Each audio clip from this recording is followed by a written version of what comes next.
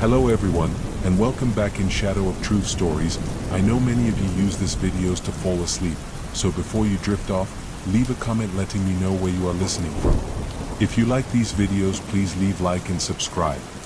On September 8, 2017, 19-year-old Kanika Jenkins attended a party with friends at the Crown Plaza Hotel in Rosemont, Illinois, a suburb of Chicago. The night was meant to be a celebration, but it ended in tragedy when Kanika's body was discovered in a hotel freezer the following day. Her death, filled with strange details and unanswered questions, has left her family, investigators, and the public searching for the truth. Kanika was described as a bright, outgoing young woman with a close-knit group of friends and a promising future ahead. That evening, she and her friends arrived at the hotel around 11:30 p.m. to attend a party in one of the guest rooms. The party was lively, with loud music, alcohol, and social media posts documenting the festivities. Witnesses later reported that Kanika appeared to be drinking, though it's unclear how much she consumed. Around 1:30 a.m., Kanika's friends realized she was missing.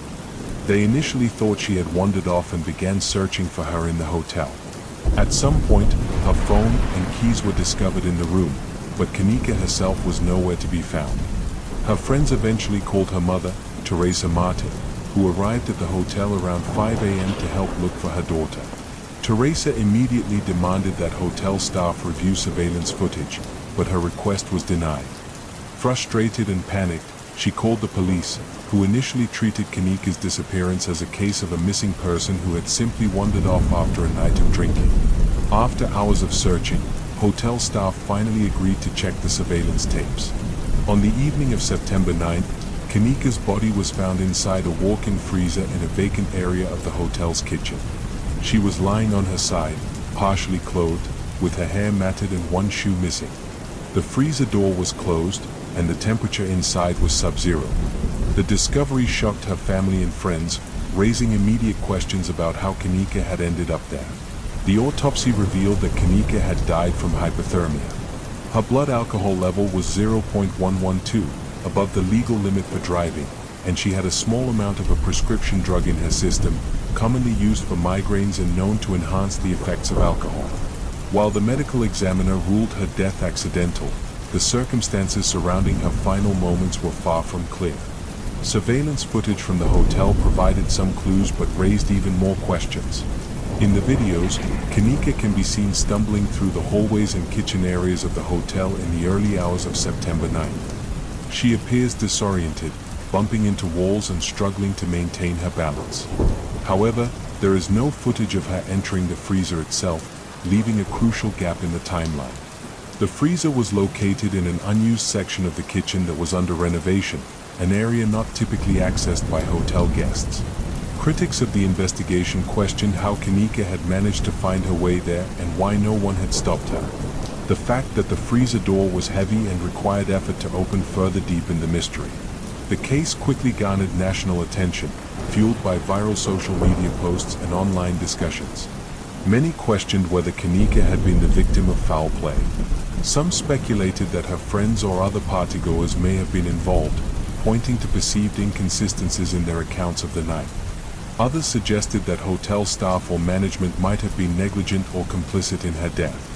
Conspiracy theories also emerged, with some alleging that Kanika had been targeted for organ trafficking or that there was a cover-up involving the hotel and local authorities. While these theories lack evidence, they highlight the public's deep distrust in the official investigation. Kanika's family, led by her mother Teresa, has tirelessly fought for justice. Teresa has publicly criticized the hotel and law enforcement for their handling of the case, arguing that more could have been done to prevent her daughter's death and to uncover the truth. She has also been a vocal advocate for greater transparency in investigations involving missing and vulnerable individuals. Despite the official ruling of accidental death, many aspects of Kanika's case remain unresolved. How did she access a restricted area of the hotel? Why was there no surveillance footage of her entering the freezer? And what role, if any, did those around her play in the events of that night? The death of Kanika Jenkins is a tragic and chilling reminder of how quickly a night of celebration can turn into a nightmare. Her story continues to resonate with those who seek answers and justice, leaving behind a legacy of unanswered questions that may never be fully resolved. On a quiet Christmas Eve in 1945, the Sutter family home in Fayetteville, West Virginia, was alive with holiday cheer. George and Jenny Sutter lived with 9 of their 10 children in a 2-story timber house. While some of the children had gone to bed early, excited for Christmas morning, others stayed up playing with gifts and enjoying the festive atmosphere. What seemed like a peaceful holiday would soon turn into one of the most perplexing mysteries in American history. Around 1 a.m., Jenny Sutter awoke to a strange noise on the roof, like a heavy object hitting it. Minutes later, she realized the house was on fire. She rushed to wake George and the children. George, Jenny, and 4 of the children managed to escape, but 5 of the children, Maurice, 14, Martha, 12, Louis, 9, Jenny, 8, and Betty, 5, were still inside. The parents' frantic attempts to save them were thwarted at every turn. George tried to re-enter the house, but the flames were too intense. He ran to grab the ladder that was always propped against the house to climb to the second-floor window, but it was mysteriously missing. He then attempted to use his trucks to drive closer to the house and climb on top, but neither vehicle would start, even though they had been working perfectly the day before. Meanwhile, Jenny ran to a neighbor's house to call the fire department, only to find the phone line had been cut. By the time the fire department arrived, hours later due to a staffing shortage and communication issues, the house had burned to the ground. Investigators assumed the 5 children had perished in the fire, but a search of the ashes revealed no human remains. The official explanation was that the fire had burned so hot that their bodies were completely cremated. However, this conclusion baffled experts, as even the most intense fires typically leave bones behind. The Sutters were unconvinced. The circumstances of the fire, coupled with strange occurrences in the weeks leading up to it, raised their suspicions. A few months earlier, a man had visited George looking for work. During the visit, he had pointed to the house's fuse box and warned that it would cause a fire someday. George dismissed the comment because he had recently had the house's wiring inspected and found it to be in perfect condition. Around the same time, another man had warned George that his outspoken criticism of Benito Mussolini, the Italian dictator, could have consequences for his family. As the family began piecing together these events, more oddities emerged. Jenny recalled hearing a strange noise on the roof before the fire and later found a small, hard object in the yard that resembled a pineapple bomb, a type of incendiary device. A bus driver passing through town that night reported seeing people throwing balls of fire at the house. These accounts deepened the Sutters' belief that the fire had been deliberately set. Adding to their suspicions, witnesses came forward claiming to have seen the children alive after the fire.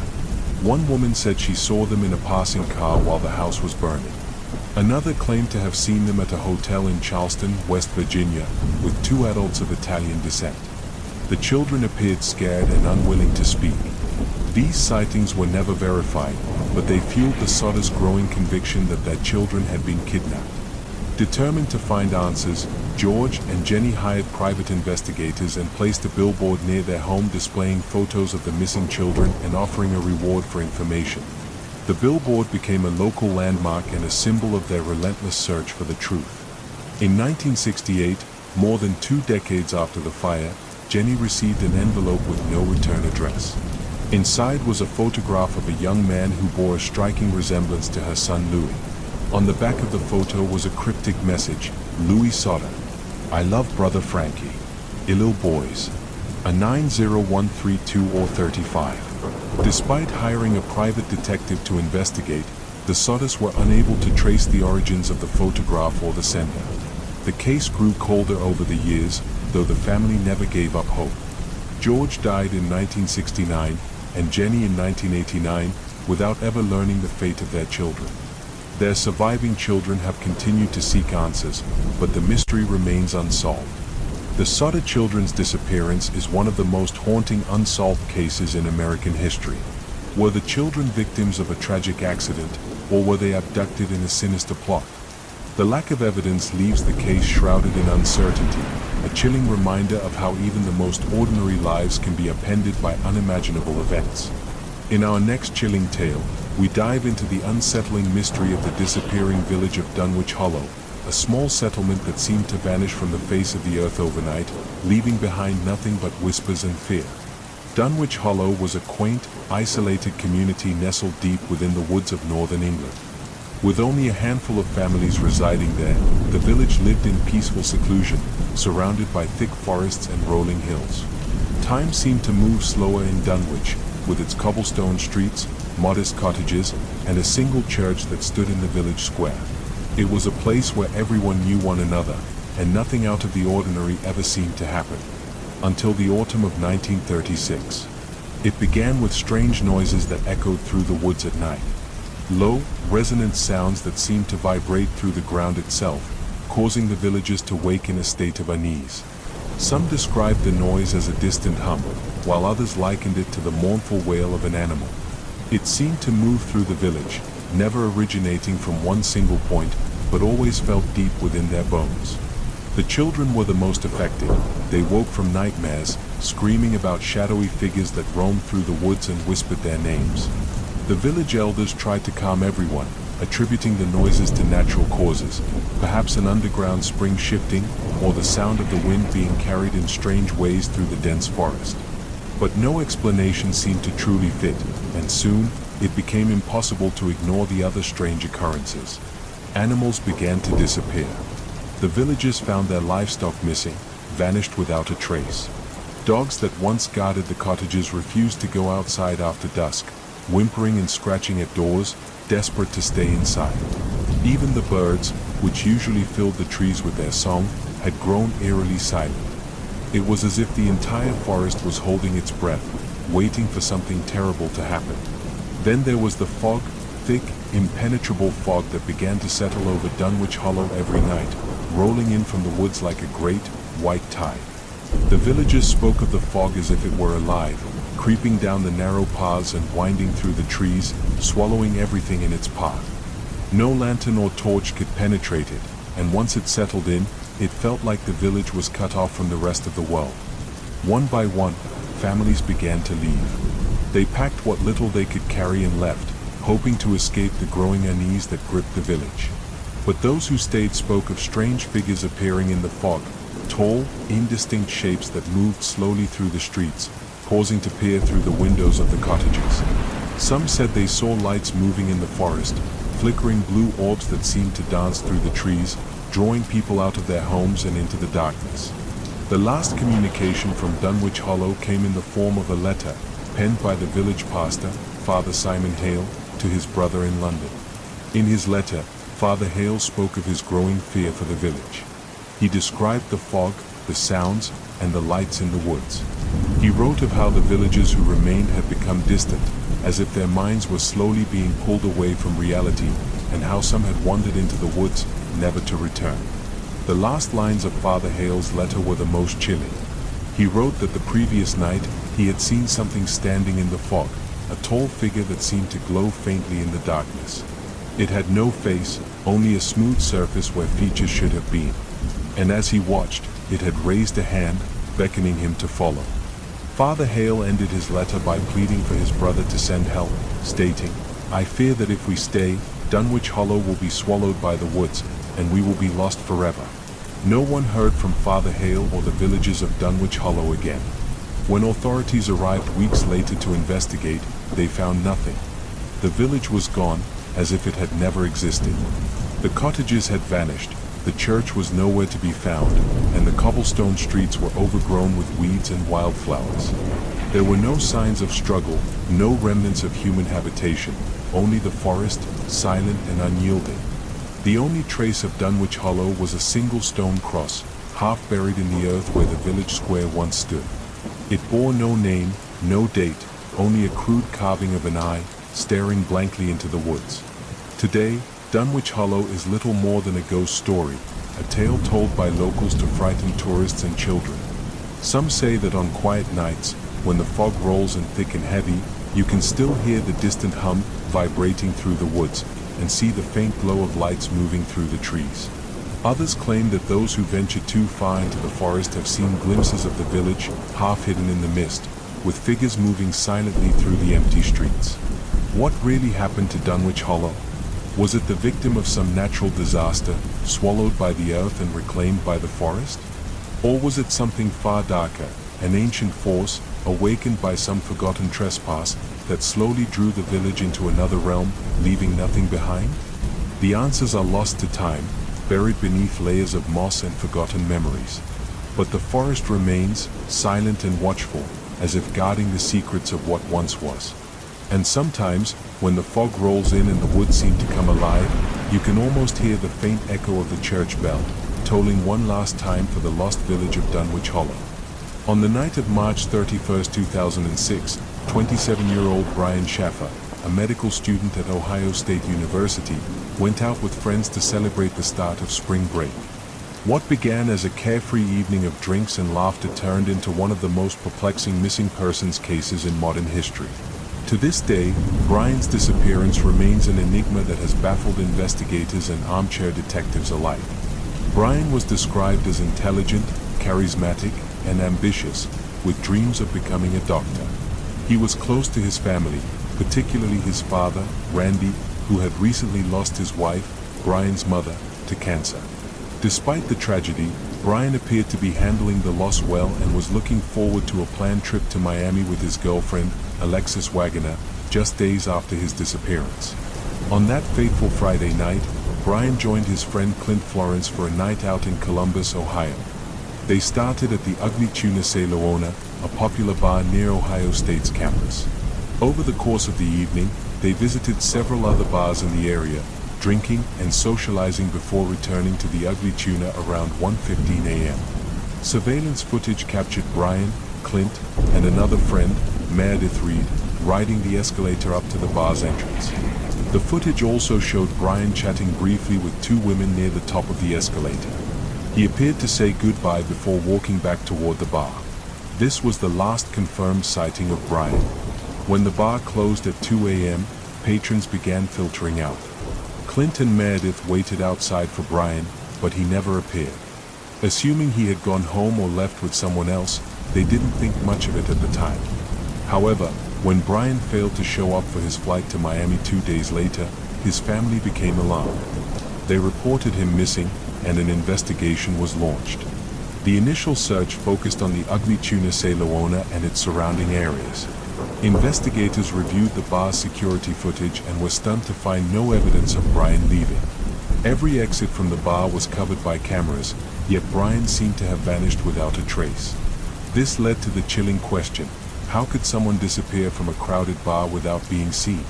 Police expanded their search, checking nearby dumpsters, alleyways, and construction sites.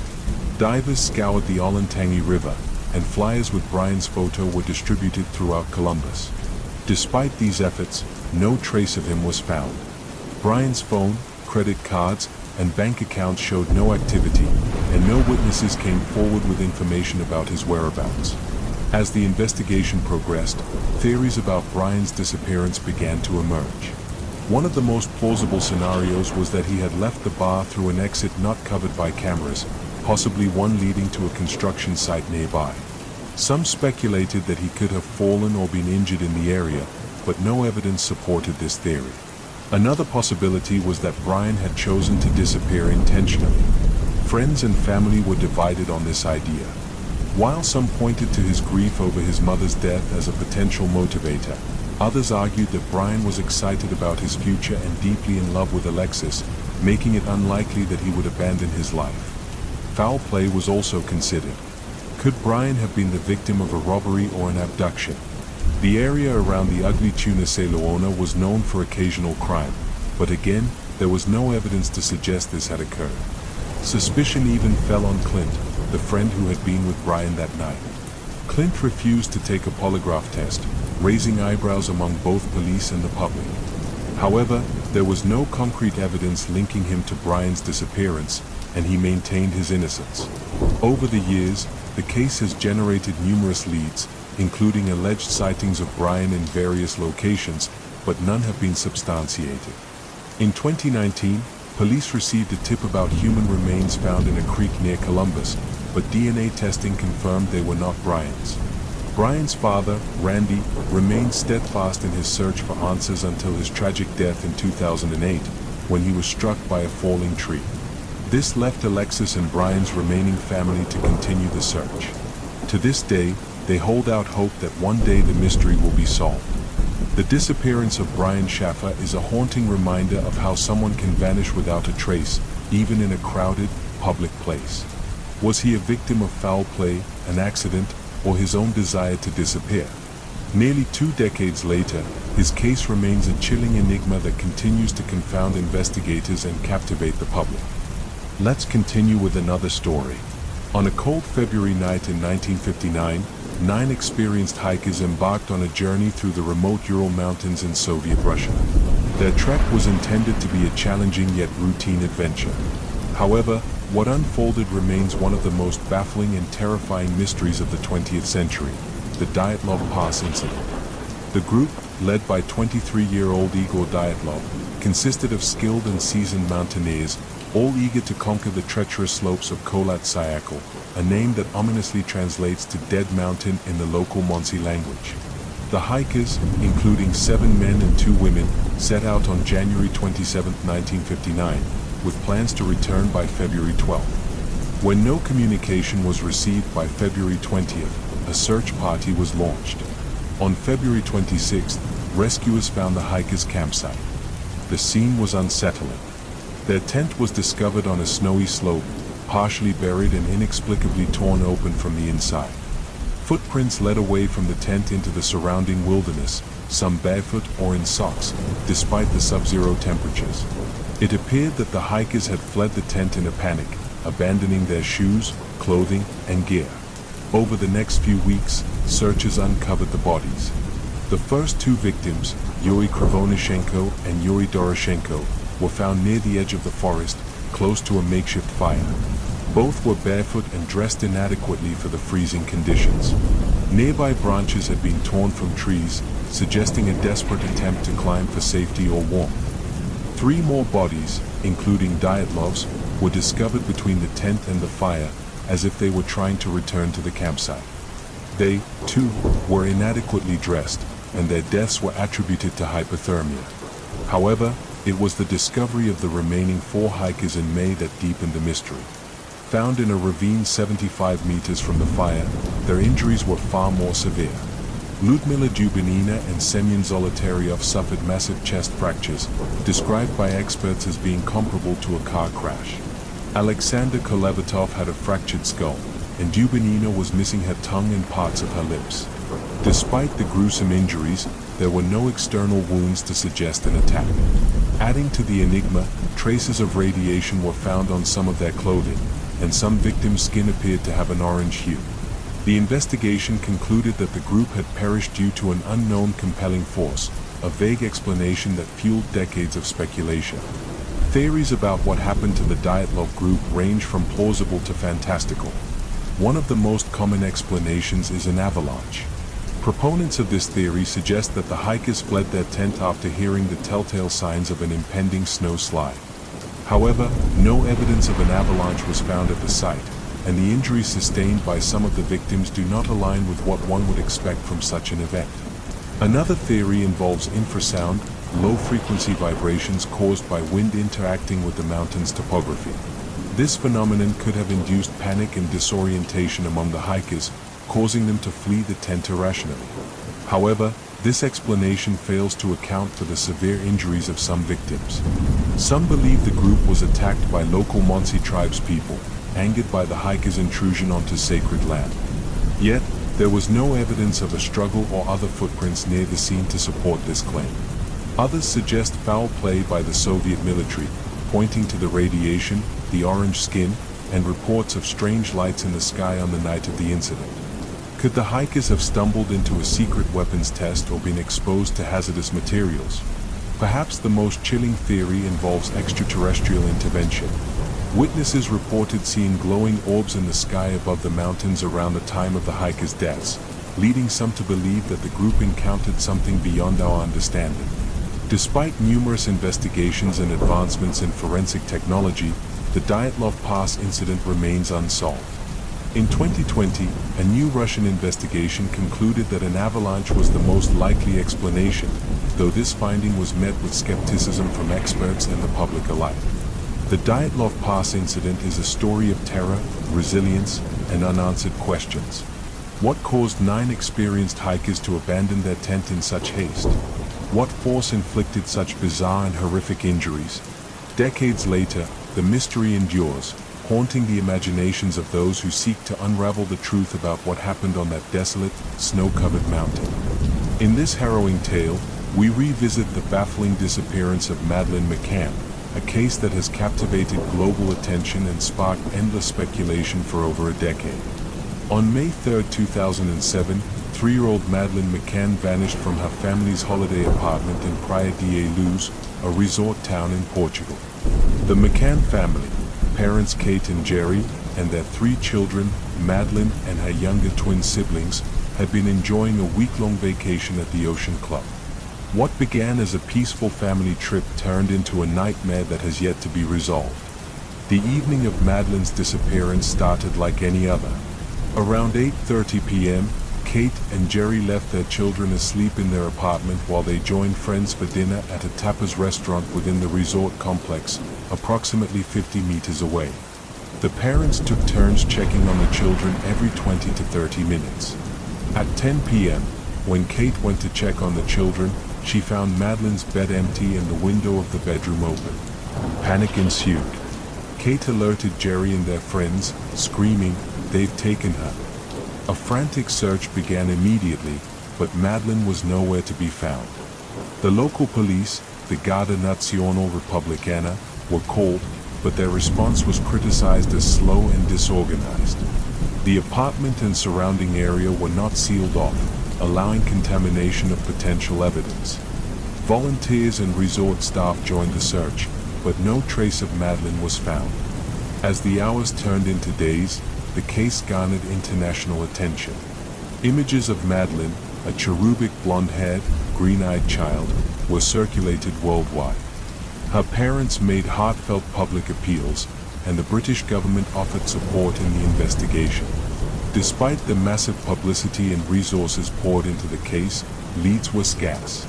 Early on, police focused on the theory of an abduction. Witnesses reported seeing a suspicious man carrying a child near the McCann apartment around the time Madeleine disappeared. Sketches of the suspect, based on conflicting descriptions, were released but led to no significant breakthroughs. However, as the investigation dragged on without answers, the spotlight turned to Kate and Jerry McCann themselves. Portuguese authorities began to question inconsistencies in their statements and their decision to leave their children unattended. In September 2007, they were officially named as arguidos, or suspects. The media frenzy escalated, with tabloids accusing the McCanns of accidentally causing Madeleine's death and covering it up. The McCanns vehemently denied any involvement, maintaining that Madeleine had been abducted. They hired private investigators and launched a campaign to keep public attention on the case. In 2008, Portuguese authorities closed the investigation, citing a lack of evidence.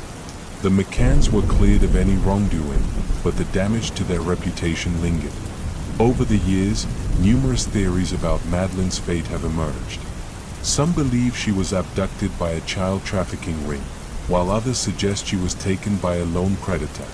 Reports surfaced of potential sightings in various countries, but none were substantiated. The lack of concrete evidence left room for speculation, conspiracy theories, and online sleuthing. In 2011, the British Metropolitan Police launched Operation Grange, a new inquiry into Madeleine's disappearance. They re-examined evidence and pursued new leads, including a theory that Madeleine may have been kidnapped during a botched burglary. Despite their efforts, the investigation yielded no definitive answers. In 2020, German authorities announced a potential breakthrough. A man named Christian Bruckner, a convicted sex offender, was identified as a suspect.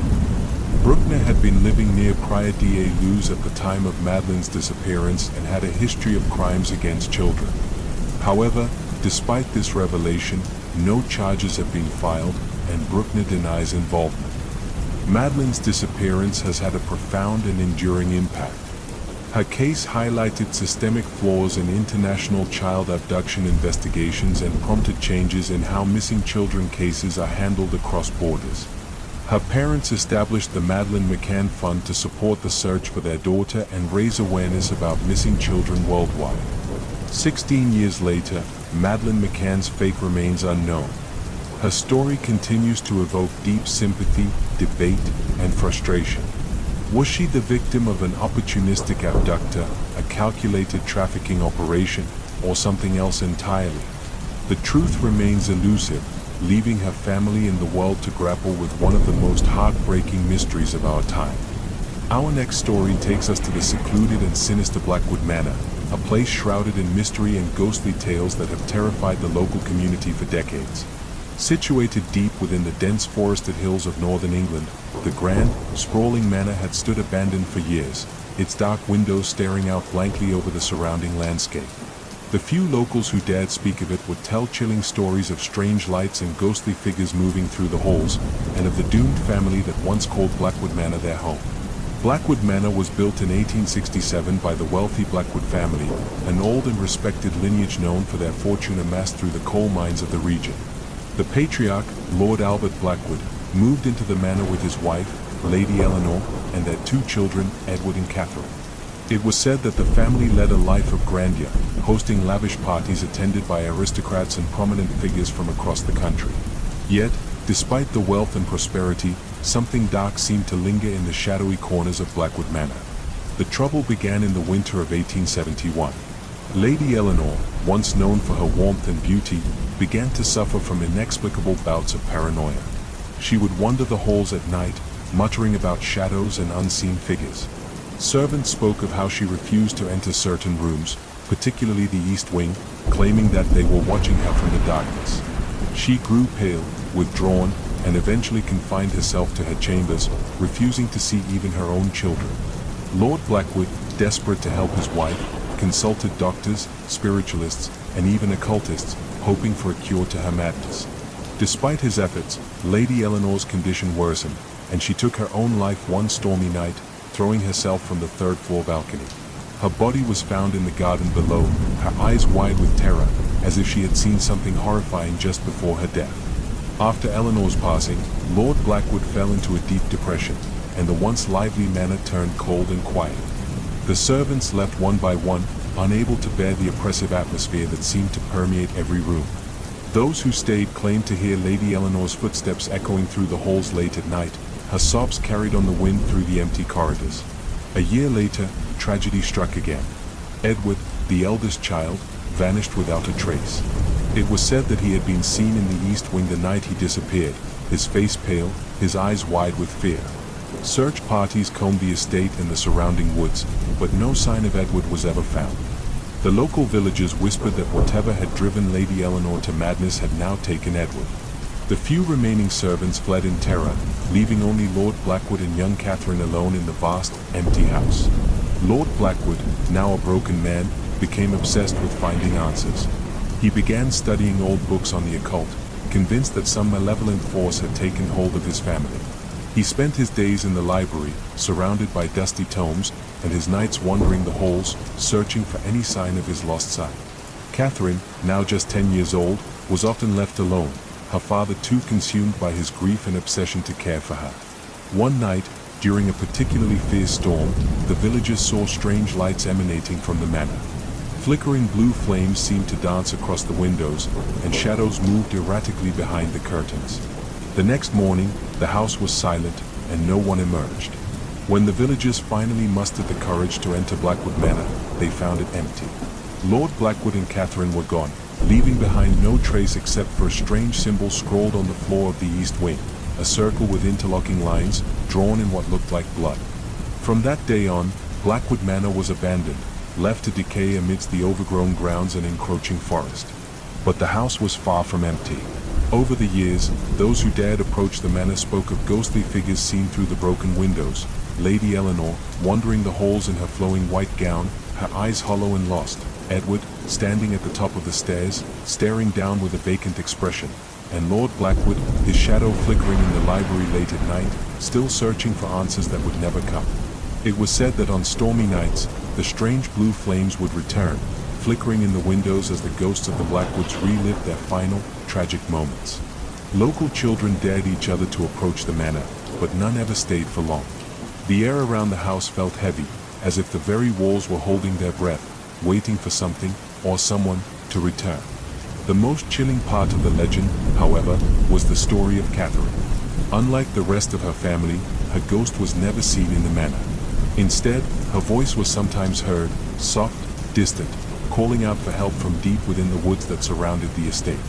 Some claimed that if you stood at the edge of the forest at dusk, you could hear her calling, her voice carried on the wind, begging to be found. In the years since, numerous attempts have been made to uncover the truth behind Blackwood Manor.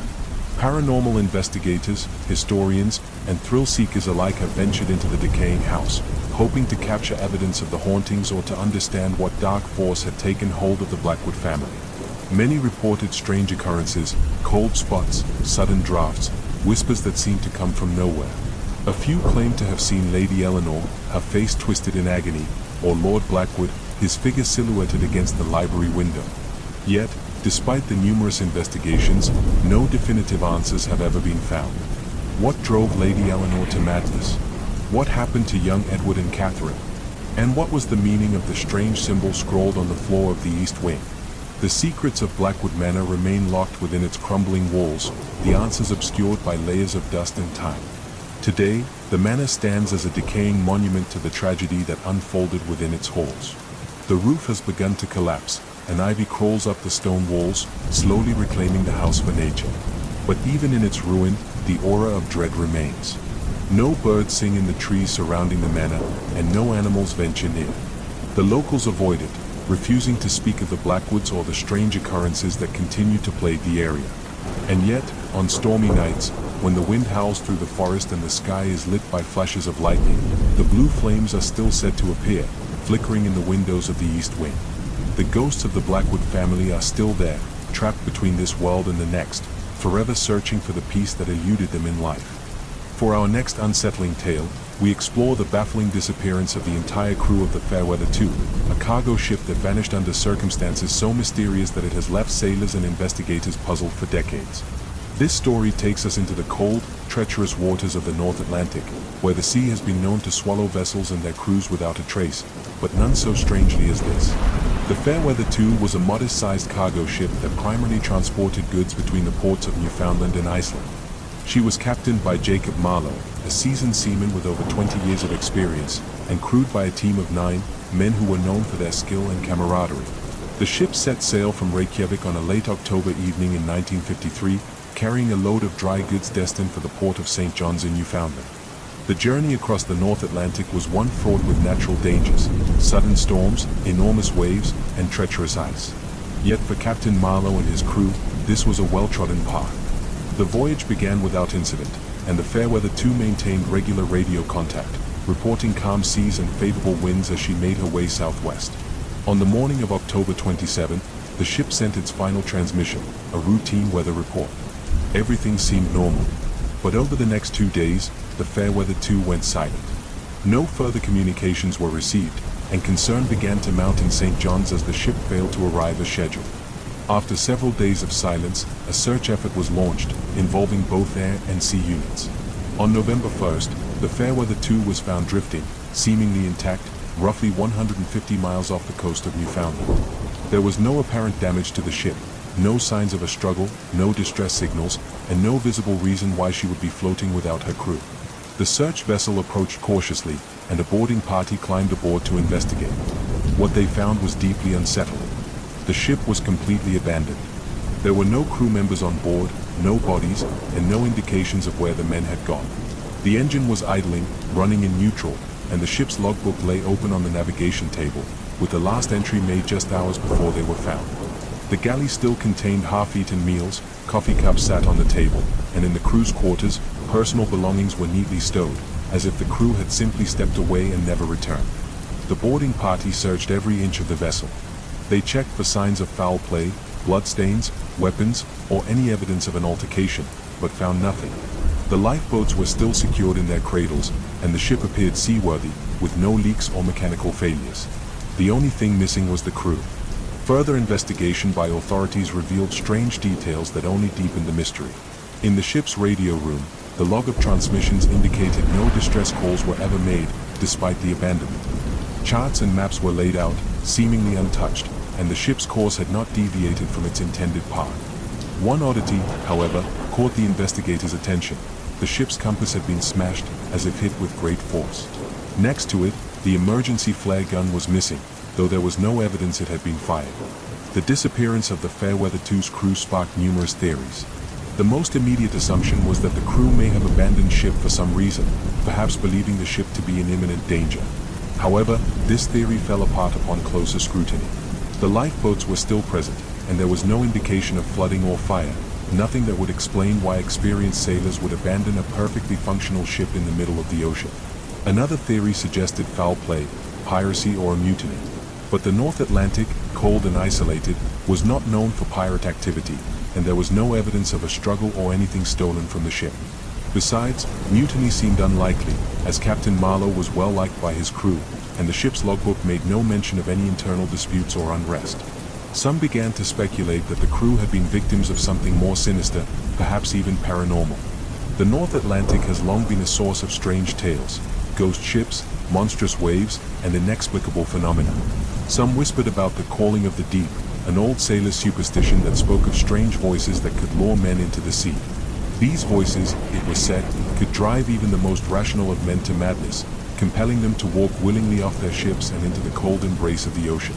Adding to the eerie atmosphere, fishermen who sailed near the location where the Fairweather 2 was found reported seeing strange lights in the sky on the night surrounding the ship's disappearance, flickering orbs of light that hovered silently over the water before vanishing into the darkness. Though these accounts were dismissed by authorities as exaggerations or tricks of the mind, they added an element of the supernatural that could not be easily shaken. Then there was the compass, smashed to pieces. Some investigators believed it might have been a last desperate attempt by one of the crew to sabotage something, though what exactly was unclear. It seemed that, whatever had happened, fear had driven them to destroy their own navigational aid. But what could cause a crew of experienced sailors to lose all rationality? The Fairweather 2 was eventually towed to St. John's, where it was thoroughly examined, but no further clues emerged. The ship was in near-perfect condition, and there were no hidden compartments, no secret cargo, nothing that would explain why 9 men had vanished without a trace. The official report concluded that the crew had likely been swept overboard during a storm, but there was no supporting evidence, and those who had boarded the ship insisted that the calm seas during the time of disappearance made such an occurrence improbable. The fate of the Fairweather 2's crew remains one of the ocean's great unsolved mysteries. Some believe they were victims of a freak accident, while others are convinced something far more mysterious occurred in the cold waters of the North Atlantic. Did they encounter something beyond their understanding, something that drove them to abandon ship without a trace? Or were they simply unlucky victims of the sea's unpredictable and unforgiving nature? Whatever the truth, the Fairweather 2 continued to sail for a few more years before being decommissioned, but it carried a dark reputation.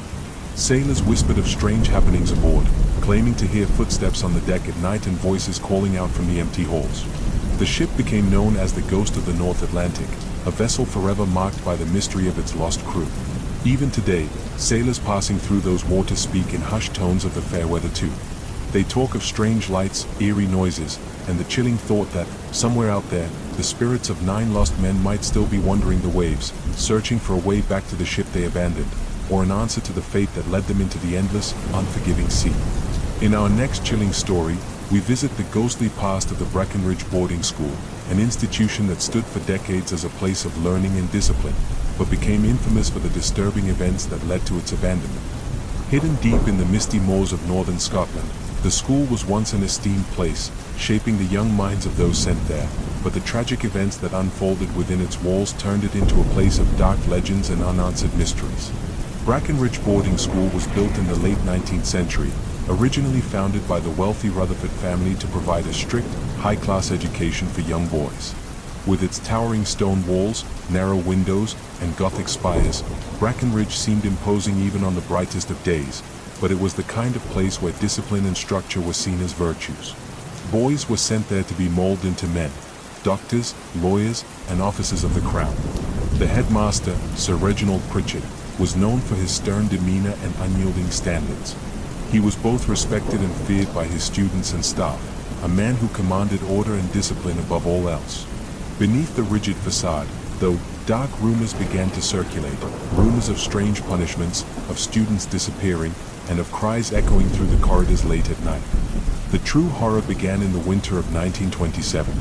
It started with a student named William Hargrave, a quiet and reserved boy, known for his keen intellect but also for his shy, solitary nature. William began telling his classmates that he saw the pale man watching him from the end of the hallway at night. At first, the other boys laughed, teasing him about ghosts and playing pranks to scare him further. But as the weeks went by, William's demeanor changed drastically. He became withdrawn, his eyes hollow, dark circles forming under them as if he hadn't slept in days. He stopped eating, muttering to himself about the man in the shadows who watched him from the corners of the dormitory. When he spoke to the headmaster about it, Pritchard dismissed his claims, attributing them to an overactive imagination or a plea for attention. One stormy night in late January, William vanished. The students woke to find his bed empty, the covers thrown aside, and the dormitory door wide open. A search was conducted across the entire estate, but no trace of William was ever found. It was as if he had simply walked out into the storm and disappeared into the moors. The school attempted to continue as normal, dismissing William's disappearance as a tragic accident, perhaps a runaway who had gotten lost in the treacherous winter landscape. But the students knew better. The whispers grew louder, stories spreading among them about sightings of the pale man, a tall figure, barely more than a silhouette, glimpsed in the shadows of the corridors, or standing at the far end of the dining hall, watching them in silence. The following month, another boy disappeared. Thomas Hallow, who had shared the same dormitory as William, was found missing one morning. This time, there were signs of a struggle, deep scratch marks on the wooden floor beside his bed, as if he had been dragged away. Fear swept through the students. They begged to leave, writing letters to their families, but many were ignored. The headmaster assured the parents that the rumors were unfounded, that the boys were simply playing on each other's fears, but behind closed doors, even the staff had begun to grow uneasy.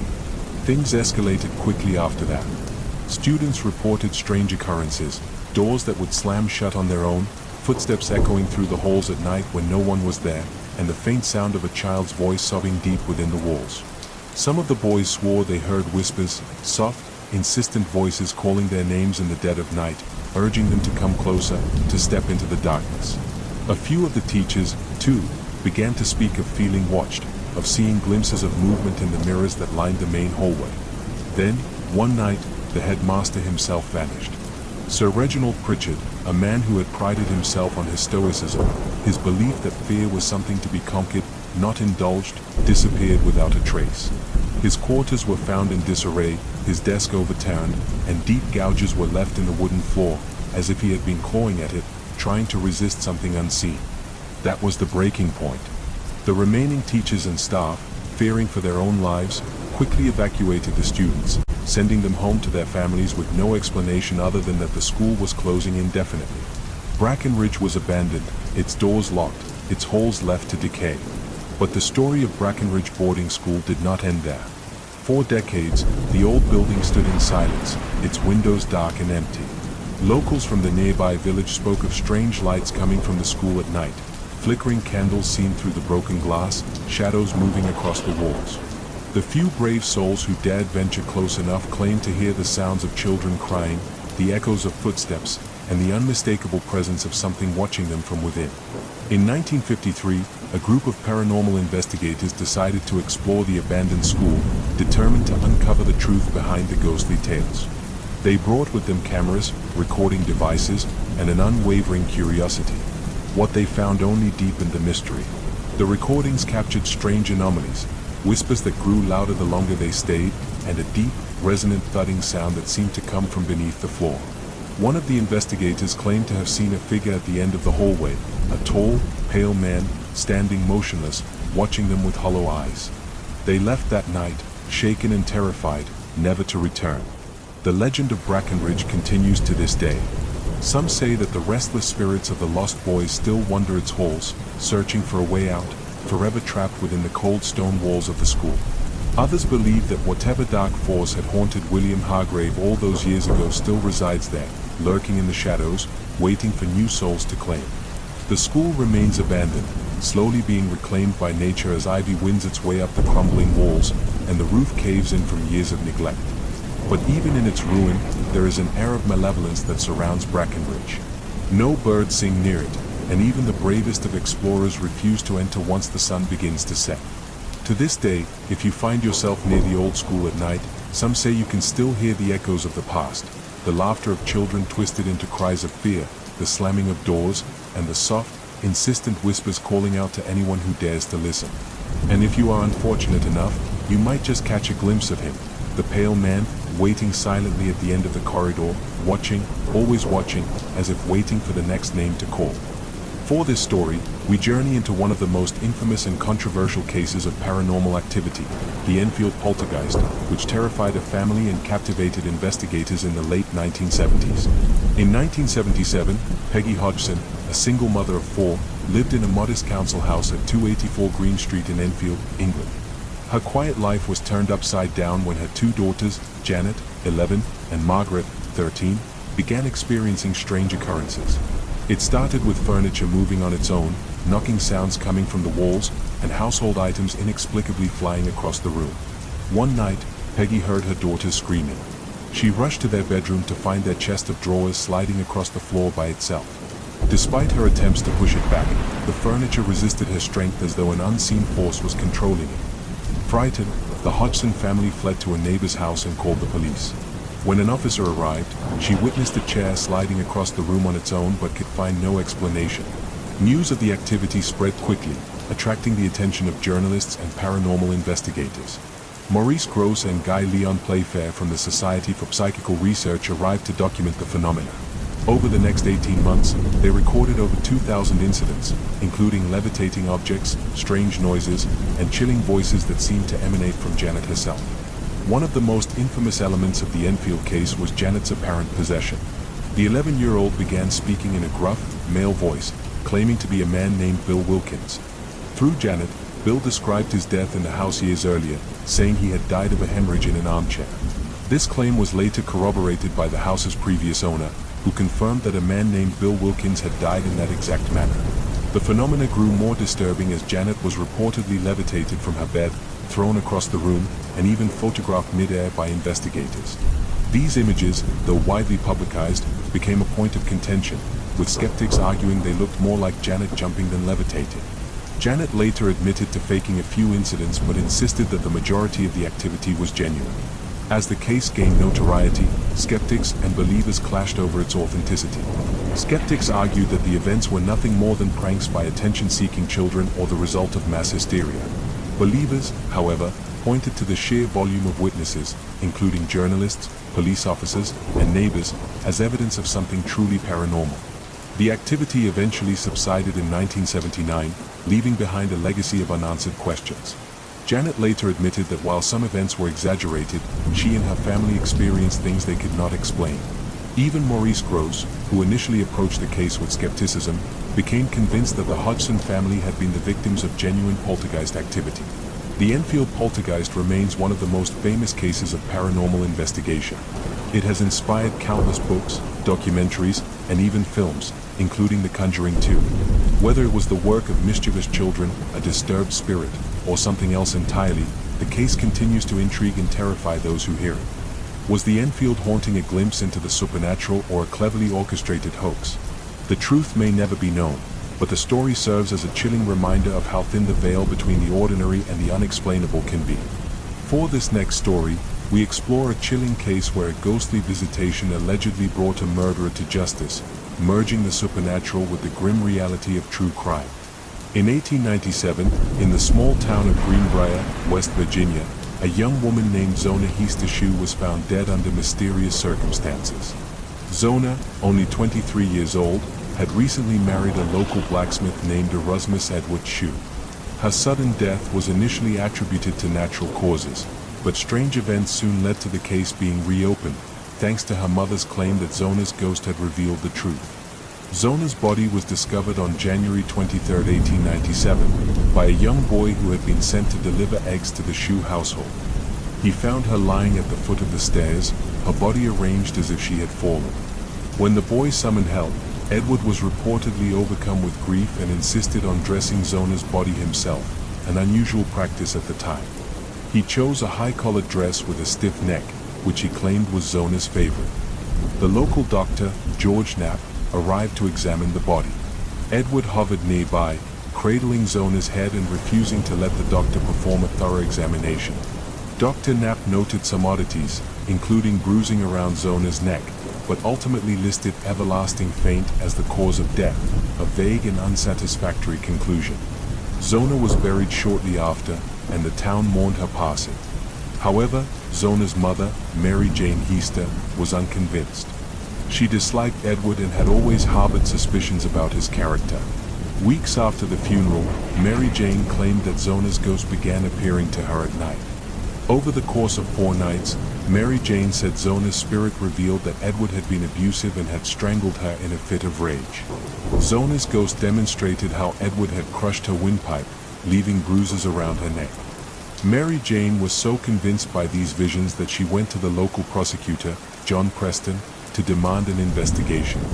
Though skeptical, Preston agreed to exhume Zona's body and conduct a proper autopsy. When Zona's remains were examined, the findings matched Mary Jane's claims. Her neck was indeed broken, and her windpipe showed signs of violent compression. Confronted with this evidence, Edward Shue's past began to unravel. Investigators discovered he had been married twice before. His first wife had divorced him due to abuse, and his second wife had died under suspicious circumstances. Edward's pattern of behavior painted a clear picture, and he was arrested and charged with Zona's murder. During the trial, Mary Jane Heaster testified about the ghostly visits. Her testimony was unusual but compelling, and the jury was swayed by the physical evidence and Edward's questionable history. In July 1897, Edward Shue was convicted of murder and sentenced to life in prison, where he died 3 years later. The case of the Greenbrier ghost remains one of the few instances where supernatural testimony played a role in securing a conviction. While skeptics argue that Mary Jane's visions were simply the result of grief and intuition, others believe that Zona's spirit truly reached out from beyond the grave to ensure her killer faced justice. Zona's story has since become a part of West Virginia folklore, blending tragedy, mystery, and the supernatural. A historical marker now stands in Greenbrier County, commemorating the unique case and the ghostly legend that surrounds it. Whether you believe in spirits or not, the tale of the Greenbrier ghost is a haunting reminder that some mysteries refuse to remain buried. Let's move to our next story. On the evening of October 21, 1978, Frederick Valentic, a 20-year-old Australian pilot, vanished while flying over the Bass Strait between the Australian mainland and Tasmania. What makes this disappearance extraordinary is the chilling radio transmission Valentic made to air traffic control before he and his plane disappeared forever. To this day, the case of Frederick Valentic remains one of aviation's most enduring and eerie mysteries, shrouded in theories of extraterrestrial intervention and unanswered questions. Frederick Valentic was an aspiring pilot with a strong passion for aviation. Although he had failed several exams required for commercial flight qualifications, he remained determined to build a career in the skies. On the day of his disappearance, Valentic rented a single-engine Cessna 182L from Moorabbin Airport in Melbourne. His stated purpose was to fly to King Island, a small island in the Bass Strait, to pick up some friends and seafood. However, there were inconsistencies in his plans. No one at King Island expected his arrival, and he hadn't arranged for cargo or passengers to be waiting there. At 6:19 p.m., Valentic departed from Moorabbin Airport under clear skies, heading south over the water. About an hour into his flight, at 7:06 p.m., Valentic radioed Melbourne Air Traffic Control to report an unidentified aircraft following him. He described the object as having 4 bright lights, moving at high speed, and approaching him from the east. The air traffic controller, Steve Roby, checked radar but saw no signs of another aircraft in Valentic's vicinity. Undeterred, Valentic insisted that the craft was real and behaving strangely. "It seems to be playing some sort of game," Valentic said, his voice calm but confused. "It's flying over me 2-3 times, at speeds I cannot identify." Moments later, Valentic described the object as long, metallic, and glowing with a green light. He reported that it seemed to be hovering above him and emitting an unusual pulsating light. His voice grew more tense as he explained that his Cessna's engine was sputtering and that he was experiencing difficulty controlling the aircraft. At 7:12 p.m., Valentica's last words to air traffic control were haunting. "It's not an aircraft." The transmission abruptly ended, followed by 17 seconds of a metallic, scraping sound. Despite immediate efforts to re-establish contact, Valentic and his plane were never heard from again. The disappearance triggered a massive search operation involving both air and sea units. Over the next 4 days, search teams scoured 1,000 square miles of ocean and coastline but found no trace of Valentic or his Cessna. The absence of wreckage, oil slicks, or any other evidence deepened the mystery. Theories about what happened to Valentic span a wide spectrum. The most controversial and widely discussed hypothesis involves UFOs. Valentica's description of the object, its shape, lights, and erratic movements, matched common reports of unidentified flying objects. His final words, combined with the metallic sound recorded during the transmission, have led many to believe that Valentic encountered an extraterrestrial craft and was abducted or destroyed. Adding fuel to this theory, several witnesses in southern Australia reported seeing strange lights in the sky around the time of Valentica's disappearance, though these sightings remain anecdotal. Skeptics have proposed alternative explanations. Some believe Valentic became disoriented and confused Venus or other celestial objects for another aircraft. This theory posits that he was flying upside down without realizing it, and his plane crashed into the ocean. However, pilots familiar with the Cessna 182L argue that it would have been nearly impossible for Valentic to maintain upside-down flight for an extended period without realizing his error. Others suggest that Valentic staged his own disappearance.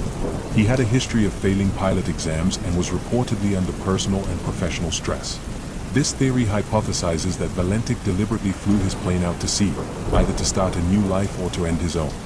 However, those close to him, including his family, have dismissed this idea, citing his enthusiasm for aviation and lack of evidence for suicidal tendencies. Another theory suggests that Valentic may have encountered an experimental military craft. The Bass Strait region was known for military exercises, and some theorists speculate that Valentic's mysterious object was a classified aircraft or drone. This theory, however, fails to explain the lack of radar evidence and the bizarre details Valentic described. In the decades since his disappearance, the case has remained a magnet for UFO enthusiasts, skeptics, and aviation experts alike. The Australian Department of Transport conducted an investigation but was unable to determine the cause of Valentic's disappearance. The official report simply concluded that the incident was presumed fatal. Frederick Valentic's story has inspired books, documentaries, and countless debates. His father, Guido Valentic, was a vocal proponent of the UFO theory and spent years seeking answers, even claiming that witnesses had told him they saw a large, unidentified craft in the area on the night of his son's disappearance. Over time, the lack of evidence and the passage of years have only deepened the enigma. The case of Frederick Valentic is one of those rare mysteries that refuses to fade. Was he the victim of a tragic accident, a deliberate act, or an encounter with something beyond our understanding? With no wreckage, no definitive answers, and a chilling final transmission, the disappearance of Frederick Valentic remains a haunting chapter in the annals of aviation and unexplained phenomena. In our next chilling story, we delve into the legend of the phantom train of Greywick Crossing, a ghostly locomotive that haunts a forgotten railway track, appearing out of the mist on moonless nights, with no crew, no passengers, and no destination. The tale has terrified generations of those living near the old tracks that once connected distant mining towns with the city beyond the hills. The railway that ran through Greywick Crossing was constructed in the late 1800s, during a time when the mining industry in the region was booming. Trains carried coal, iron, and workers between the mines and the factories, fueling the growth of the town. Greywick Crossing was a small, remote station, little more than a platform, a signal box, and a few waiting benches. It served as a rest point for train crews who worked the long, grueling shifts bringing their precious cargo from the hills to the sprawling industrial cities. It was in the winter of 1895 that the story began. A heavy storm had rolled in from the west, blanketing the hills in a thick layer of snow. On that fateful night, Train 451, a heavy freight locomotive hauling coal, left the mining camp with a small crew of 5. They were seasoned railway workers, accustomed to the dangers of winter travel. The train was scheduled to pass through Greywick Crossing at approximately 11:30 p.m. before heading on to the city. That night, as the storm raged on, something went terribly wrong. The signalman stationed at Greywick Crossing, an elderly man named Thomas Willoughby, was the last known person to have seen Train 451. Thomas recalled seeing the lights of the locomotive approaching through the swirling snow, its whistle echoing mournfully through the night air. As the train approached the crossing, Thomas raised his lantern in greeting, but the train did not slow down. Instead, it barreled through the crossing at a speed far too dangerous for the stormy conditions. The cars rattled, sparks flew from the wheels, and the windows of the engine cab were dark. Thomas caught a glimpse of the engineer's face, pale, eyes wide with terror, as though he had lost all control. As the train sped into the darkness, its whistle wailed again, a long, eerie sound that faded slowly into the night. The next day, when the storm had finally subsided, the alarm was raised. Train 451 had never arrived at its destination, and no one could contact the crew. Search teams were sent out, scouring the length of the track. They found no sign of the train, no wreckage, no tracks in the snow, and no evidence that it had ever left the railway.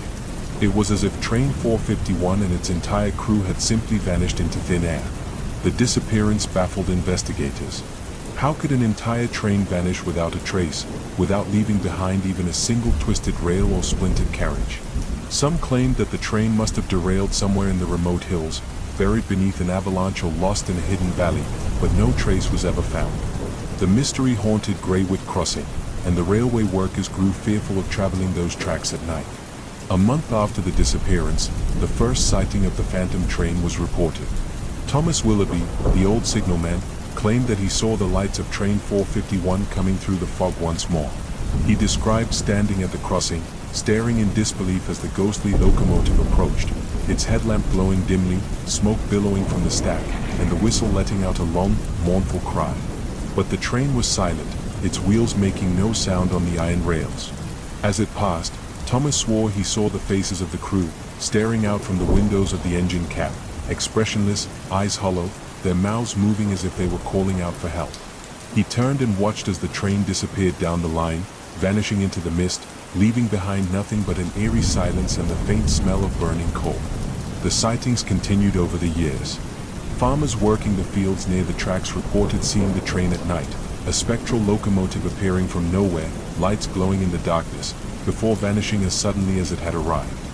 Those who dared to approach the tracks described feeling an unnatural chill in the air, and some claimed they could hear the faint clattering of wheels and the distant wail of a whistle echoing through the hills, though the tracks had long since fallen out of use.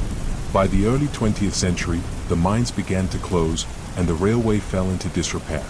The station at Greywick Crossing was abandoned, its platform overtaken by weeds, the signal box left to rot.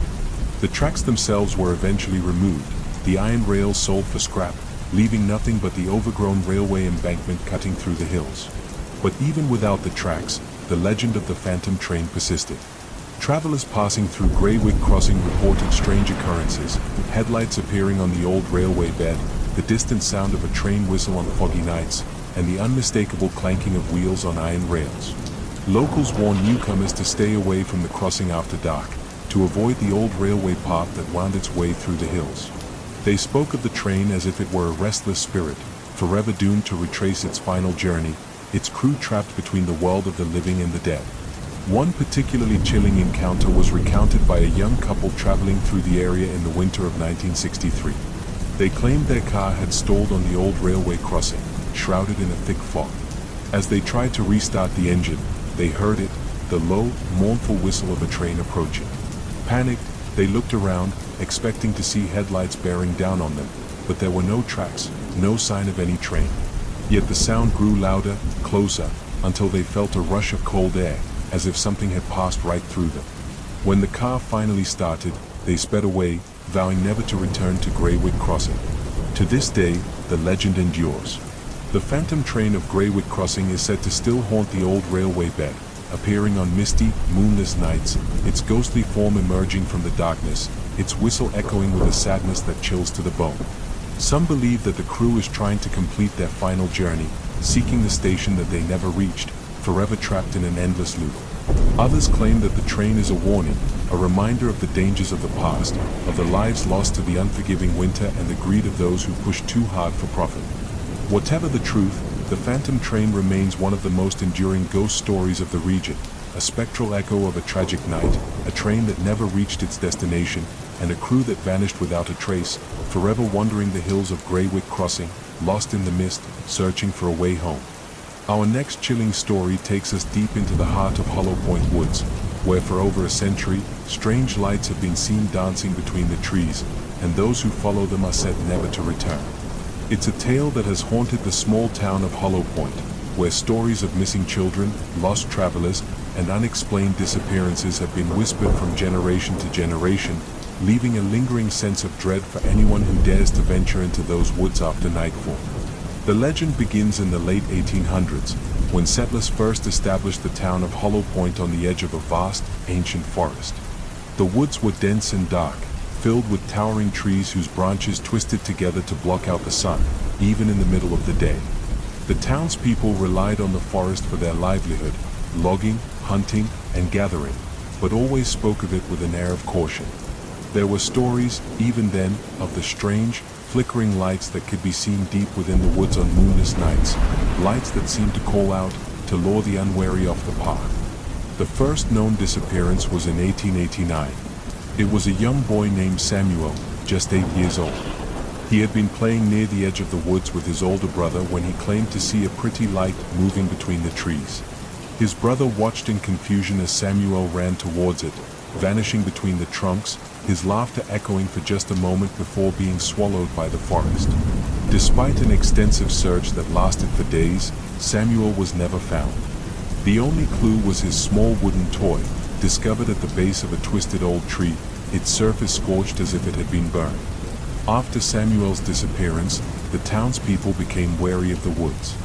They forbade their children from playing near the trees, and adults refused to enter after dark. But the lights continued to appear, flickering between the trees, blue, white, sometimes a deep, eerie green. They would drift just beyond the edge of the woods, visible from the town, like lanterns carried by invisible hands. Some claimed they heard whispers on the wind, voices calling their names, urging them to step into the darkness. In 1903, a group of 4 loggers went missing. They had been tasked with marking trees for felling deeper in the forest, a part of Hollow Point Woods that few dared to enter. When they failed to return, a search party was sent to find them. What they discovered was chilling. The men's tools were scattered around a small clearing, their axes and saws left as though they had simply dropped them and walked away. At the center of the clearing was a circle of scorched earth, and just beyond it, the twisted remains of a campfire, the embers still faintly glowing. Of the men themselves, there was no sign. The searchers reported an oppressive silence in the clearing, as if even the birds and insects were afraid to make a sound. As the years passed, the legend of the lights grew. They became known as the will-o'-the-wisps of Hollow Point, and the townspeople came to believe that they were spirits, restless, malevolent, luring the living to their doom. Parents warned their children never to stray too close to the woods, especially after dusk, and travelers passing through were cautioned not to camp near the forest's edge. But despite the warnings, people continued to vanish. In 1937, a young school teacher named Margaret Reynolds went missing. She had been new to Hollow Point, unfamiliar with the old stories. One evening, she was seen walking towards the woods, her eyes fixed on something in the distance. Witnesses described her as being in a trance, her face expressionless, her steps deliberate and slow. By the time anyone thought to stop her, she had already disappeared into the trees. Her body was never found, but some claimed to see her figure among the lights, her face pale, her eyes hollow, drifting silently between the trunks. It wasn't until the 1970s that anyone dared to investigate the lights in earnest. A paranormal research group, drawn by the tales of strange disappearances and ghostly lights, arrived in Hollow Point, determined to uncover the truth. They set up camp at the edge of the woods, bringing with them cameras, recording devices, and all manner of ghost hunting equipment. On the first night, they reported seeing the lights, small, flickering orbs moving slowly through the forest. They attempted to follow them, their cameras rolling as they ventured deeper between the trees. Only one member of the team returned. His clothes were torn, his face covered in scratches, and his eyes wide with terror. He spoke of the lights leading them in circles, of how the forest seemed to shift and change, paths that once led back to camp suddenly vanishing. He described hearing whispers, soft, insistent, urging them to follow, to keep going deeper. And then, one by one, his companions had disappeared, their flashlights winking out in the distance until he was alone, stumbling blindly through the dark. The footage they recovered from the abandoned campsite was fragmented and disjointed. The lights were clearly visible, glowing in the distance, always just out of reach. There were voices too, faint, almost imperceptible, but undeniably human. They whispered names, repeated phrases like "come with us" and "join us." The final image was of a light growing brighter, filling the screen, before abruptly cutting to black. Today, Hollow Point Woods remains a place of fear and mystery. The townspeople avoid it, especially after dark, and no one ventures too far from the park. The lights still appear, drifting between the trees, flickering like distant lanterns. Some say they are the spirits of those who have vanished, forever trapped, seeking to lure others to join them. Others believe the lights are something older, an ancient force that resides deep within the forest, preying on the unwary, feeding on fear and loneliness. Whatever the truth may be, one thing is certain: those who follow the lights of Hollow Point Woods are never seen again. They vanish without a trace, leaving behind only whispers, ghost stories, and the eerie glow of the will-o'-the-wisps, forever dancing between the trees, forever calling out to those foolish enough to listen. Let's move to our next story: the enigmatic disappearance of MH370. On March 8, 2014, Malaysia Airlines Flight 370, MH370, vanished during a routine flight from Kuala Lumpur, Malaysia, to Beijing, China, taking with it 239 passengers and crew. This Boeing 777-200ER was one of the most reliable and advanced planes in aviation history, which made its disappearance all the more baffling. Despite extensive investigations and exhaustive search efforts spanning years, the mystery of MH370 remains one of the greatest puzzles in modern aviation. MH370 departed Kuala Lumpur International Airport at 12:41 a.m. local time. The weather was clear, and the flight initially proceeded as expected. At 1:19 a.m., the last known communication from the aircraft was made when the co-pilot, Farik Abdul Hamid, calmly signed off with "Good night, Malaysian 370." Moments later, the aircraft's transponder, which provides tracking data to radar systems, was switched off. This was an intentional action requiring knowledge of the aircraft systems. The plane then veered off its intended course, making a sharp turn to the west and flying back across the Malay Peninsula. Military radar tracked the plane heading into the Andaman Sea before it disappeared completely from radar coverage. 4 hours, the world had no idea what happened to MH370. Initial search efforts focused on the South China Sea, where the plane was last tracked by civilian radar. However, this theory was appended when satellite data from Inmarsat revealed that the aircraft had continued flying for at least 7 more hours. These signals, known as handshakes, were emitted periodically as the plane communicated with a satellite overhead. By analyzing the Doppler shifts in these signals, investigators determined that MH370 flew deep into the remote southern Indian Ocean, far from any landmass. This revelation dramatically shifted the focus of the search to one of the most isolated and treacherous parts of the world. The search for MH370 became the largest and most expensive in aviation history, involving dozens of countries and advanced technology. The Australian Transport Safety Bureau, ATSB, led much of the effort, deploying ships, aircraft, and underwater drones to scan the ocean floor. Despite scouring over 120,000 square kilometers of seabed, no sign of the main wreckage was found. The official search was suspended in January 2017, leaving families and the world with few answers. Some debris, however, began washing ashore on islands in the Indian Ocean and along the eastern coast of Africa. The first confirmed piece of MH370 was a flaperon, discovered on Réunion Island in July 2015. Over time, additional fragments of the aircraft, including interior panels and wing components, were found. While these discoveries confirmed that MH370 had indeed crashed, they provided little insight into the circumstances of its disappearance. In the absence of concrete evidence, theories about what happened to MH370 have proliferated, ranging from plausible explanations to speculative conspiracy theories. One of the most debated ideas is that the disappearance was an act of deliberate sabotage by the pilot, Zari Ahmed Shah. Zari was a veteran aviator with an impeccable record, but some investigators have speculated that he deliberately flew the plane off course. A simulated flight path found on his home computer eerily mirrored the suspected route of MH370, raising suspicions. However, Zari's friends, family, and colleagues have vehemently denied this possibility, describing him as a stable and responsible professional. Another theory suggests that MH370 was the target of a hijacking. However, no terrorist group has claimed responsibility, and there is no evidence of a struggle on board. Some theorists propose that hijackers might have incapacitated the crew and taken control of the aircraft.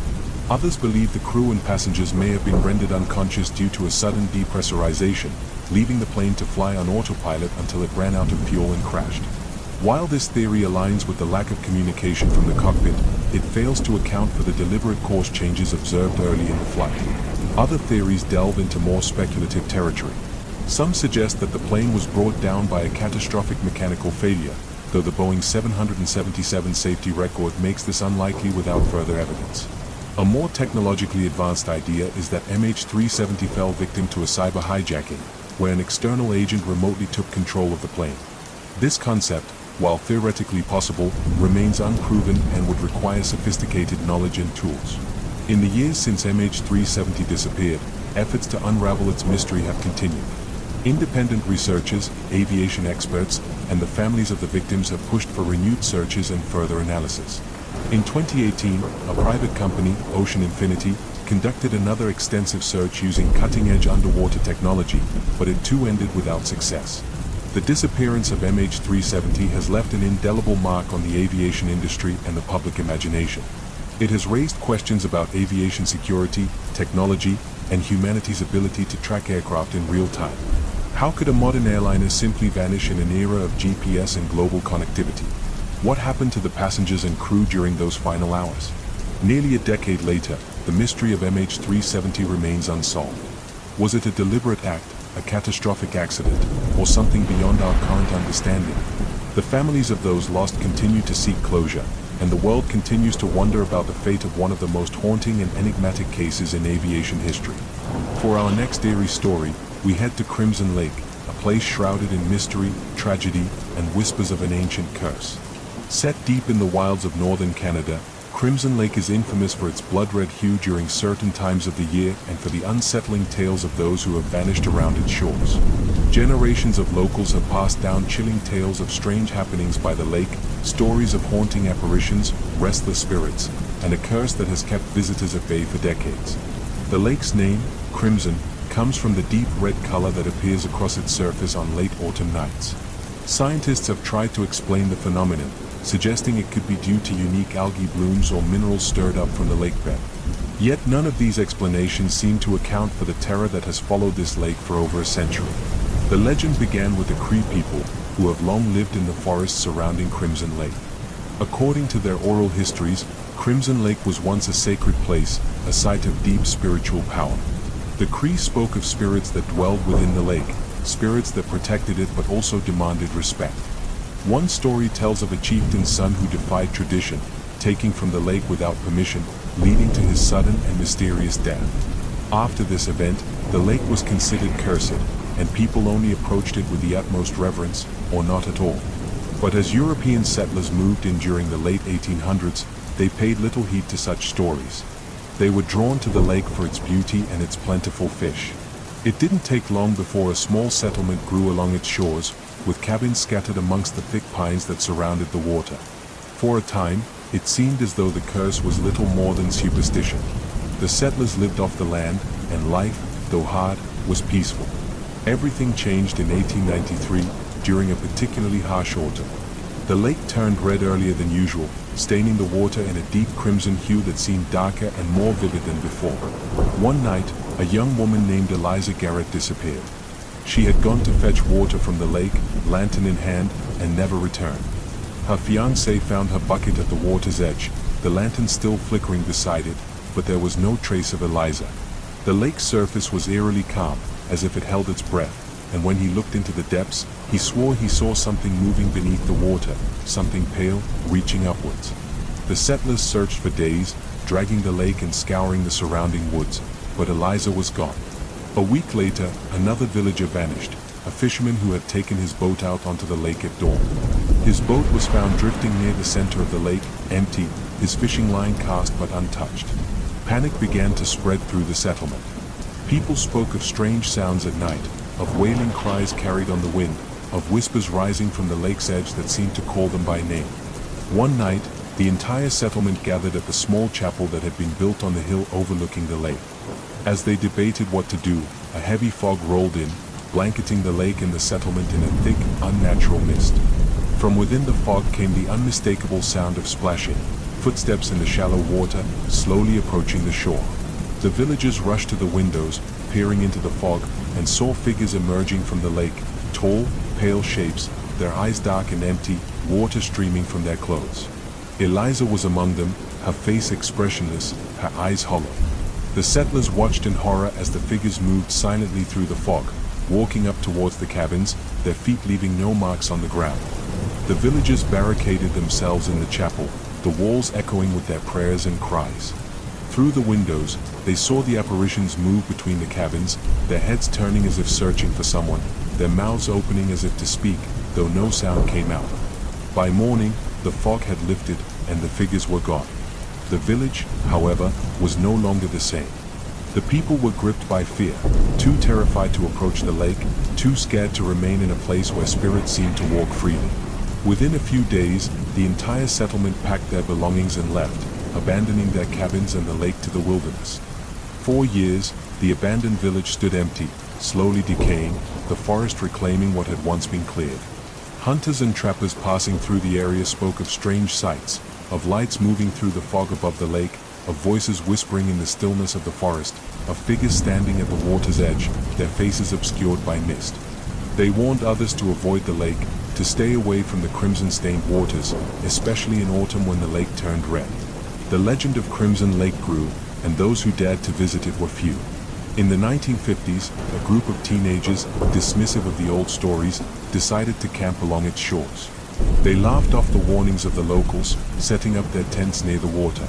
On the second night, as they sat around the campfire, the lake began to glow, a deep, unnatural red that seemed to pulse beneath the surface.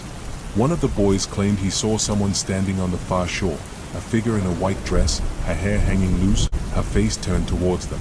Despite his friend's disbelief, he stood up and began walking towards the water, as if in a trance.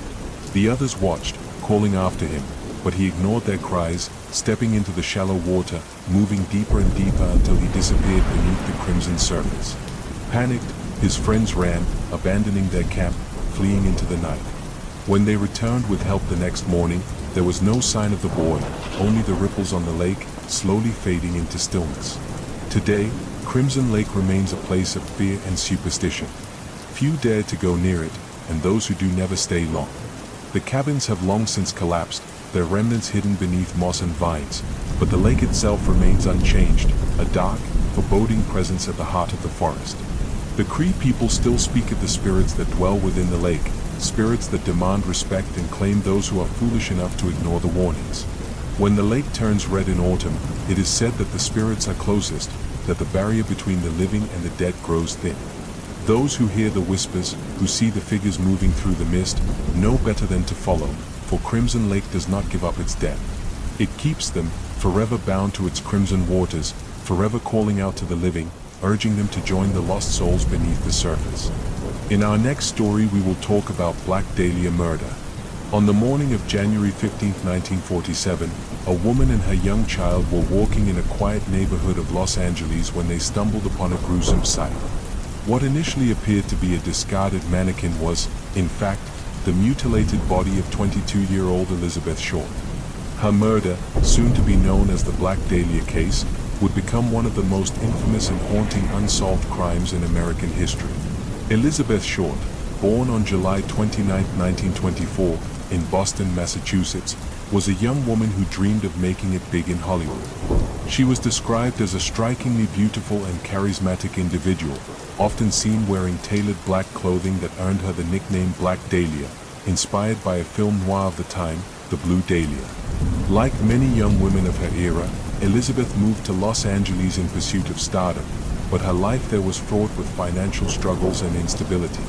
She drifted between jobs, boyfriends, and living arrangements, all while hoping to break into the film industry. Her dreams were cut short in the most horrifying way imaginable. Elizabeth's body was discovered in a vacant lot in the Limit Park area of Los Angeles. She had been bisected at the waist, a procedure that suggested her killer had surgical knowledge. Her face was grotesquely mutilated with a Glasgow smile, deep slashes that extended from the corners of her mouth to her ears. The killer had drained her body of blood, and there was no evidence of blood at the scene, indicating that she had been murdered elsewhere and her body moved. Her corpse was carefully posed, with her arms above her head and her legs spread apart, as if the killer wanted to create a macabre spectacle. The brutality and precision of the crime shocked both the public and law enforcement. The Los Angeles Police Department, LAPD, launched a massive investigation involving hundreds of officers and dozens of suspects. The case quickly became a media sensation, with newspapers publishing lurid details and speculating wildly about the victim's life and the identity of her killer. Elizabeth's dark, enigmatic persona and tragic end made her a figure of public fascination, while the crime itself exposed the underbelly of post-war Los Angeles. In the days following the murder, the LAPD received a chilling package addressed to the Los Angeles Examiner and other Los Angeles papers. Inside were Elizabeth's birth certificate, photographs, and personal belongings, along with a letter cut and pasted from newspaper clippings that read, "Here is Dahlia's belongings. Letter to follow." The handwriting was smudged with gasoline, an apparent attempt to obscure fingerprints. The package was traced back to a mailbox in downtown Los Angeles, but no further leads emerged. The investigation into Elizabeth's murder became one of the largest in LAPD history. Over 150 suspects were questioned, including drifters, doctors, and even celebrities. Some suspects confessed to the crime, but none of their stories matched the evidence. One of the most compelling theories involved a man named George Hodel, a physician with a dark history. Hodel's son, Steve Hodel, a retired LAPD detective, later published a book claiming his father was the Black Dahlia killer. Steve pointed to George's medical knowledge, his connections to the Los Angeles art scene, and his possession of a photo album containing images of a woman resembling Elizabeth Short. While the theory gained traction, it was never definitively proven. Other theories about Elizabeth's murder ranged from plausible to bizarre. Some speculated that she was killed by a jealous lover or a spurned admirer, while others suggested the crime was the work of a sadistic serial killer.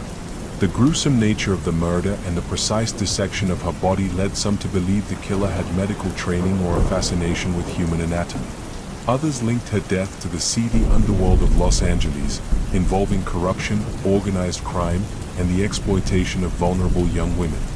The media's portrayal of Elizabeth Short added another layer of complexity to the case. Sensationalist newspapers painted her as a femme fatale, a shadowy figure who lived a dangerous and scandalous life. In reality, Elizabeth was a young woman struggling to find her place in the world. Friends and acquaintances described her as kind and reserved, a stark contrast to the salacious image crafted by the press. As the years passed, the Black Dahlia case grew colder, and the trail of clues became increasingly faint. New suspects emerged occasionally, but none were definitively linked to the crime. Advances in forensic technology, including DNA testing, have offered hope of solving the case, but the degradation of evidence over time has posed significant challenges. Elizabeth Short's murder continues to haunt the collective consciousness. The juxtaposition of her beauty and youthful ambition with the brutality of her death has turned her into an icon of unsolved crime. Her case has inspired countless books, films, and documentaries, each attempting to unravel the mystery of who killed the Black Dahlia and why. Yet, despite decades of speculation and investigation, the truth remains elusive. The Black Dahlia case serves as a chilling reminder of the darker side of human nature and the fragility of dreams in the face of violence and exploitation. Elizabeth's story, though tragic, endures as a symbol of resilience and the search for justice. As long as her case remains unsolved, the question of who killed the Black Dahlia will continue to cast a shadow over Los Angeles, drawing in those who seek to piece together the puzzle of her life and death. In this unsettling tale, we recount the mysterious disappearance of Brandon Swanson, a young man who vanished during a late-night phone call, leaving behind a trail of baffling clues but no answers. On the night of May 14, 2008, 19-year-old Brandon Swanson, a student at Minnesota West Community and Technical College, was celebrating the end of the school year with friends in Canby, Minnesota. After a night of socializing, Brandon decided to drive home to Marshall, a journey of roughly 30 miles. However, he never made it. At around 1:15 a.m., Brandon accidentally drove his car into a ditch along a rural gravel road. Unharmed but unable to free his car, he called his parents, Brian and Annette Swanson, to ask for help. He told them he believed he was near Lynn, a small town about 10 minutes from their home. His parents immediately set out to pick him up. Brandon stayed on the phone with his father, guiding him toward what he believed was his location. However, when Brian arrived, there was no sign of Brandon or his car. Both father and son grew frustrated as they tried to figure out where Brandon was. Brandon decided to walk toward the lights of a nearby town, which he could see in the distance, while his parents followed in their car along nearby roads. At 2 a.m., still on the phone with his father, Brandon suddenly exclaimed, "Oh, shit," before the call abruptly ended. Panicked, Brian and Annette called Brandon back repeatedly, but he didn't answer. They drove around the area for hours, honking their horn and calling out his name, but there was no sign of him. At sunrise, they contacted the authorities and a search began. Brandon's car was quickly located, but it was 25 miles away from where he had told his parents he thought he was. The car was near the town of Taunton, not Lynn, suggesting he had become disoriented while driving. The area was remote, with little more than farmland and open fields. Investigators found no evidence of foul play at the scene, and the car appeared undamaged. Search teams, including police, volunteers, and search dogs, combed the area where Brandon's car was found. Dogs followed his scent to the edge of the Yellow Medicine River, a shallow but fast-moving body of water. Some believed Brandon may have fallen into the river and drowned, but no trace of him was ever found in the water or on its banks. One of the most perplexing aspects of the case is the lack of physical evidence. Despite extensive searches, there were no footprints, clothing, or personal items to suggest where Brandon might have gone after the phone call ended. If he had drowned in the river, his body or belongings would likely have surfaced over time, but none were ever recovered. Over the years, theories about Brandon's disappearance have proliferated. One possibility is that he became disoriented while walking in the dark and succumbed to hypothermia, a plausible outcome given the cool temperatures that night. However, this theory doesn't explain why no remains have ever been found, even after repeated searches. Another theory suggests Brandon may have fallen into an unmarked well, cistern, or sinkhole, which are common in rural areas and can be difficult to locate. Such an accident could explain the lack of evidence, as his body might be hidden beneath the ground. However, searches of the area have yet to uncover any such hazards. Some speculate that Brandon may have been the victim of foul play, though there is no evidence to support this. The remote location and lack of witnesses make this theory difficult to investigate, leaving it as pure conjecture. Brandon's disappearance has had a lasting impact on his family and community. His parents have become advocates for missing persons legislation, pushing for laws that improve search and rescue procedures. In 2009, the state of Minnesota passed Brandon's Law, requiring law enforcement to take immediate action when an adult is reported missing, even if there is no evidence of foul play. More than 15 years later, Brandon Swanson's fate remains a mystery. His case is a haunting reminder of how easily someone can vanish, even in the modern age. What happened that night along the gravel roads of rural Minnesota? Did Brandon fall victim to an accident, or is there something more sinister behind his disappearance? The truth remains elusive, leaving his family and the world to wonder. On the morning of February 14, 2000, 9-year-old Asha Degree vanished from her family home in Shelby, North Carolina, under circumstances that continue to baffle investigators and her family. Her disappearance has become one of the most haunting and perplexing mysteries in modern history, as the trail of clues leads only to more questions. Asha was a bright, happy child who excelled in school and loved sports. She lived with her parents, Harold and Aquila Degree, and her older brother, O'Brien, in a close-knit family. The Degrees were protective, ensuring their children were safe and well cared for. Nothing about their lives suggested that tragedy would strike. On the evening of February 13th, Asha attended church with her family and later went to bed around 8 p.m.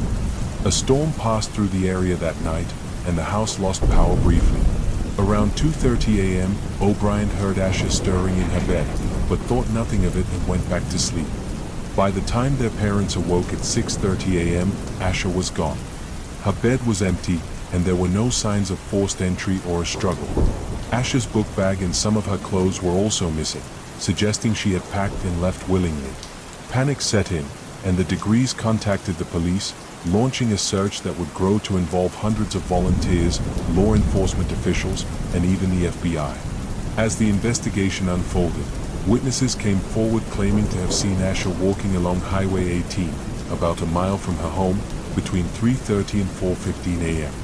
She was described as wearing a white shirt and dark pants, carrying her book bag. One driver said they turned around to check on her, but she darted into the woods, disappearing from sight. This was the last confirmed sighting of Asha. Search teams combed the area near Highway 18 but found little evidence. A few days later, however, a major clue surfaced. Asha's pencil, marker, and Mickey Mouse hair bow were discovered in a shed along the highway. The shed belonged to a local business, and investigators believed Asha may have stopped there for shelter. Despite this, there was no further sign of her. 4 years, the case remained cold. Then, in August 2001, Asha's book bag was found buried in a plastic bag in Berg County, about 26 miles from her home. The bag contained clothes and personal items that were confirmed to belong to her. The discovery reignited the investigation, but no new leads emerged, leaving her family in agonizing limbo. Theories about Asha's disappearance have ranged widely. One theory suggests that Asha was lured away by someone she trusted, perhaps through communication that her parents were unaware of. Another posits that Asha ran away, though her family insists this was entirely out of character for the shy and cautious girl. Some believe she may have been abducted after leaving her home voluntarily, though no evidence of foul play has been found. The circumstances of her departure remain deeply puzzling. What would compel a 9-year-old to leave her home in the middle of the night, during a storm, on foot, and without telling anyone? Investigators and psychologists have speculated that Asha may have been influenced by something she read or saw, perhaps believing she was embarking on an adventure. However, no definitive triggers have been identified. Over the years, Asha's case has attracted national attention, appearing on programs like America's Most Wanted and The Oprah Winfrey Show. The Degree family has kept her memory alive through vigils, interviews, and community outreach, refusing to give up hope. They established the Asha Degree Foundation to support the search for missing children and raise awareness about her case. In 2015, the FBI and the Cleveland County Sheriff's Office announced they were re-examining the case with fresh eyes. In 2020, a potential lead emerged when investigators revealed they were seeking information about 2 individuals associated with a vehicle, a dark green early 1970s Ford Thunderbird or Lincoln Mark IV, seen near where Asha was last spotted. However, this lead has yet to yield any breakthroughs. To this day, Asha Degree's disappearance remains one of the most unsettling and mysterious cases in modern history. Her family continues to hold out hope that she is alive and that someone, somewhere, knows the truth. Was Asha the victim of a calculated abduction, a tragic accident, or something even more sinister? Over 2 decades later, her story endures as a chilling reminder of how quickly and inexplicably a life can vanish, leaving behind only fragments of a mystery that may never be solved. In this next chilling tale, we uncover the mystery of the Dybbuk box, a seemingly cursed object tied to paranormal activity and unexplained misfortune. The story of the Dybbuk box began in 2001 when an antique dealer named Kevin Mannies purchased an old wine cabinet at an estate sale in Portland, Oregon. The cabinet had belonged to a Holocaust survivor named Havela, who had emigrated to the United States after World War II. According to the seller's family, Havela had always warned them never to open the box, claiming it contained a Dybbuk, a restless spirit from Jewish folklore capable of possessing the living. Curious about the cabinet's mysterious reputation, Mannies decided to bring it to his shop. Strange occurrences began almost immediately. Mannies reported that the shop was filled with a strange, overpowering smell of cat urine, even though no animals were present. Lights flickered uncontrollably, and the cabinet's doors seemed to open on their own. Soon after, Mannies had a terrifying dream in which he was attacked by a demonic figure, and upon waking, he found mysterious bruises and scratches on his body. Despite these eerie events, Manny's decided to gift the box to his mother as a birthday present. On the same day she received the gift, Manny's mother suffered a severe stroke. Convinced the cabinet was cursed, Manny's retrieved it and tried to sell it to another buyer. However, each subsequent owner reported a series of strange and disturbing experiences. Jason Haxton, a curator at a medical museum in Missouri, eventually acquired the Dybbuk box. Haxton, a skeptic by nature, initially dismissed the stories as superstition. However, he soon began experiencing severe health problems, including sudden rashes, coughing fits, and a sense of suffocation. He also claimed to witness shadowy figures in his home and have vivid nightmares of an old, terrifying woman. Haxton, desperate to rid himself of the box, reached out to rabbis and paranormal experts for advice. They recommended sealing the box and burying it in a remote location. Haxton complied, but not before documenting his experiences and writing a book about the ordeal. The Dybbuk box gained widespread attention and became a focal point of paranormal discussions. In 2012, the box was featured on the TV show Paranormal Witness, and its legend grew. It later inspired the 2012 horror film The Possession, which dramatized the story of a cursed Jewish relic wreaking havoc on its owners. By this point, the Dybbuk box had become infamous in the world of haunted objects. The current owner of the Dybbuk box is Zach Bagans, host of the show Ghost Adventures. Bagans purchased the box and placed it in his haunted museum in Las Vegas. Since acquiring it, Bagans has claimed that the box exerts a malevolent energy. Visitors to the museum have reported feeling nauseous, faint, or overwhelmed when near the box. In one particularly dramatic incident, musician Post Malone visited the museum and reportedly touched the box. Soon after, he experienced a string of misfortunes, including a near-fatal plane emergency and a car accident. Skeptics argue that the Dybbuk box legend is nothing more than a hoax. In 2021, Kevin Mannies admitted in an interview that he had fabricated parts of the story when he first sold the box on eBay. However, this revelation hasn't stopped believers from pointing to the strange and consistent reports from those who have encountered the box. Whether it is truly cursed or a product of suggestion and coincidence, the Dybbuk box has cemented itself as one of the most infamous haunted objects in modern lore. The Dybbuk box remains on display at Zach Bagans' Haunted Museum, drawing visitors eager to confront its eerie reputation. Whether you believe in curses or not, its story continues to fascinate and terrify, a reminder of humanity's enduring fascination with the unknown.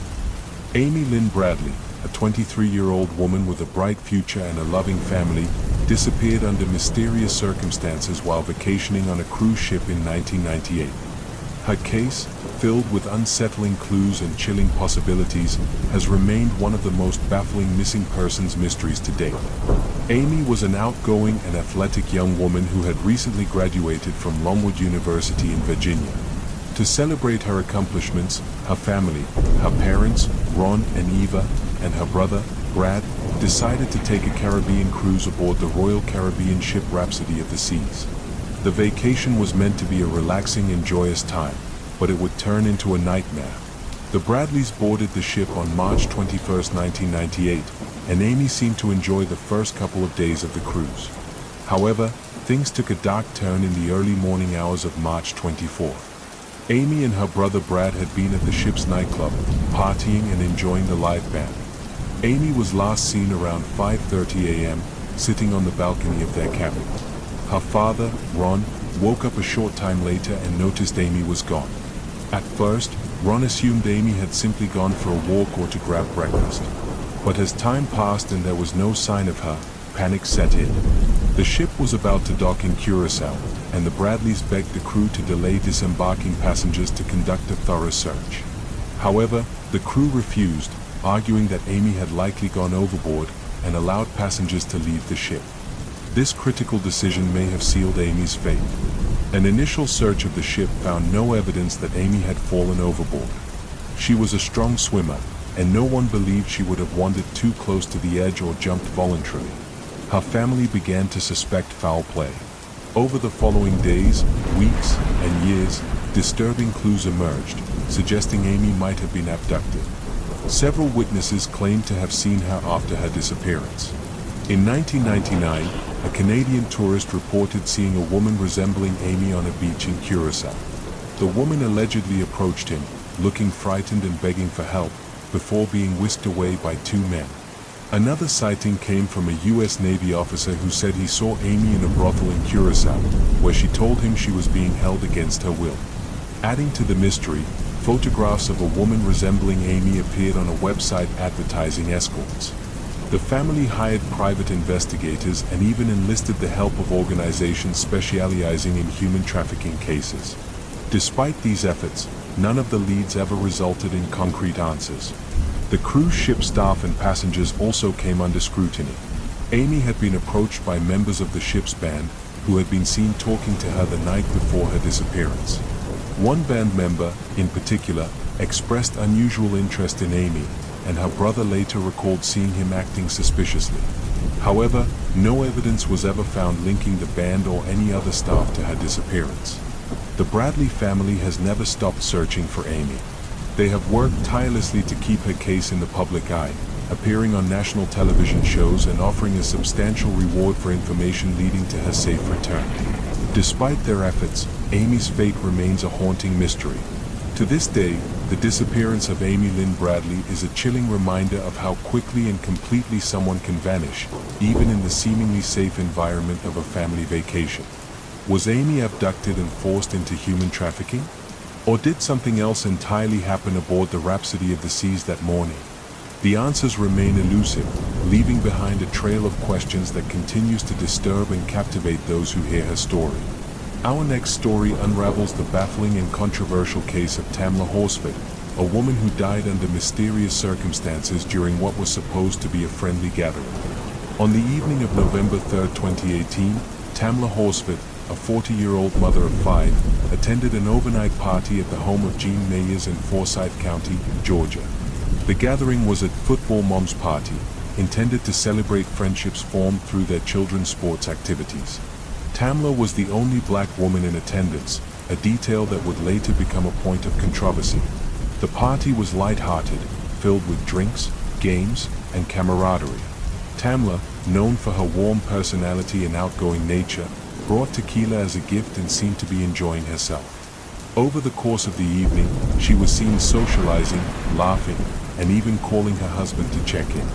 However, by the morning of November 4th, Tamla was found dead in the backyard. She was lying face down in the grass, dressed in her pajamas, with visible injuries. The homeowners called 911, reporting that Tamla had fallen from the balcony overnight. The initial investigation by the Forsyth County Sheriff's Office concluded that Tamla's death was accidental. Authorities stated that she had likely fallen while intoxicated, noting a blood alcohol level of 0.238, nearly 3 times the legal driving limit.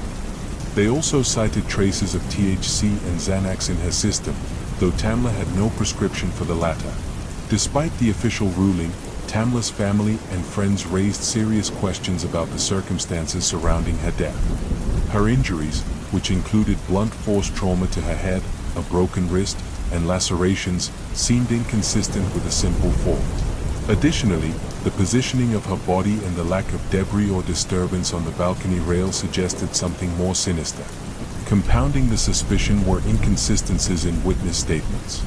Some party attendees changed their accounts of the night, and others admitted to deleting texts and photos.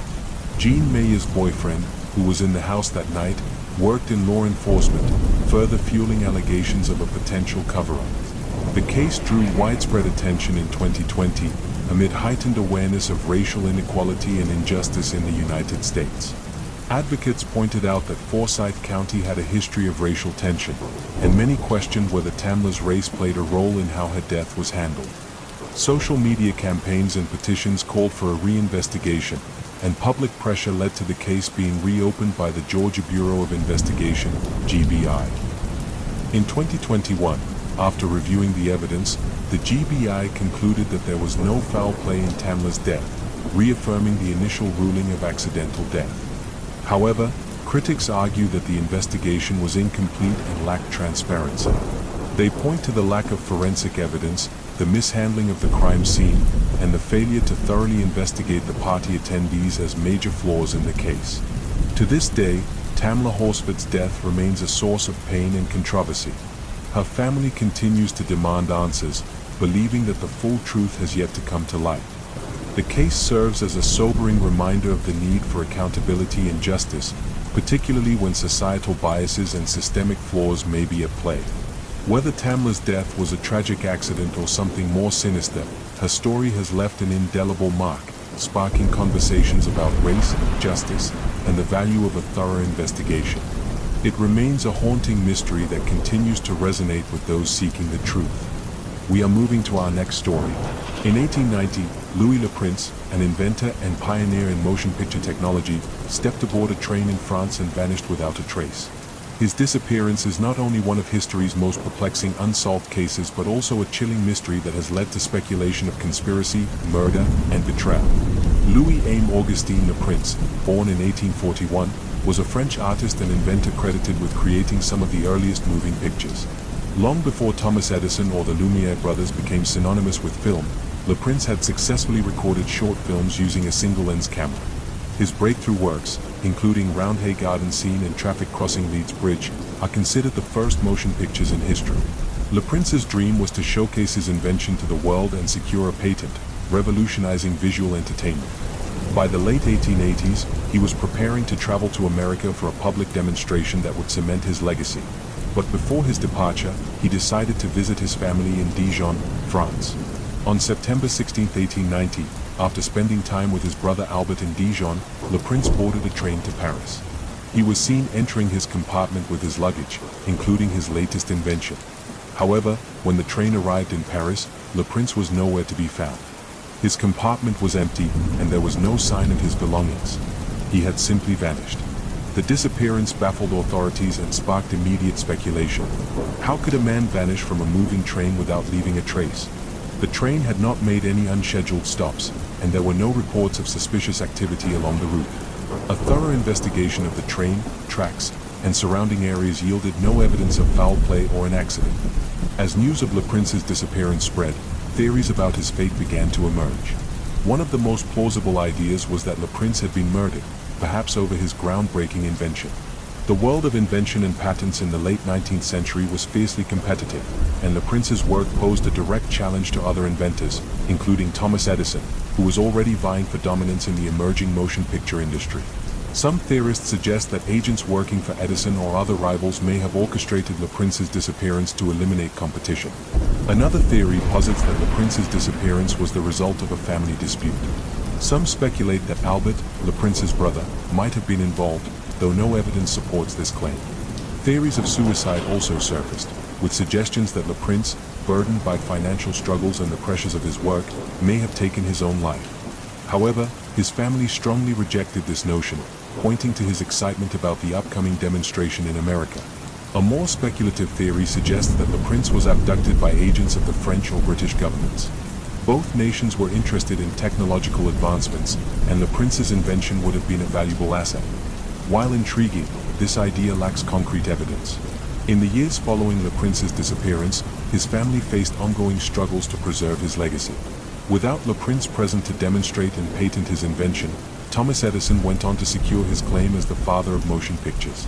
Le Prince's son, Adolphe, fought tirelessly to gain recognition for his father's contributions, even testifying in court against Edison in a patent dispute. Tragically, Adolphe himself died under mysterious circumstances in 1902, further deepening the family's sorrow. To this day, the disappearance of Louis Le Prince remains one of history's most haunting enigmas. Was he murdered by a rival, silenced by a government, or the victim of a tragic accident? His story stands as a reminder of how ambition, invention, and mystery can intertwine, leaving behind unanswered questions and a legacy that might have changed the course of history. Louis Le Prince is remembered as a visionary whose disappearance continues to fascinate and unsettle. The truth of what happened on that train to Paris may never be known, but his work lives on, a testament to his genius and a chilling backdrop to one of history's great unsolved mysteries. In this chilling tale, we recount the eerie and tragic death of Eliza Lamb, a young woman whose disappearance and demise at the Cecil Hotel became one of the most perplexing mysteries in modern history. Eliza Lamb was a 21-year-old Canadian college student visiting Los Angeles during a solo trip along the West Coast. Described as bright, creative, and social, Eliza kept a blog where she shared her thoughts, struggles, and aspirations. She was open about living with bipolar disorder and depression, conditions she managed with medication. On January 26, 2013, she checked into the infamous Cecil Hotel, located near LA's Skid Row. The Cecil, with its notorious history of suicides, murders, and alleged paranormal activity, was already a magnet for dark legends. Unbeknownst to Eliza, her stay there would add a chilling new chapter to its story. Initially assigned a shared room, Eliza was moved to a private one after her roommates complained about her erratic behavior.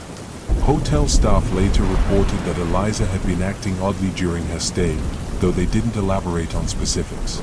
Despite this, Eliza regularly contacted her family to check in and share updates on her trip.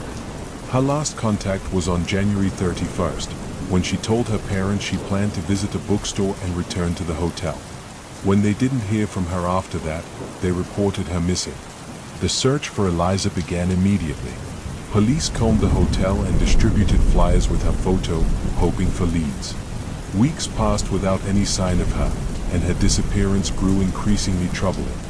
Then, on February 13th, the lab released a piece of evidence that would catapult her case into global infamy, a surveillance video from the hotel's elevator. The footage, timestamped from January 31st, shows Eliza entering the elevator alone. She appears agitated, pressing multiple buttons and peering cautiously out of the doors.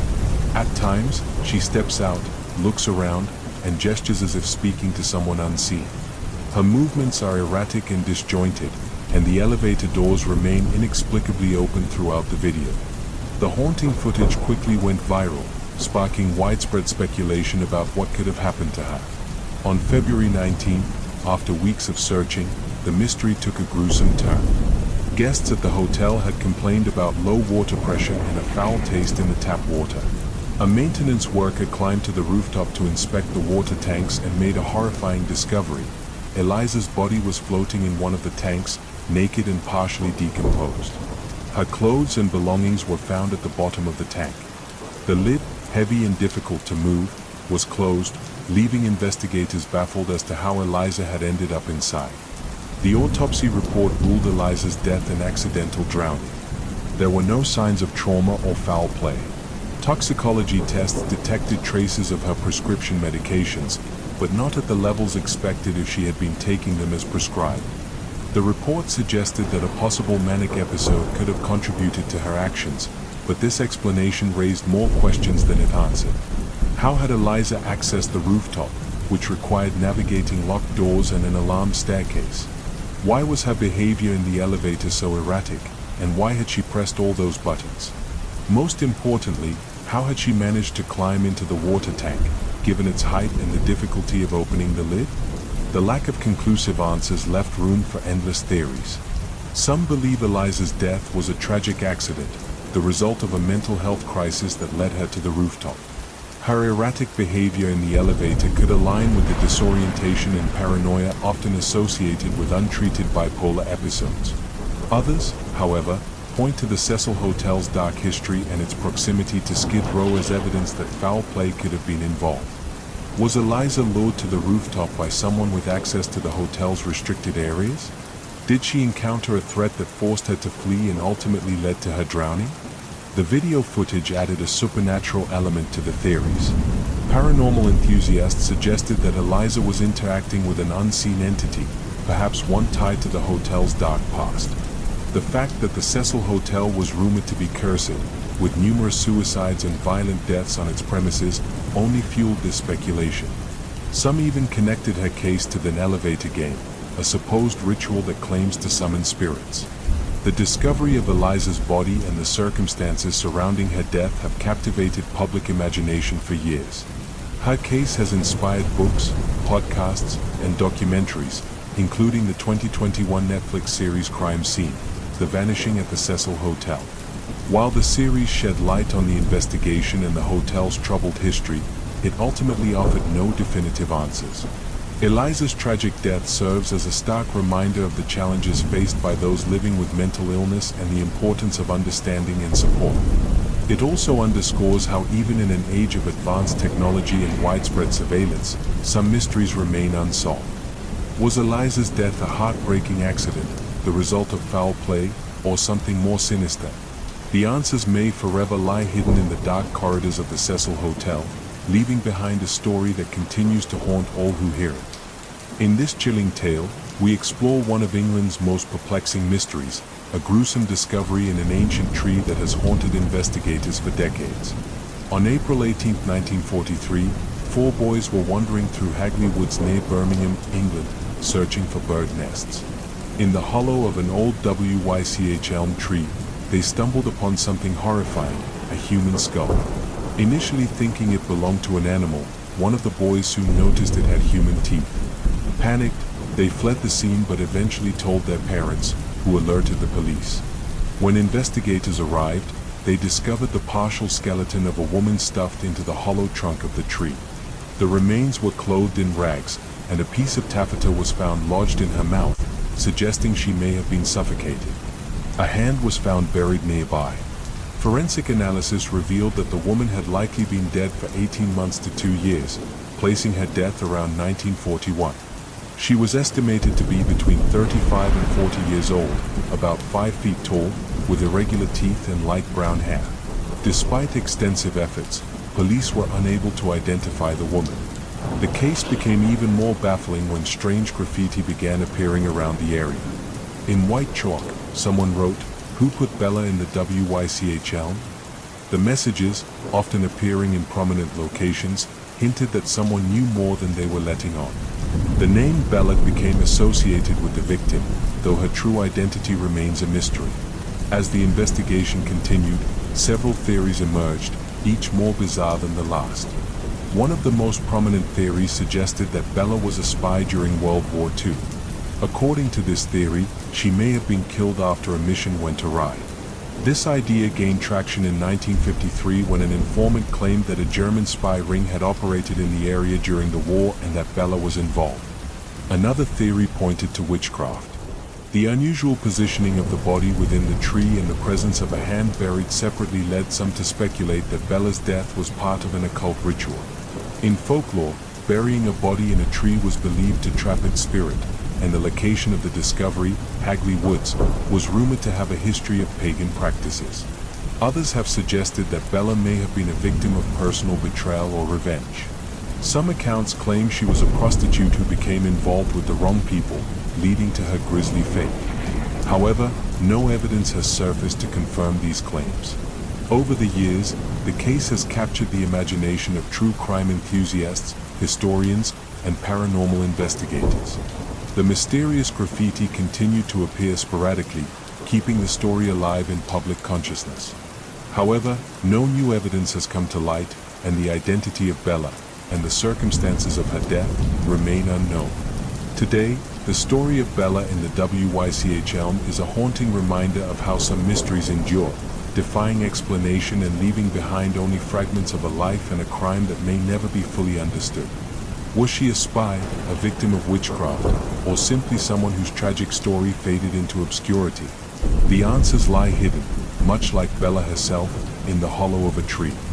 In this story, we unravel the haunting mystery of the Sodder children, a case of fire, unanswered questions, and a family's decades-long search for truth. On Christmas Eve, 1945, the Sodder family of Fayetteville, West Virginia, was celebrating the holiday. George and Jenny Sodder lived in a modest 2-story home with 9 of their 10 children.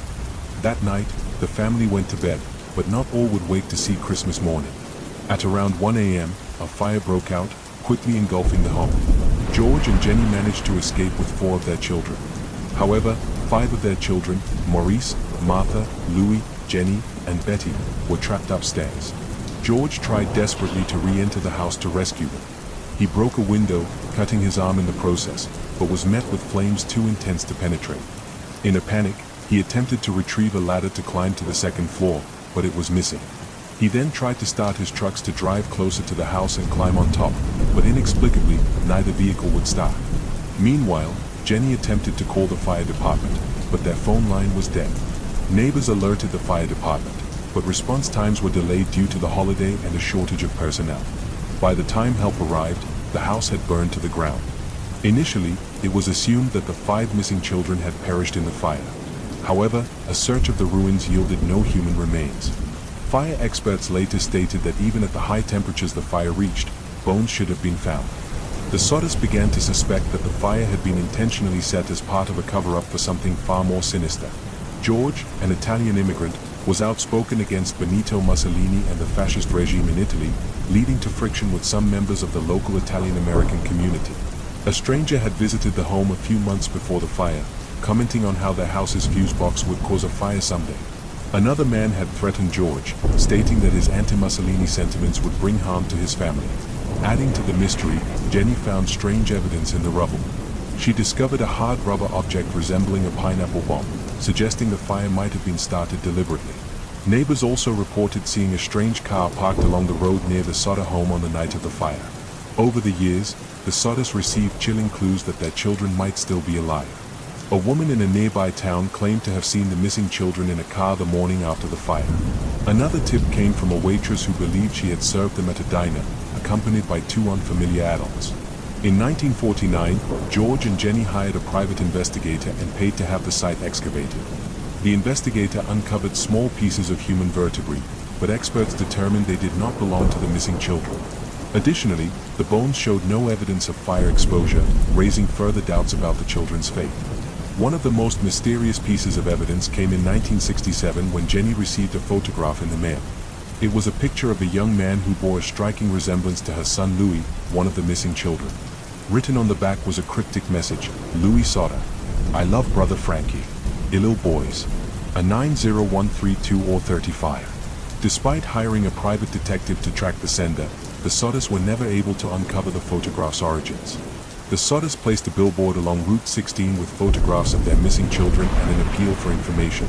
It became a local landmark and a symbol of the family's unrelenting pursuit of answers.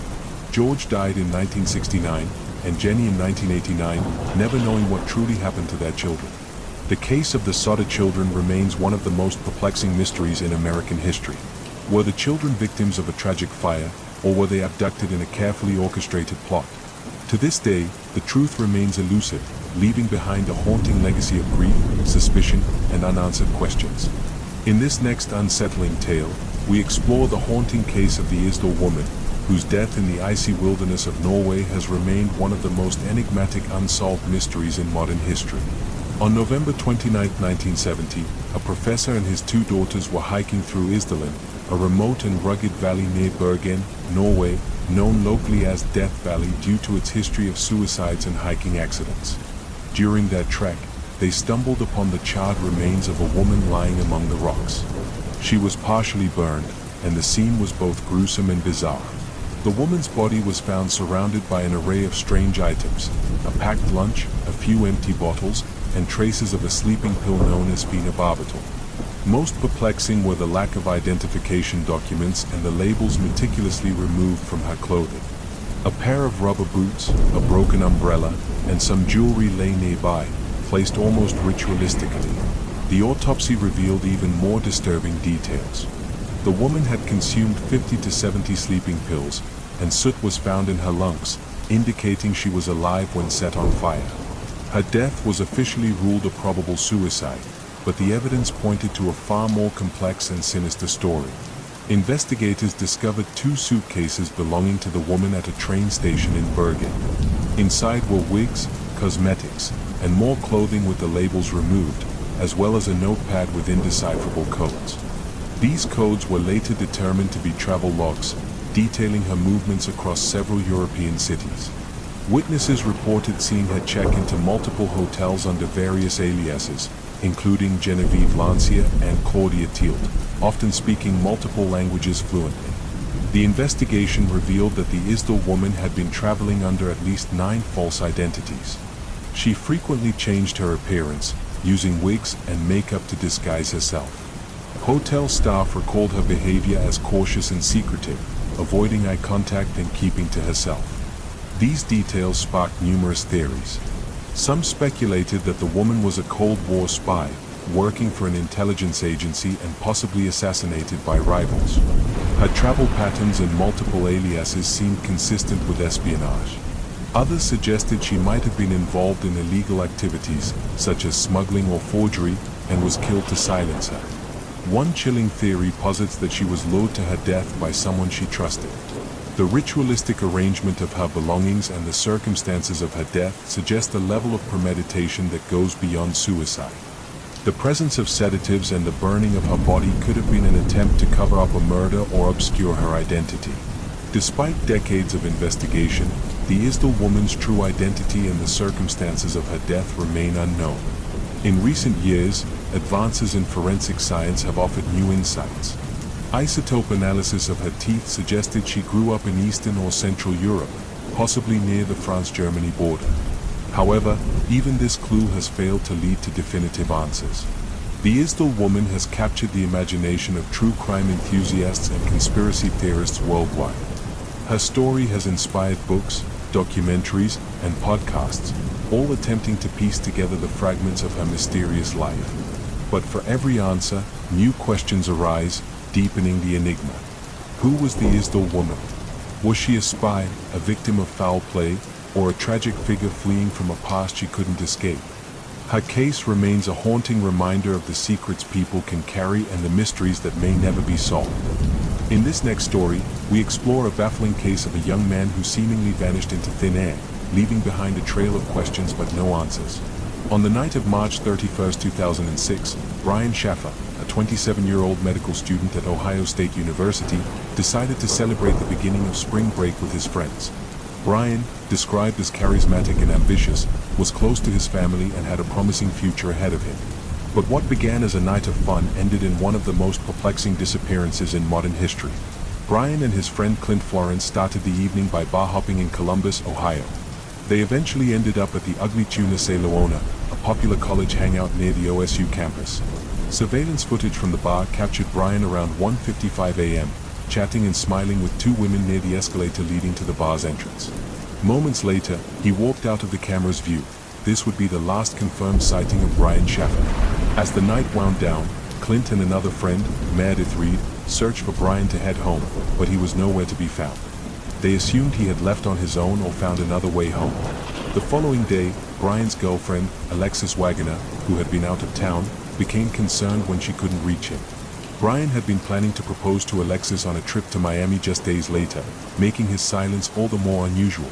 When Brian failed to show up for his flight, his family and friends knew something was wrong. Police began an extensive search, combing through surveillance footage, questioning patrons and staff, and even using search dogs to trace his scent. Yet, there was no sign of Brian.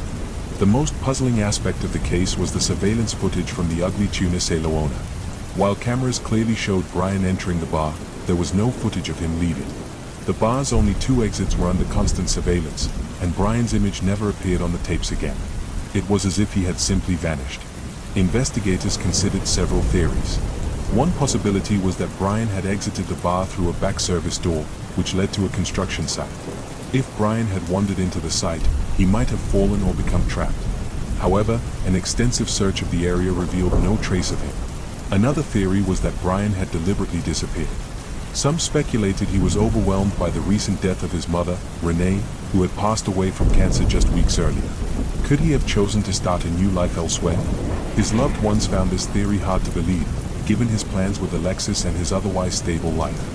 Foul play was also considered. Brian was a healthy and fit young man, but could he have been abducted or harmed after leaving the bar?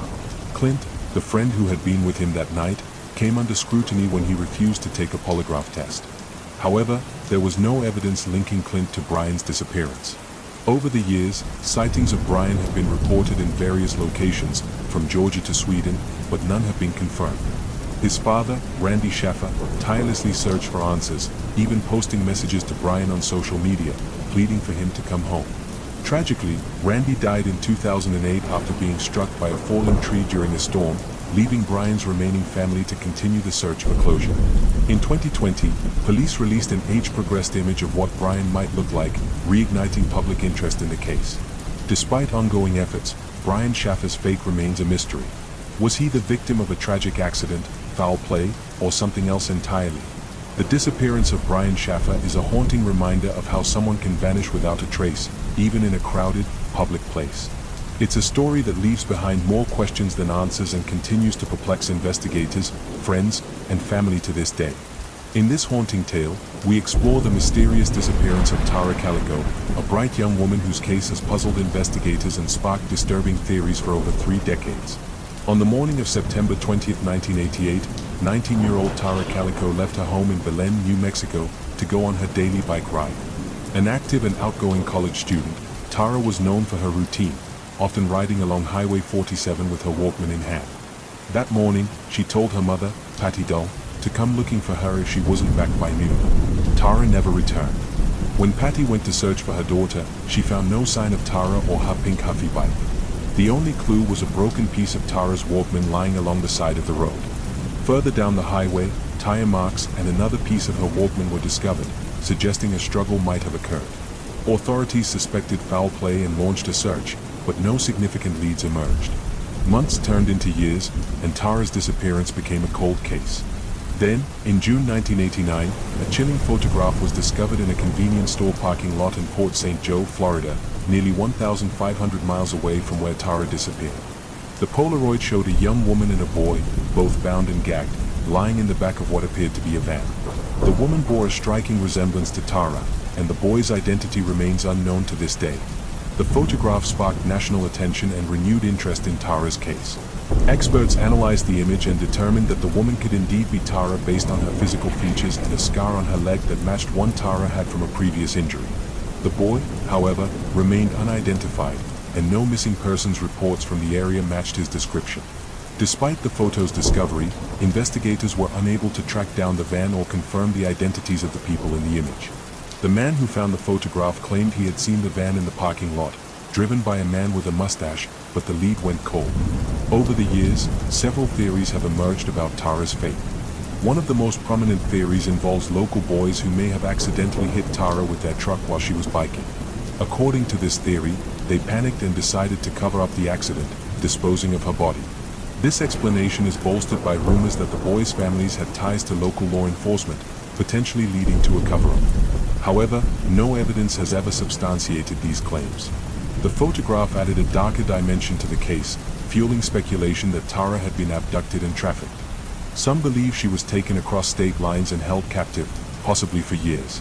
Others theorize that the photo was staged and unrelated to Tara, further muddying the waters of an already complex mystery. In 2008, on the 20th anniversary of Tara's disappearance, Sheriff Rene Rivera of Valencia County made a controversial statement.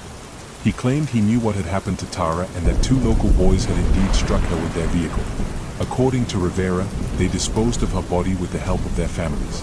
However, Rivera refused to release names or evidence, citing a lack of concrete proof to make an arrest. His statement caused outrage among Tara's family and the public, but it brought no closer resolution. Tara's case remains unsolved, and her family continues to seek answers. Over the years, they have advocated for more advanced forensic techniques and public awareness to bring Tara home. In 2020, the FBI announced a $20,000 reward for information leading to her whereabouts, reigniting hope that her case might one day be solved. The disappearance of Tara Calico is a chilling reminder of how someone can vanish without a trace, leaving behind a legacy of unanswered questions and theories. Was she the victim of a tragic accident, a calculated abduction, or something even more sinister? The truth remains elusive, but her story continues to haunt and captivate those who hear it. On the afternoon of August 20, 1966, a young man and his nephew were flying a kite on Morro do Vintum, a hilly area in Niterói, Brazil. Their carefree day took a dark turn when they stumbled upon 2 lifeless bodies. The discovery would ignite one of the most bizarre and unsettling mysteries in Brazil's history, now known as the lead masks case.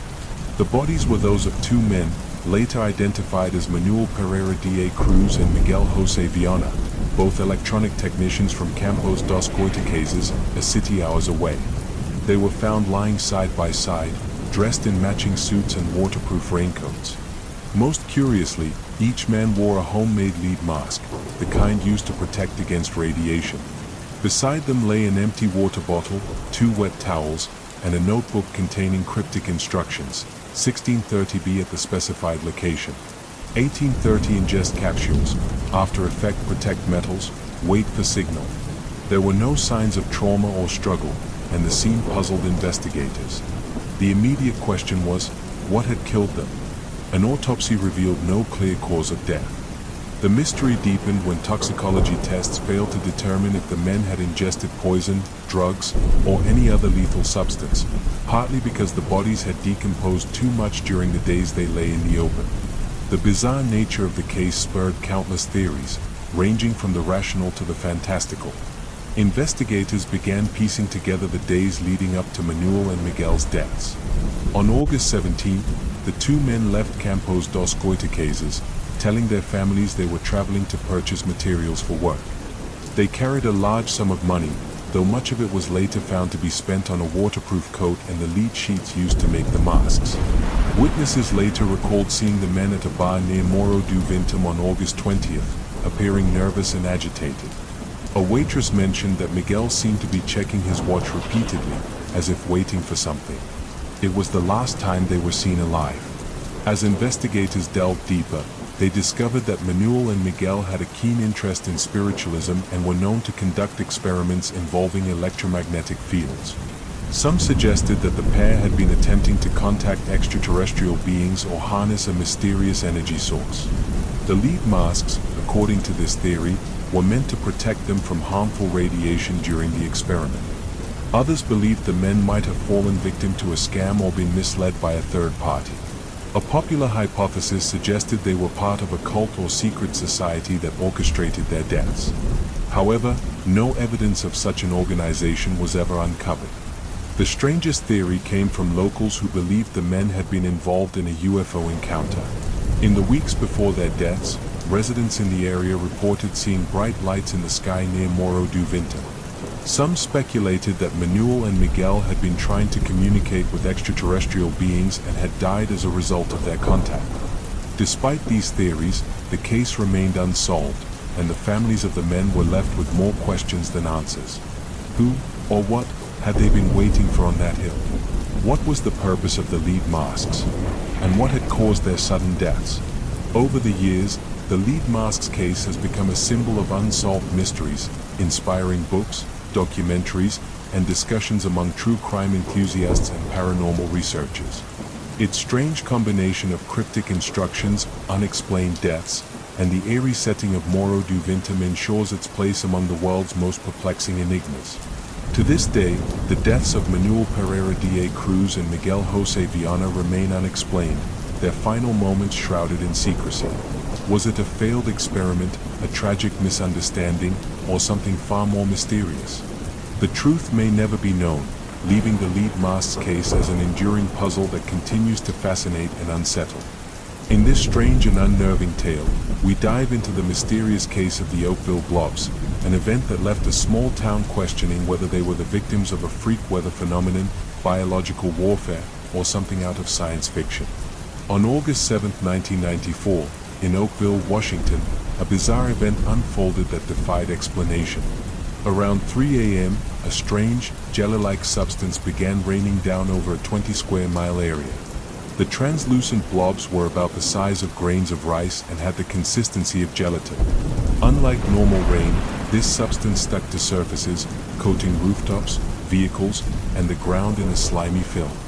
At first, residents were baffled but not overly alarmed. However, within hours, people began experiencing severe symptoms. Many fell ill with flu-like conditions, including dizziness, nausea, difficulty breathing, and fatigue. Even animals in the area, such as cats and dogs, became lethargic and sick. Local resident Dottie Hearn was one of the first to report symptoms, describing a sudden wave of dizziness and blurred vision. She was taken to the hospital, where doctors were unable to determine the cause of her condition. The phenomenon recurred 6 times over the next 3 weeks, each time bringing more of the mysterious blobs and worsening symptoms. Concerned residents began to speculate about the source of the substance, and samples were sent to a lab for testing. What scientists found only deepened the mystery. Analysis revealed that the blobs contained human white blood cells but no discernible nucleus, a finding that puzzled biologists. The substance also appeared to host 2 types of bacteria, one of which is typically found in the human digestive system. These anomalies led to wild theories about the blob's origin. One of the most popular theories suggests that the blobs were the result of military testing or biological warfare. Oakville is located near several military installations, and some residents recalled seeing unmarked aircraft flying in the area before the rain began. They speculated that the military might have been testing a biological agent, intentionally or otherwise. However, the US military denied any involvement, leaving the theory unconfirmed. Another theory proposed that the blobs were the result of jellyfish debris scattered into the atmosphere during military bombing exercises over the Pacific Ocean. According to this hypothesis, the explosions may have vaporized jellyfish, which then mixed with rain clouds and fell over Oakville. While imaginative, this theory lacks scientific support. Others have suggested a more mundane but equally puzzling explanation. The blobs might have been the byproduct of industrial waste or environmental pollution. However, no factories or facilities in the area reported any incidents that could explain the phenomenon. For some, the event took on a more supernatural tone. The combination of unexplained illness, strange weather, and eerie blobs led conspiracy theorists to suggest extraterrestrial involvement or even divine punishment. These theories, while popular among UFO enthusiasts, have no basis in evidence. Despite extensive investigation, the Oakville blobs phenomenon remains unsolved. The substance has not been definitively identified, and the cause of the widespread illnesses has never been determined. Some residents believe the government knows more than it's letting on, while others have accepted the mystery as an unsolvable anomaly. The Oakville blobs case is a fascinating reminder of how even in a world dominated by science and technology, some events defy explanation. Were the blobs the result of a secret experiment, a freak natural occurrence, or something beyond human understanding? The truth remains as elusive as the gelatinous rain that fell on that strange August night. In this unsettling story, we revisit the perplexing disappearance of the Sutter children, a case that combines tragedy, unanswered questions, and a family's relentless pursuit of the truth. On Christmas Eve 1945, the Sutter family home in Fayetteville, West Virginia, was engulfed in flames. George and Jenny Sutter lived there with 9 of their 10 children. As the fire raged, George, Jenny, and 4 of their children managed to escape, but 5 children, Maurice, 14, Martha, 12, Louis, 9, Jenny, 8, and Betty, 5, were believed to have perished in the blaze. However, the events surrounding the fire and its aftermath led to one of the most enduring mysteries in American history. The fire began around 1 a.m. Jenny, who had stayed up late, heard a strange noise on the roof, like something hitting it. Shortly afterward, she noticed smoke pouring into the house. George tried to save his trapped children, but his efforts were thwarted. The ladder that was always propped against the house was missing, his trucks failed to start despite working earlier that day, and the phone lines had been cut. The fire burned the house to the ground in less than an hour. Authorities quickly attributed the tragedy to faulty wiring and declared the 5 children dead. However, a search of the ashes revealed no human remains. The fire chief claimed the blaze had burned so hot that it completely cremated the children's bodies, an assertion that fire experts later disputed. Even at extreme temperatures, bones should have remained. The Sutters began to suspect foul play. They recalled a series of strange incidents in the months leading up to the fire. A man had visited George, seeking work, and commented that the house's wiring would cause a fire someday. George, who had recently had the house rewired, dismissed the comment. Another visitor, angered by George's outspoken criticism of Italian dictator Benito Mussolini, warned that his family would face repercussions. The Sutters also received anonymous phone calls threatening their family. In the years following the fire, the Sutters collected a series of clues that deepened the mystery. A bus driver passing through Fayetteville on Christmas Eve claimed to have seen people throwing balls of fire onto the Sutter property, which Jenny believed explained the strange noise she had heard before the fire started. A family member later found a small, hard object in the yard that resembled a hand grenade or an incendiary device. Sightings of the missing children were reported in the months and years after the fire. One woman claimed to have seen them in a car as the fire was burning.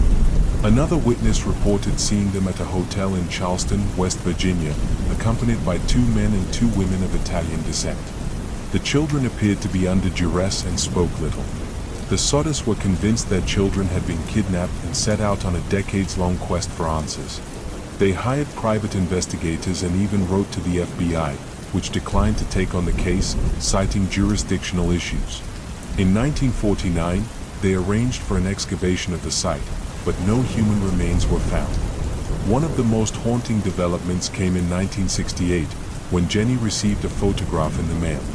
The photo depicted a young man who bore a striking resemblance to Louis, one of the missing children, with a note on the back that read, "Louis Sodde. I love brother Frankie. Ill boys." A 90132 or 35. Despite hiring a private investigator to track the origins of the photo, the family never uncovered its source. Desperate to keep the case in the public eye, the Soddes erected a billboard along Route 16 with photos of the missing children and an appeal for information. The sign became a local landmark and a symbol of their relentless hope. George Sodde died in 1969, and Jenny passed away in 1989, never knowing the truth about their children's fate. The remaining Sodde siblings have continued to seek answers, but the case remains unsolved. The disappearance of the Sodde children is a chilling reminder of how easily tragedy can turn into mystery. Were the children victims of a terrible accident, or were they abducted in a sinister plot? The lack of definitive answers leaves the case shrouded in uncertainty, haunting both the family and those who continue to explore its many twists and turns. For this story, we delve into the unsettling and baffling case of Cindy James, a woman who endured years of harassment, stalking, and violence before her mysterious death left investigators divided. Cindy James was a 44-year-old nurse living in Richmond, British Columbia. By all accounts, she was kind, intelligent, and well-liked. However, beginning in 1982, her life descended into a nightmare. Cindy reported receiving anonymous threatening phone calls, letters, and visits from an unseen stalker. The harassment ranged from eerie whispers over the phone to explicit threats against her life. Cindy initially sought help from the police, but the stalker's tactics escalated. Windows in her home were smashed, strange noises were heard at night, and dead cats were found in her yard. On one occasion, she discovered her porch lights shattered and a note that read, "You're dead." Terrified, Cindy moved to a new home, changed her phone number, and even hired a private investigator, but the harassment followed her. The private investigator, Ozzy Caban, became deeply concerned about Cindy's safety. He once arrived at her house to find her lying unconscious in her garage, with a nylon stocking tied tightly around her neck. Cindy claimed that she had been attacked but could not describe her assailant. Caban began to suspect that Cindy might know more about her stalker than she was letting on. Over the next several years, Cindy was found in increasingly dangerous and bizarre situations. On one occasion, she was discovered unconscious in a ditch, covered in bruises and suffering from hypothermia. Her hands and feet were bound, but she had no memory of how she ended up there. Despite these incidents, investigators found no evidence of an intruder or attacker, leading some to question whether Cindy's claims were real or the product of psychological distress. Cindy's family and friends remained divided. Some believed she was the victim of a sadistic stalker who was tormenting her to the point of mental collapse. Others suspected that Cindy was staging the attacks herself, possibly as a cry for help or as part of a psychological disorder. The nightmare reached its climax on May 25, 1989, when Cindy disappeared. Her car was found abandoned in a parking lot, with groceries and a wrapped gift in the back seat. Blood was smeared on the driver's side door, and personal items were scattered on the ground. 2 weeks later, on June 8, Cindy's body was discovered in the yard of an abandoned house. She was lying on her side, with her hands and feet bound and a nylon stocking wrapped around her neck. An autopsy revealed that she had died from an overdose of morphine and other sedatives. Strangely, the coroner determined that Cindy had likely died the same day she disappeared, despite her body being found 2 weeks later. Cindy's death raised more questions than answers. Police were unable to determine how she could have tied herself up in such a way after administering a lethal dose of drugs. Yet, there was no evidence to suggest anyone else was involved. The official ruling on her death was undetermined, leaving open the possibility of suicide, accidental death, or foul play. Over the years, Cindy's case has inspired heated debate. Those who believe she was a victim point to the years of harassment and threats as evidence that she was targeted by a cunning and sadistic stalker. Skeptics argue that Cindy's history of reported attacks and her mental health struggles suggest she may have staged the incidents, culminating in her death by suicide. The case of Cindy James remains one of Canada's most perplexing unsolved mysteries. Was she the victim of an elusive predator, or was her greatest tormentor herself? Cindy's story serves as a haunting reminder of how the boundaries between reality and perception can blur, leaving behind a legacy of fear, suspicion, and unanswered questions. Our next story explores the eerie and enigmatic lives of June and Jennifer Gibbons, twins whose bond was so intense and mysterious that it defied explanation and ended in tragedy. Born on April 11, 1963, in Barbados and raised in Wales, June and Jennifer Gibbons were inseparable from birth. As the only black children in their community, they faced intense racism and bullying, which only strengthened their unique connection. The twins developed an elaborate private language, incomprehensible to others, and gradually withdrew from the world around them. By adolescence, they had become almost entirely silent in public, earning the nickname the Silent Twins. Their bond was far from idyllic. Observers noted that their relationship was often marked by extreme love and extreme hatred. The twins would mirror each other's movements, speak in a rapid, shared dialect, and write identical things in their diaries. Yet, they were also locked in a psychological struggle, with each twin seemingly trying to dominate the other. Despite their isolation, the twins channeled their creativity into writing. They dreamed of becoming famous authors and spent hours crafting elaborate stories. Their novels, often dark and disturbing, reflected their inner turmoil. For example, one story involved a young man who had a dog's heart implanted in his chest, leading him to commit horrific crimes. Although the twins self-published their works, they received little recognition. As they grew older, June and Jennifer began to act out in destructive ways. They engaged in petty theft, vandalism, and even arson, culminating in their arrest in 1981 after setting a series of fires. Declared a danger to society, they were sentenced to indefinite detention at Broadmoor Hospital, a high-security psychiatric facility in England. Life at Broadmoor was bleak. The twins were heavily medicated and kept apart from one another for much of their time there, which only deepened their despair. During this period, their writings grew darker, revealing their inner struggles and mutual resentment. Jennifer wrote in her diary, "We have become fatal enemies in each other's eyes. We feel the irritating, deadly rays come out of our bodies, stinging each other's skin. I say to myself, can I get rid of my own shadow? Impossible or not possible?" In their diaries, the twins began to hint at a chilling pact. One of them would have to die for the other to live a normal life. Jennifer, in particular, appeared resigned to this fate. After 12 years at Broadmoor, the twins were transferred to Caswell Clinic, a lower security hospital. During the move, Jennifer reportedly told June, "I'm going to die." Shortly after their arrival at Caswell, Jennifer fell ill. She was rushed to the hospital and died suddenly at the age of 29. The cause of death was acute myocarditis, an inflammation of the heart. There were no signs of foul play, drug overdose, or trauma. Her death was as inexplicable as her life. Following Jennifer's death, June began to open up to the world. She reconnected with her family, started speaking freely, and even expressed a desire to live a normal life.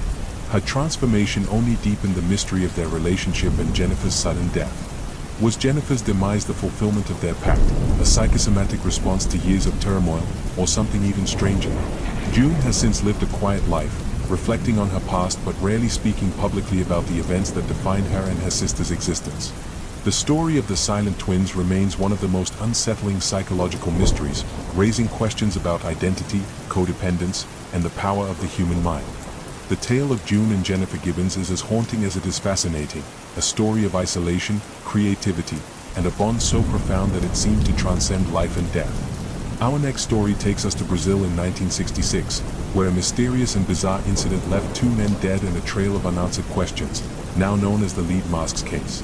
On August 20, 1966, two young men, Manuel Pereira da Cruz and Miguel José Viana, were found dead on the Morro do Vintam, a hill in Niterói, Brazil. Their discovery sparked a mystery that has baffled investigators and theorists alike for decades. The circumstances surrounding their deaths were strange, eerie, and seemingly unexplainable. Both men were dressed in matching suits and waterproof coats. Beside their bodies were two lead masks, typically used to shield against radiation, and a notebook containing cryptic instructions. The note, written in Portuguese, read, 1630 at the specified location. 1830 ingest capsules, after effect protect metals, wait for signal.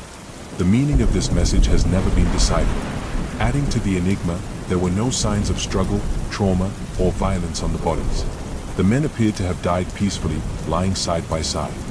Their belongings included an empty water bottle, suggesting they had consumed something, and a small amount of cash.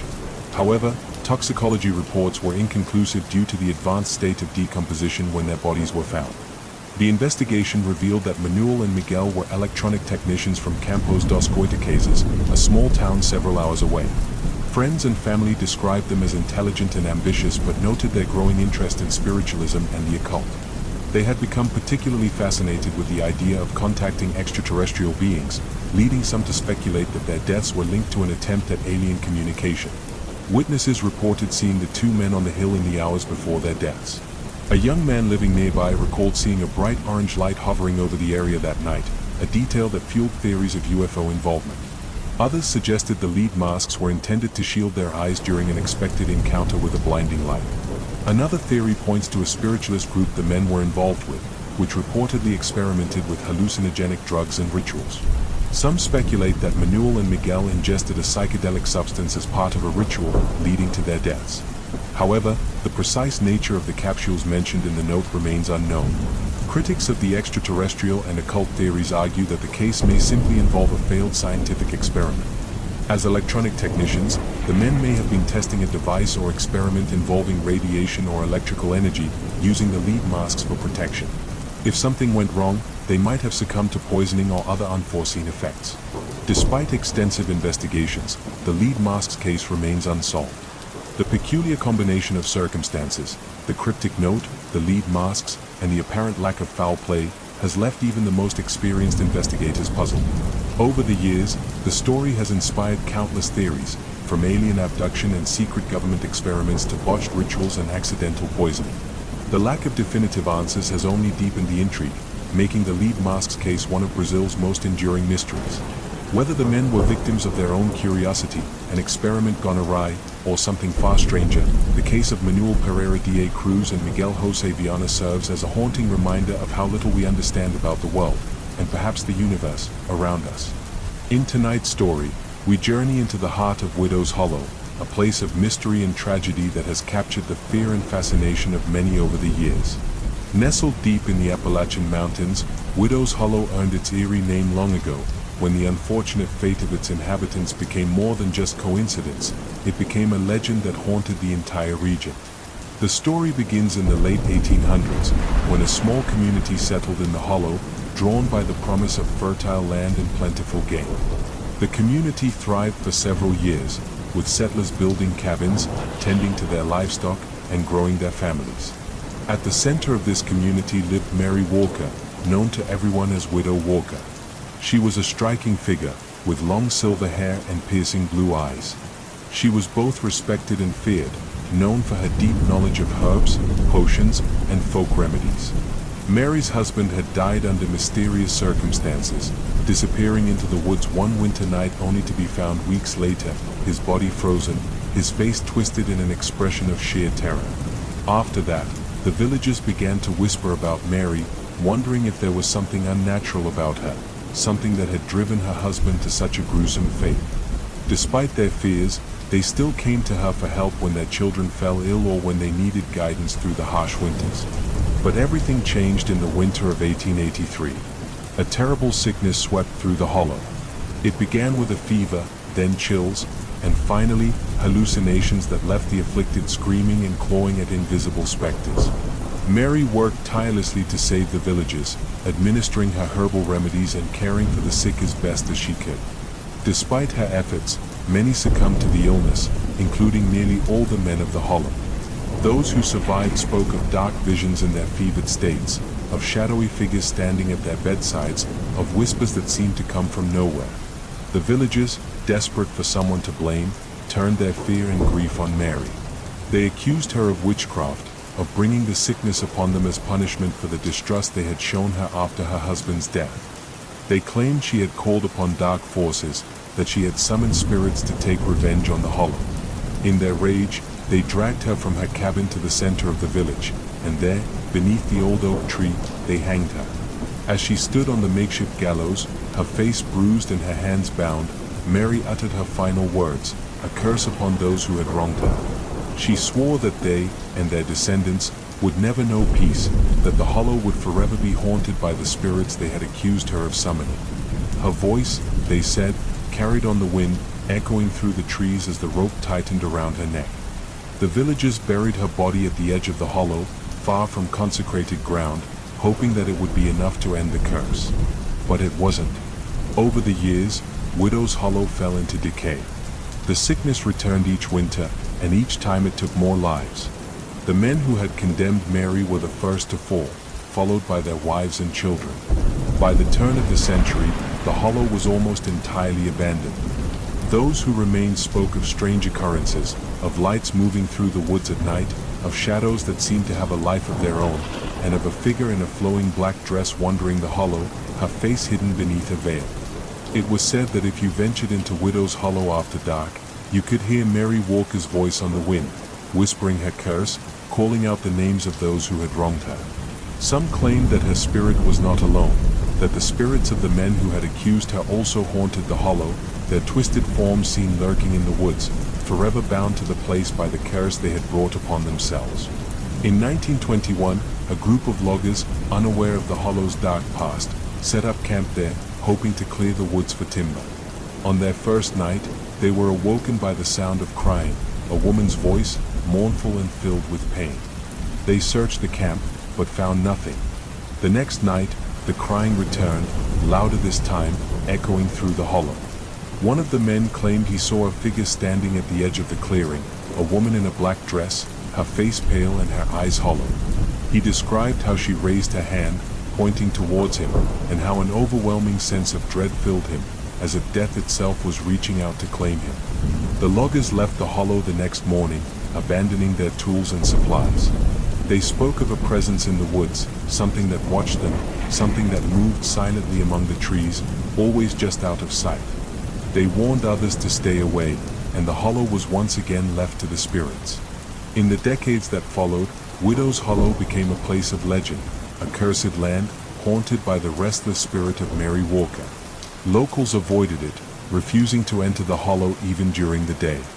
Hunters who wandered too close spoke of feeling an unnatural chill in the air, of hearing whispers that seemed to come from the very earth beneath their feet. Some claimed they saw Mary herself, standing beneath the old oak tree where she had been hanged, her eyes filled with a sorrow that seemed to pierce their very souls. Despite its reputation, the Hollow drew the attention of thrill-seekers and paranormal investigators, each hoping to catch a glimpse of the ghostly widow. Many left with strange stories, of equipment that malfunctioned, of eerie voices captured on tape, and of sightings of a veiled figure moving silently through the mist. One group claimed they found the old grave where Mary had been buried, the earth around it disturbed as if something had clawed its way out. To this day, Widow's Hollow remains a place of fear and mystery. The old cabins have long since crumbled, reclaimed by the forest, but the land itself seems to hold on to the sorrow and rage of its tragic past.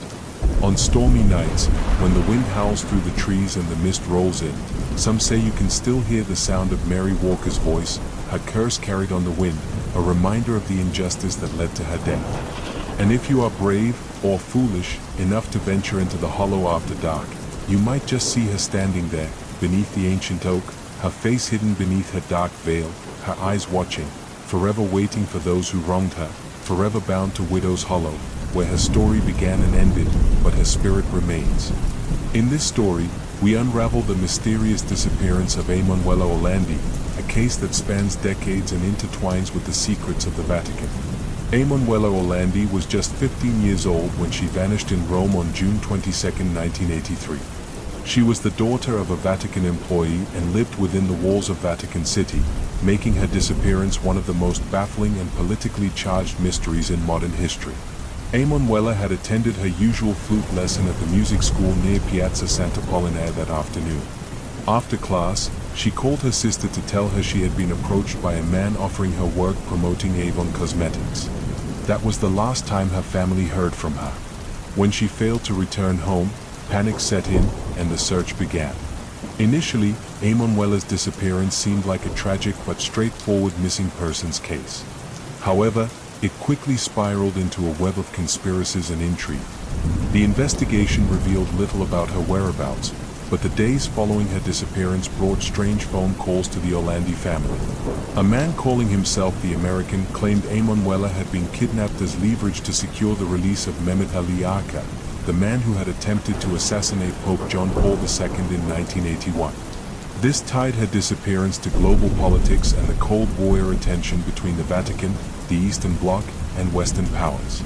As months turned into years, the theories about Emanuela's fate grew increasingly bizarre. Some believed she had been abducted as part of a plot involving the Italian mafia, who allegedly had ties to the Vatican Bank and used her as a pawn to pressure the church into repaying debts.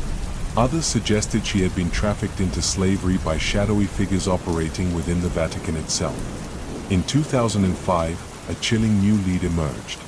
During a televised interview, an exorcist, Father Gabriel Amorth, claimed that Emanuela had been kidnapped for a sex ring involving high-ranking members of the church and foreign diplomats. This statement was never corroborated, but it fueled public outrage and distrust in Vatican transparency. The case took another turn in 2012 when the tomb of Enrico de Pettis, a notorious mob boss, was opened in connection with the investigation.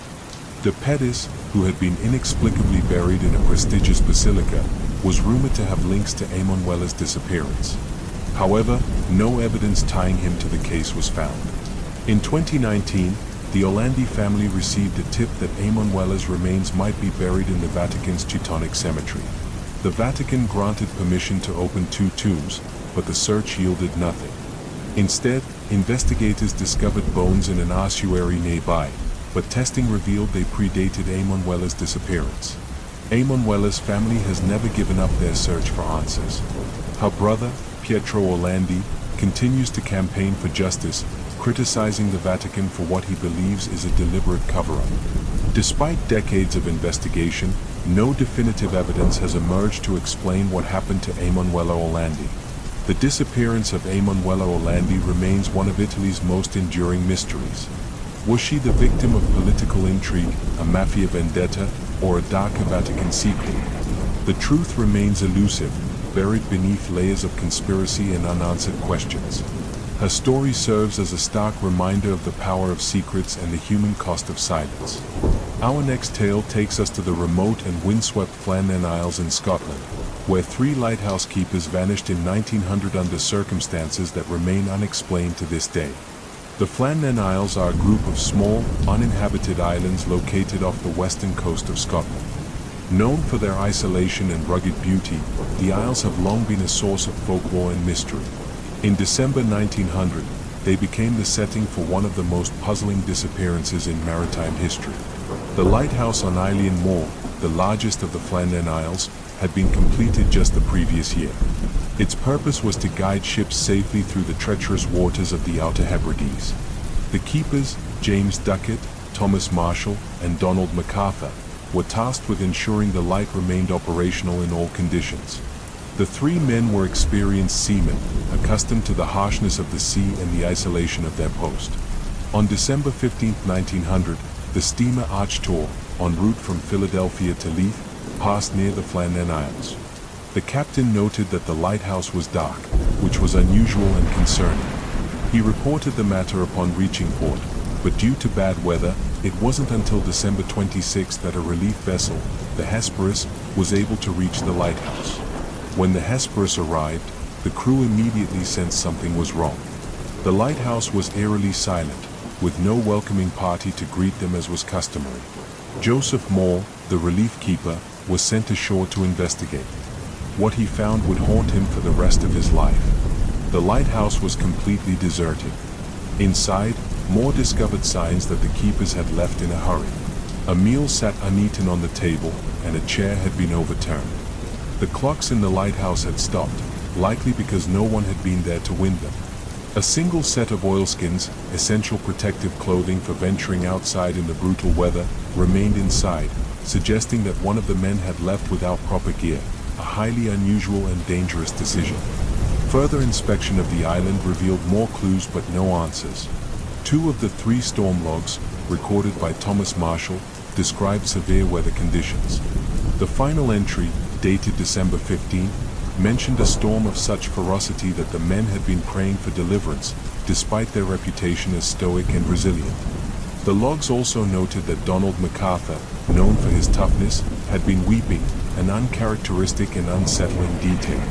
However, no storms had been reported in the region on the dates noted in the logbooks, leading to speculation that the keepers had either misrecorded the events or experienced something entirely different.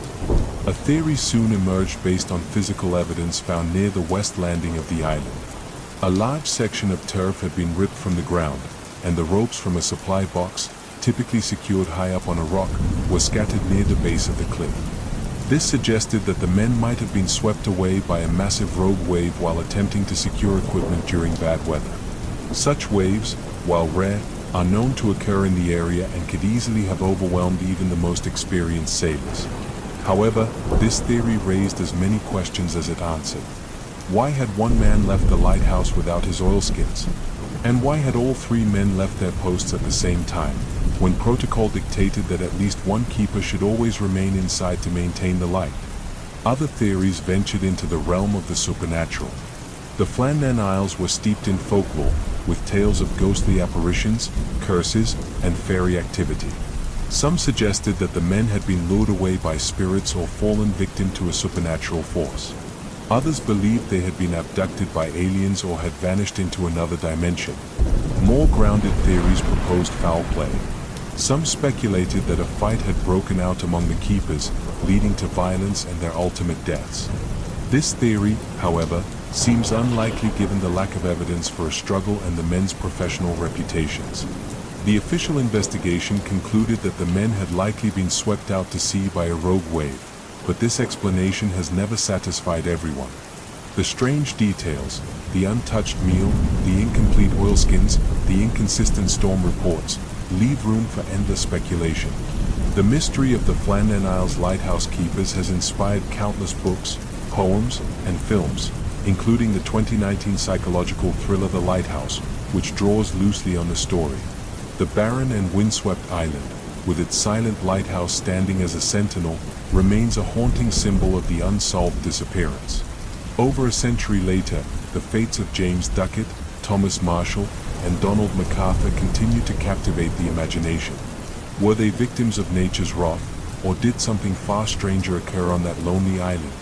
Whatever the truth, their story stands as one of the most enduring enigmas of the sea. In our next story, we uncover the deeply unsettling case of Cindy James, a woman who endured years of relentless stalking, harassment, and violence before her mysterious death shocked investigators and left questions that linger to this day. Cindy James was a 44-year-old nurse living in Richmond, British Columbia. By all accounts, she was a compassionate and well-liked individual. However, her life took a dark turn in 1982, when she began receiving threatening phone calls. The anonymous caller would alternate between eerie silence and explicit death threats. This marked the beginning of a 7-year nightmare. The harassment quickly escalated. Cindy's home was vandalized, windows were smashed, and her phone lines were cut. On several occasions, she discovered threatening notes left on her doorstep, often accompanied by disturbing imagery. Despite her growing fear, Cindy reported the incidents to the police, who launched an investigation but found no leads. The attacks became more violent over time. Cindy was physically assaulted on multiple occasions. Once, she was discovered unconscious in her garage, with a nylon stocking tied tightly around her neck. Cindy claimed that she had been attacked from behind but could not identify her assailant. Another time, she was found in a ditch, her hands and feet bound, suffering from severe hypothermia. She told police she had been abducted but could provide few details about her attacker. Frustratingly, the police began to suspect Cindy herself was staging the incidents. Their theory was that she was suffering from a psychological condition and orchestrating the attacks for attention. Cindy's family and friends, however, strongly disagreed, pointing to the severity and complexity of the assaults as evidence that she was genuinely in danger. Cindy's private investigator, Ozzy Caban, also believed she was being targeted. He noted that her phone lines were often cut before an attack and that her injuries were too severe to be self-inflicted. Caban installed surveillance equipment in Cindy's home, but despite numerous incidents, the cameras never captured any conclusive evidence of an intruder. In May 1989, Cindy's torment came to a tragic end. On May 25th, she disappeared after visiting a shopping mall. Her car was found abandoned nearby, with groceries and a wrapped gift still inside. Blood was smeared on the driver's side door, and personal items were scattered on the ground. 2 weeks later, Cindy's body was discovered in the yard of an abandoned house. She was lying on her side, her hands and feet bound with a nylon stocking, and another stocking was tied tightly around her neck. The autopsy revealed she had died from an overdose of morphine and other sedatives. Despite the restraints and the apparent violence of the scene, investigators concluded Cindy's death was either a suicide or an accident. They argued that she had taken the drugs herself and somehow tied herself up before succumbing. Cindy's family and supporters found this explanation implausible. How could she have overdosed and restrained herself at the same time? And why would she do so in such a dramatic and painful way? To them, the circumstances of her death suggested foul play, likely at the hands of the same person who had terrorized her for years. The case remains unsolved, leaving behind a trail of disturbing evidence but no definitive answers. Was Cindy James a victim of an elaborate and malevolent stalker, or was she battling demons of her own creation? Her story has divided investigators, criminologists, and true crime enthusiasts for decades. Cindy James's tragic death serves as a haunting reminder of how even the most chilling cases can resist resolution, leaving behind a legacy of fear, doubt, and unanswered questions. In our next story, we dive into one of the most infamous unsolved murders in American history, the brutal and mysterious killing of Elizabeth Short, better known as the Black Dahlia. The Black Dahlia case begins on January 15, 1947, when the body of 22-year-old Elizabeth Short was discovered in a vacant lot in the Lymit Park neighborhood of Los Angeles. A local resident, Betty Bersinger, stumbled upon what she initially thought was a discarded mannequin. Upon closer inspection, she realized the horrifying truth. It was a human body, mutilated and posed in a grotesque manner. Elizabeth's body had been cut in half at the waist with surgical precision, and her face was slashed from the corners of her mouth to her ears, creating a chilling Glasgow smile. Her remains were completely drained of blood, leaving her skin pale and waxy. Her arms were positioned above her head, and her lower body was arranged unnaturally, as though the killer had staged the scene deliberately. Elizabeth Short was born in Boston, Massachusetts, in 1924. She moved to California as a young adult, dreaming of becoming a movie star. She was known for her striking beauty, dark hair, and fondness for wearing black, which earned her the nickname Black Dahlia. Despite her aspirations, Elizabeth struggled financially and led a transient lifestyle, frequently moving between boarding houses and acquaintances' homes. The media frenzy surrounding the case was immediate and unprecedented. Sensationalist headlines branded Elizabeth as a promiscuous wannabe starlet and fueled lurid rumors about her personal life. Police received hundreds of tips and confessions, but none led to the true killer. The gruesome details of the crime and the victim's glamorous persona captivated the public, making the Black Dahlia case a symbol of Hollywood's darker underbelly. The investigation into Elizabeth's murder revealed a complex and tragic life. She was known to frequent bars and clubs, often relying on the generosity of male admirers to get by. However, there was no evidence to suggest she was involved in anything illegal. Friends described her as kind and charming but struggling to find her footing in the harsh world of 1940s Los Angeles. One of the most confounding aspects of the case was the sheer precision of the mutilation. Medical examiners concluded that the bisection had been performed with surgical expertise, likely by someone with medical training. This detail led investigators to focus on doctors as potential suspects, but no concrete evidence emerged. A series of cryptic letters sent to the press and police further deepened the mystery. These letters, supposedly from the killer, included taunting messages and items belonging to Elizabeth, such as her birth certificate and photos. The killer signed off as the Black Dahlia Avenger, but investigators could not verify the sender's identity. Over the years, numerous suspects have been proposed, but none have been definitively linked to the crime. One of the most compelling suspects was Dr. George Hodel, a wealthy and enigmatic physician with a sordid past.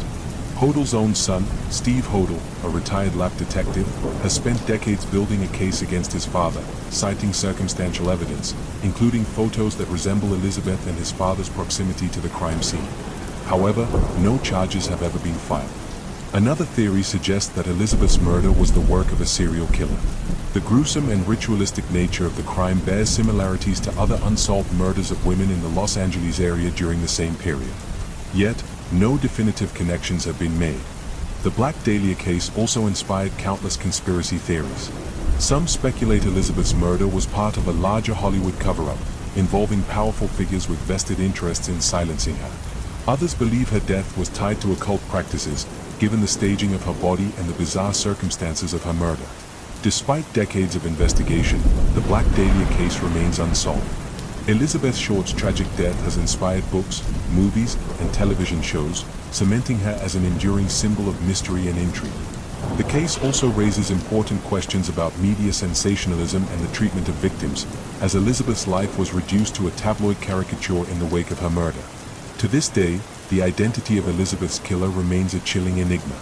Was it a scorned lover, a sadistic predator, or someone with a deeper motive? The truth, buried in the shadows of post-war Los Angeles, may never fully come to light. What is certain, however, is that Elizabeth Short's story continues to haunt, captivating those drawn to the dark and unexplained corners of human history. In our next story, we uncover the dark legend of the Witch's Lantern of Hollow's End, a ghostly light that appears on foggy nights, leading travelers to their doom. Hollow's End is a small village deep in the countryside of eastern England, surrounded by dense woods and steeped in a history filled with fear and superstition. For centuries, the residents of Hollow's End have shared the chilling tale of the witch whose curse still lingers over the village, warning all who dare to wander at night to beware the flickering light that lures those unfortunate enough to follow it. The legend dates back to the 1600s, during the height of the witch trials. Hollow's End was a quiet farming village, small and self-contained, where everyone knew each other.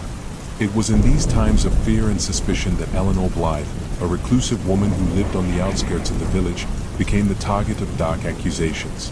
Eleanor was a healer, known for her herbal remedies and her uncanny ability to cure ailments that had baffled others.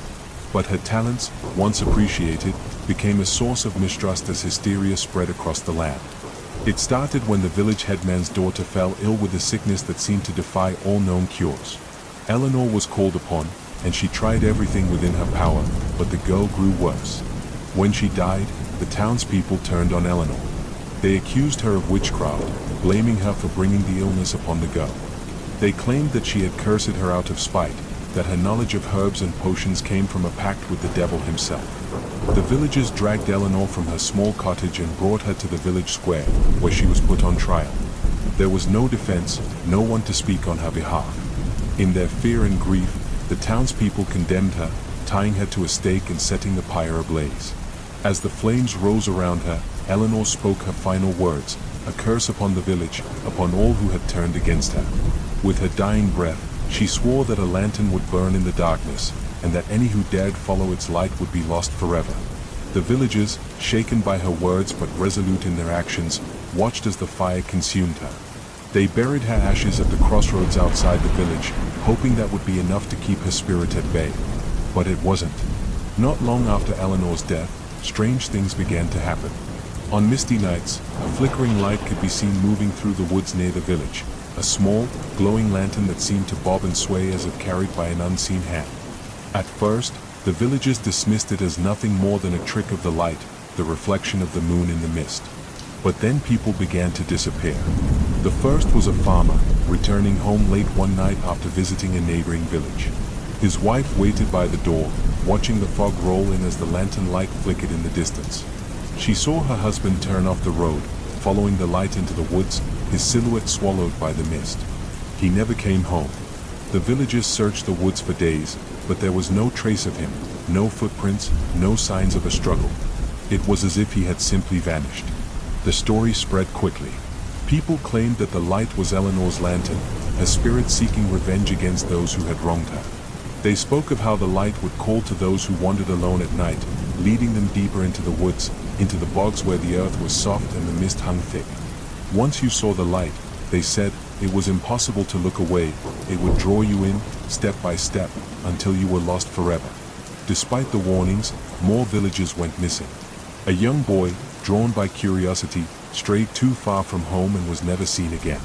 A peddler, unfamiliar with the local stories, disappeared on his way through Hollow's End, his cart found overturned at the edge of the woods. Each time, the lantern was seen, flickering just beyond reach, moving deeper into the forest, as if it were taunting those who dared to follow. As the years passed, the legend of the witch's lantern became an ingrained part of life in Hollow's End. Parents warned their children never to stray far from home after dark, never to follow strange lights, no matter how tempting. Travelers were cautioned to avoid the woods, especially when the fog rolled in. Those who lived in the village avoided the crossroads where Eleanor's ashes were buried, speaking her name only in whispers, fearful of drawing her attention. But the witch's lantern was not content with staying in the woods. On stormy nights, it was said that the light could be seen wandering through the village itself, passing along the narrow lanes, pausing outside the cottages as if looking for someone.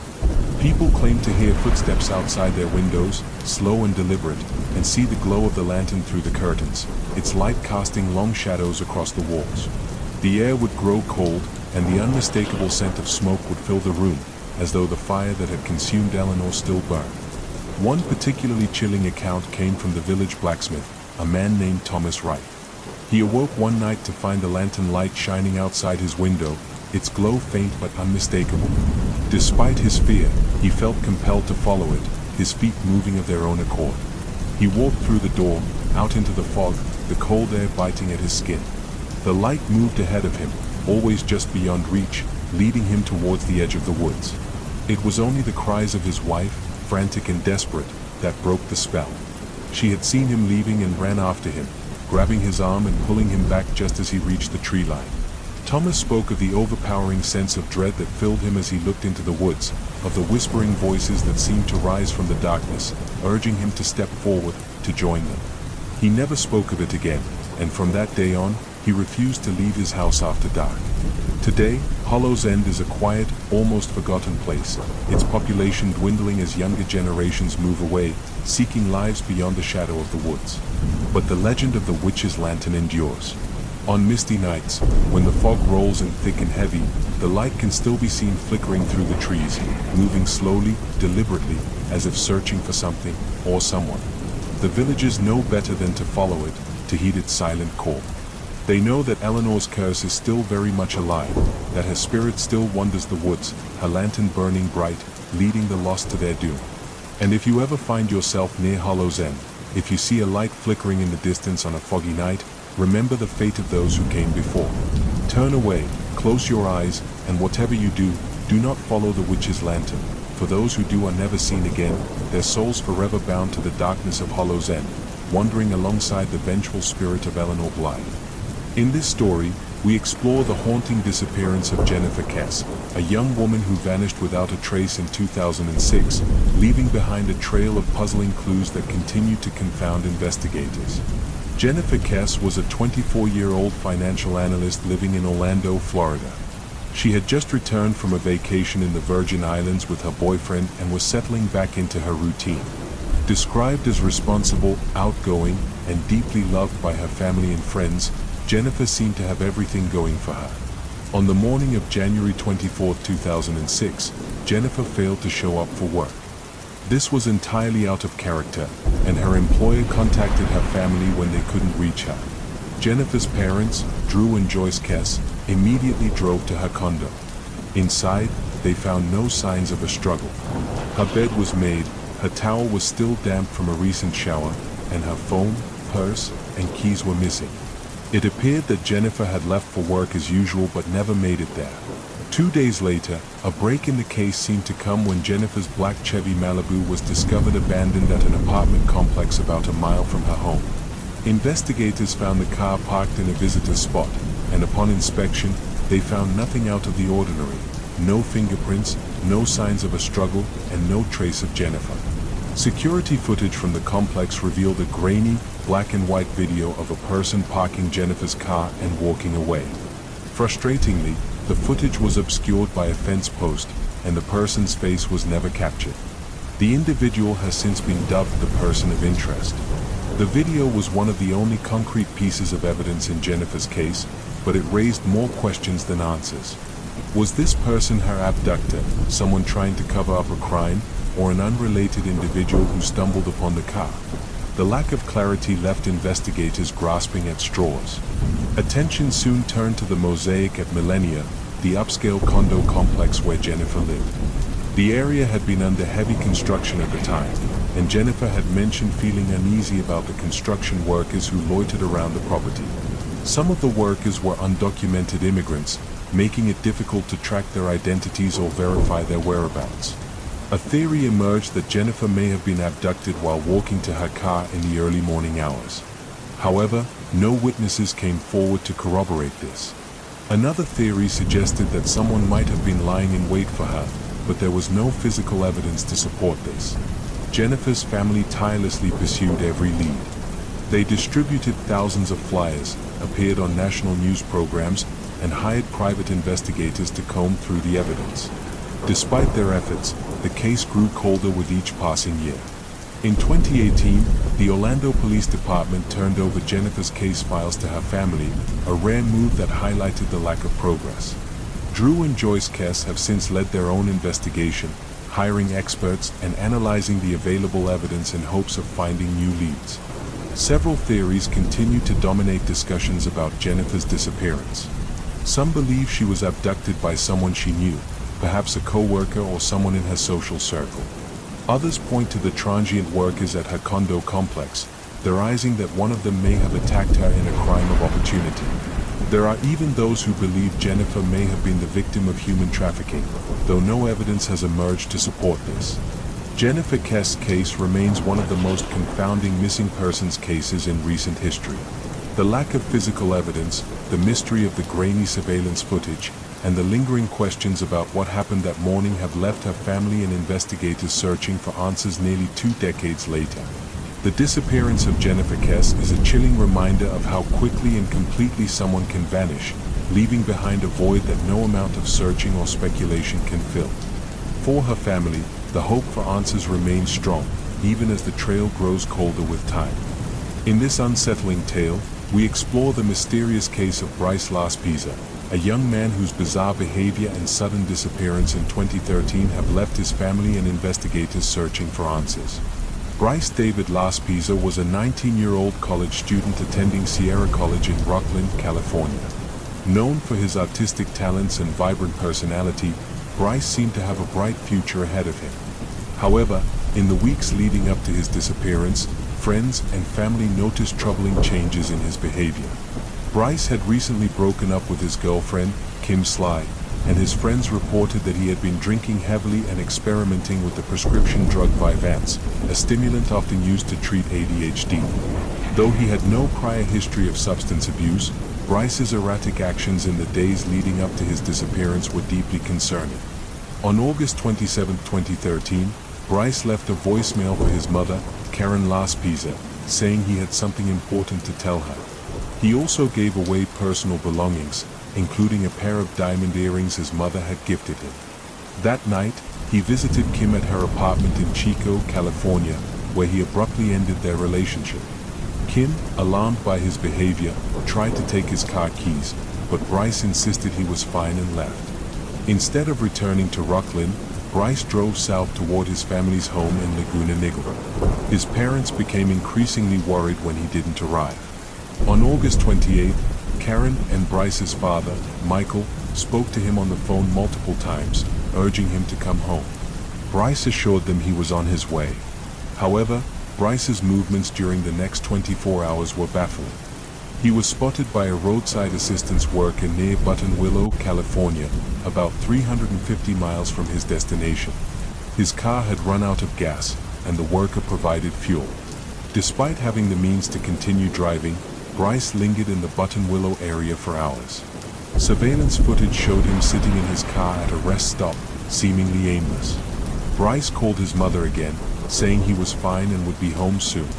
However, by the early hours of August 30th, his car was discovered overturned at Castaic Lake, about 100 miles from Buttonwillow.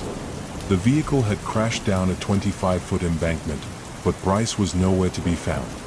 Inside the car, police found his wallet, phone, and laptop, as well as an unopened bottle of alcohol. There was no blood in the car, and the scene suggested that Bryce had intentionally driven off the embankment.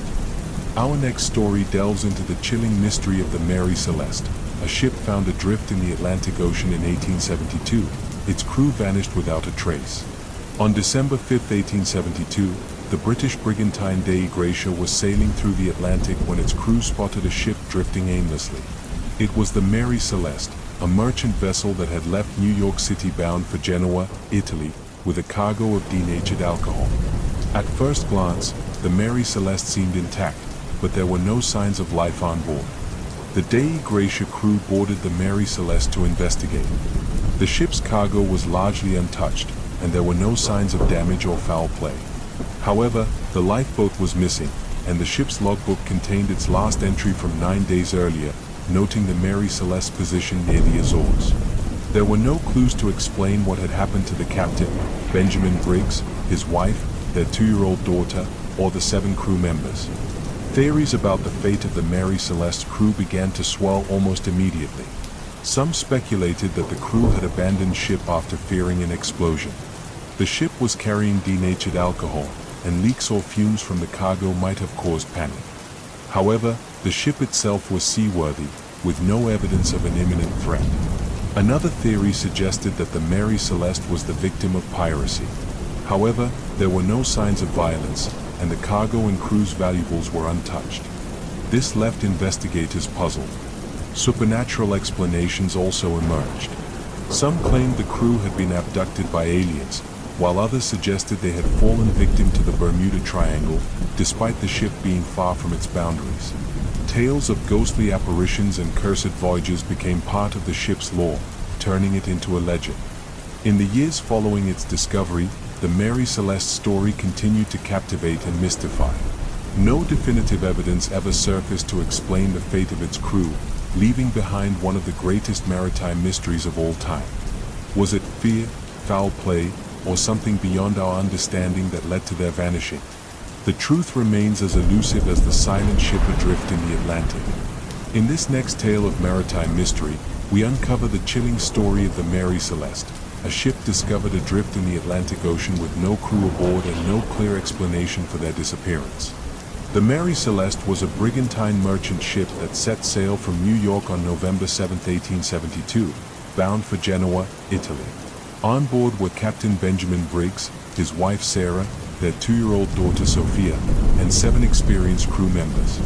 The ship carried a cargo of denatured alcohol, a hazardous but valuable substance. Captain Briggs was a well-respected sailor, known for his meticulous nature and steady temperament. A month into the voyage, on December 5, 1872, the British ship Dei Gratia spotted the Mary Celeste drifting aimlessly in the Atlantic, about 400 miles off the Azores. The crew of the Dei Gratia noted that the Mary Celeste seemed intact but was sailing erratically. They approached and boarded the vessel, only to discover a scene that would spark over a century of speculation. The Mary Celeste was completely deserted. The lifeboat was missing, but the ship itself was in good condition, with no signs of violence or struggle. The cargo of alcohol was undisturbed, and the crew's personal belongings, including valuables, were still aboard. Even more puzzling, 6 months' worth of food and water remained untouched. The ship's logbook was intact, but its entries offered no clues as to why the crew had abandoned ship. What could have driven the crew to leave the Mary Celeste in such haste? Over the years, numerous theories have been proposed, each as tantalizing as the last. One of the most plausible explanations involves the ship's cargo. Denatured alcohol is highly flammable, and a leak or fumes could have caused the crew to fear an imminent explosion. In their panic, they may have boarded the lifeboat, planning to trail the ship until the danger subsided.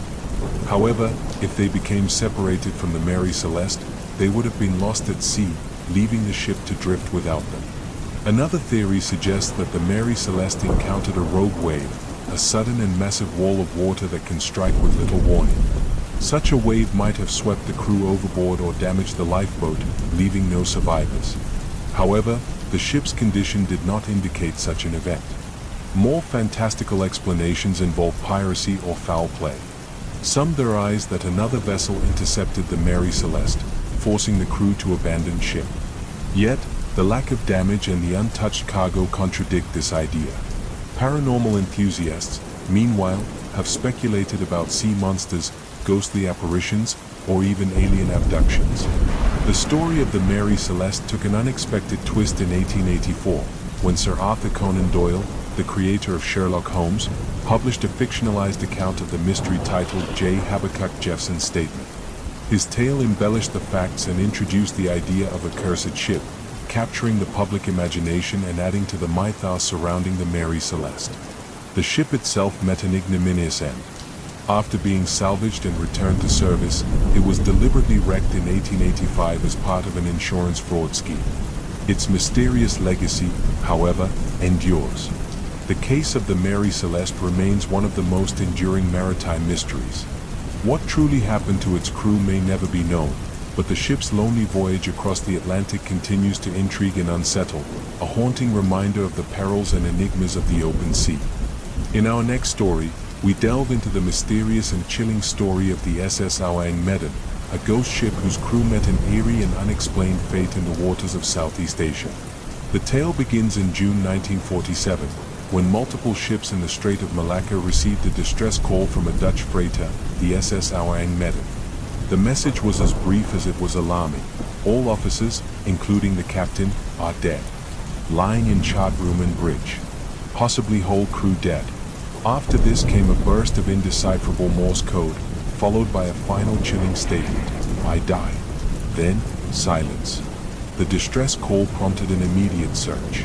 A nearby American merchant vessel, the Silver Star, responded and altered course to locate the Awang Medan.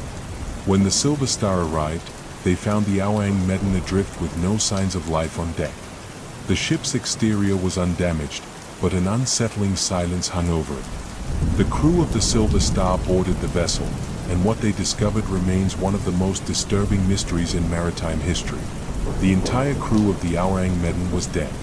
Their bodies were strewn across the decks, many with their arms outstretched as if they had been fending off something unseen. Their faces were frozen in expressions of sheer terror, with wide, bulging eyes and twisted mouths. Even the ship's dog was found deceased, snarling at an invisible enemy. Most chillingly, there was no visible sign of injury on any of the bodies. It was as if death had come to them suddenly and without explanation.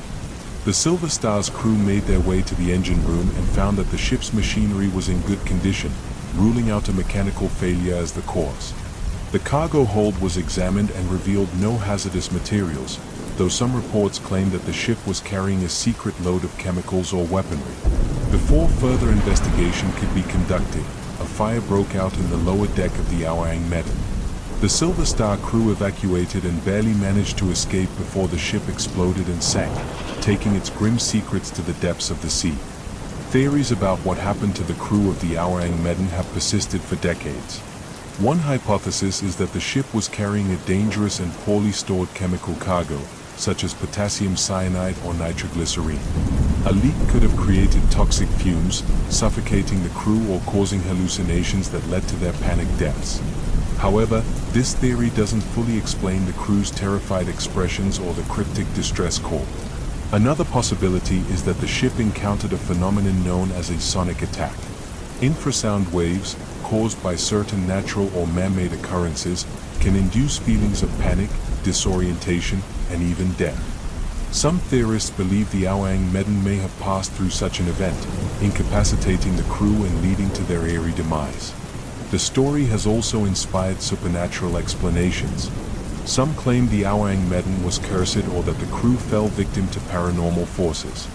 These theories are fueled by the ship's mysterious disappearance from maritime records. There is no definitive documentation proving its existence beyond eyewitness accounts and anecdotal reports. Others suggest the ship was part of a clandestine operation, possibly involving secret military or intelligence cargo. This would explain the lack of official records and the ship's suspicious explosion, which conveniently destroyed any remaining evidence. Skeptics argue that the story of the Awang Medan is nothing more than a maritime legend, exaggerated over time. However, the consistent details across various accounts make it difficult to dismiss entirely.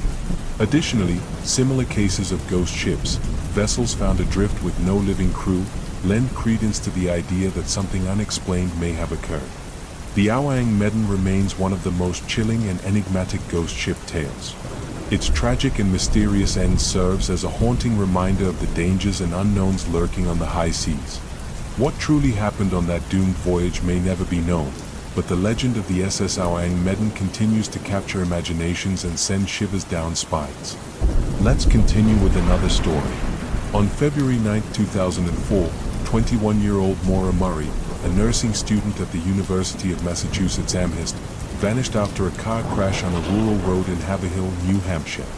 Her disappearance has since become one of the most perplexing and widely debated missing persons cases in modern history, spawning countless theories but no definitive answers. Maura was a bright and athletic young woman with a promising future. However, her life in the weeks leading up to her disappearance was fraught with personal struggles. She had recently been involved in a car accident that caused significant damage to her father's vehicle, and there were hints of trouble in her relationship with her boyfriend, Billy Roche. Despite this, no one in Maura's life could have predicted the events that unfolded. On the morning of February 9th, Maura emailed her professors and employer, informing them of a fabricated family emergency that would require her to leave campus for a few days. She packed her belongings, including personal items and school books, and withdrew $280 from an ATM. Maura also purchased alcohol, including a box of wine and several bottles of liquor. She then set off in her black satin sedan, heading north into New Hampshire. At around 7:30 p.m., Maura's car skidded off Route 112 and crashed into a snowbank near the small town of Haverhill. A nearby resident, a school bus driver named Butch Atwood, noticed the crash and offered to help. Maura declined, saying she had already called for roadside assistance, though phone records later revealed she had made no such call. Atwood, concerned for her safety, returned home and contacted the police. By the time authorities arrived about 10 minutes later, Maura was gone. The scene left behind was puzzling. Maura's car was locked, and the windshield was cracked. Inside, police found her packed belongings, the alcohol she had purchased, and an empty soda bottle that smelled of alcohol. Her cell phone and credit cards were missing, but there had been no activity on them since the crash. Strangely, there were no footprints leading away from the vehicle, and sniffer dogs lost her scent about 100 yards down the road, suggesting she may have been picked up by another vehicle. The initial search for Maura focused on the surrounding woods and nearby towns, but no trace of her was found. As days turned into weeks, her disappearance became a national story, drawing the attention of amateur sleuths, true crime enthusiasts, and media outlets. Yet, despite the widespread interest, the case remained stagnant. Theories about Maura's disappearance range from the plausible to the bizarre. One of the most commonly proposed scenarios is that Maura, overwhelmed by her personal problems, intentionally vanished to start a new life. However, her family and friends strongly dispute this, arguing that Maura would never have abandoned her loved ones without a word. Another theory suggests Maura may have been the victim of foul play. The remote location of the crash, combined with the brief window of time between her disappearance and the arrival of the police, has led some to believe that Maura was abducted. However, no evidence of a struggle or a perpetrator has ever surfaced. Some have speculated that Maura succumbed to the elements after wandering into the woods in a disoriented or intoxicated state. However, extensive searches of the area have yielded no signs of her remains, making this theory less likely as time goes on. The case has also attracted more outlandish theories, including suggestions of Maura being involved in a conspiracy or encountering a serial killer. While intriguing, these ideas lack evidence and remain in the realm of speculation. Maura's disappearance has had a profound impact on her family, particularly her father, Fred Murray, who has tirelessly pursued answers. Over the years, Fred has criticized law enforcement for what he perceives as mismanagement of the case and has conducted his own searches and investigations. Despite his efforts, the mystery remains unsolved. In 2017, the case was reopened, and new investigators were assigned to review the evidence. While the renewed attention brought hope, it has yet to uncover any significant breakthroughs. Maura's disappearance continues to captivate the public, with online forums, podcasts, and documentaries dedicated to unraveling the truth. The story of Maura Murray is a haunting reminder of how quickly a person can vanish and how the lack of closure can leave a void for those left behind. Was she a victim of circumstance, a calculated disappearance, or something far darker? Nearly 2 decades later, the mystery endures, leaving behind a trail of questions that may never be answered. In this chilling tale, we uncover the mysterious case of Dorothy Jane Scott, a young mother whose disappearance and murder were accompanied by terrifying phone calls and cryptic clues. Dorothy Jane Scott was a 32-year-old single mother living in Stanton, California, in 1980. She worked as a secretary at a local shop that sold psychedelic and spiritual items. By all accounts, Dorothy was a devoted mother to her 4-year-old son, Sean, and led a quiet, unassuming life. She had no known enemies, no risky habits, and no involvement in anything that might put her in danger. Yet, someone had been watching her and making it known. In the months leading up to her disappearance, Dorothy began receiving disturbing phone calls at her home. The caller was a man who alternated between professing his love for her and making violent threats. He claimed to be watching her every move, even describing her outfits and daily activities in unnerving detail. Dorothy was so frightened that she considered purchasing a handgun but ultimately decided against it.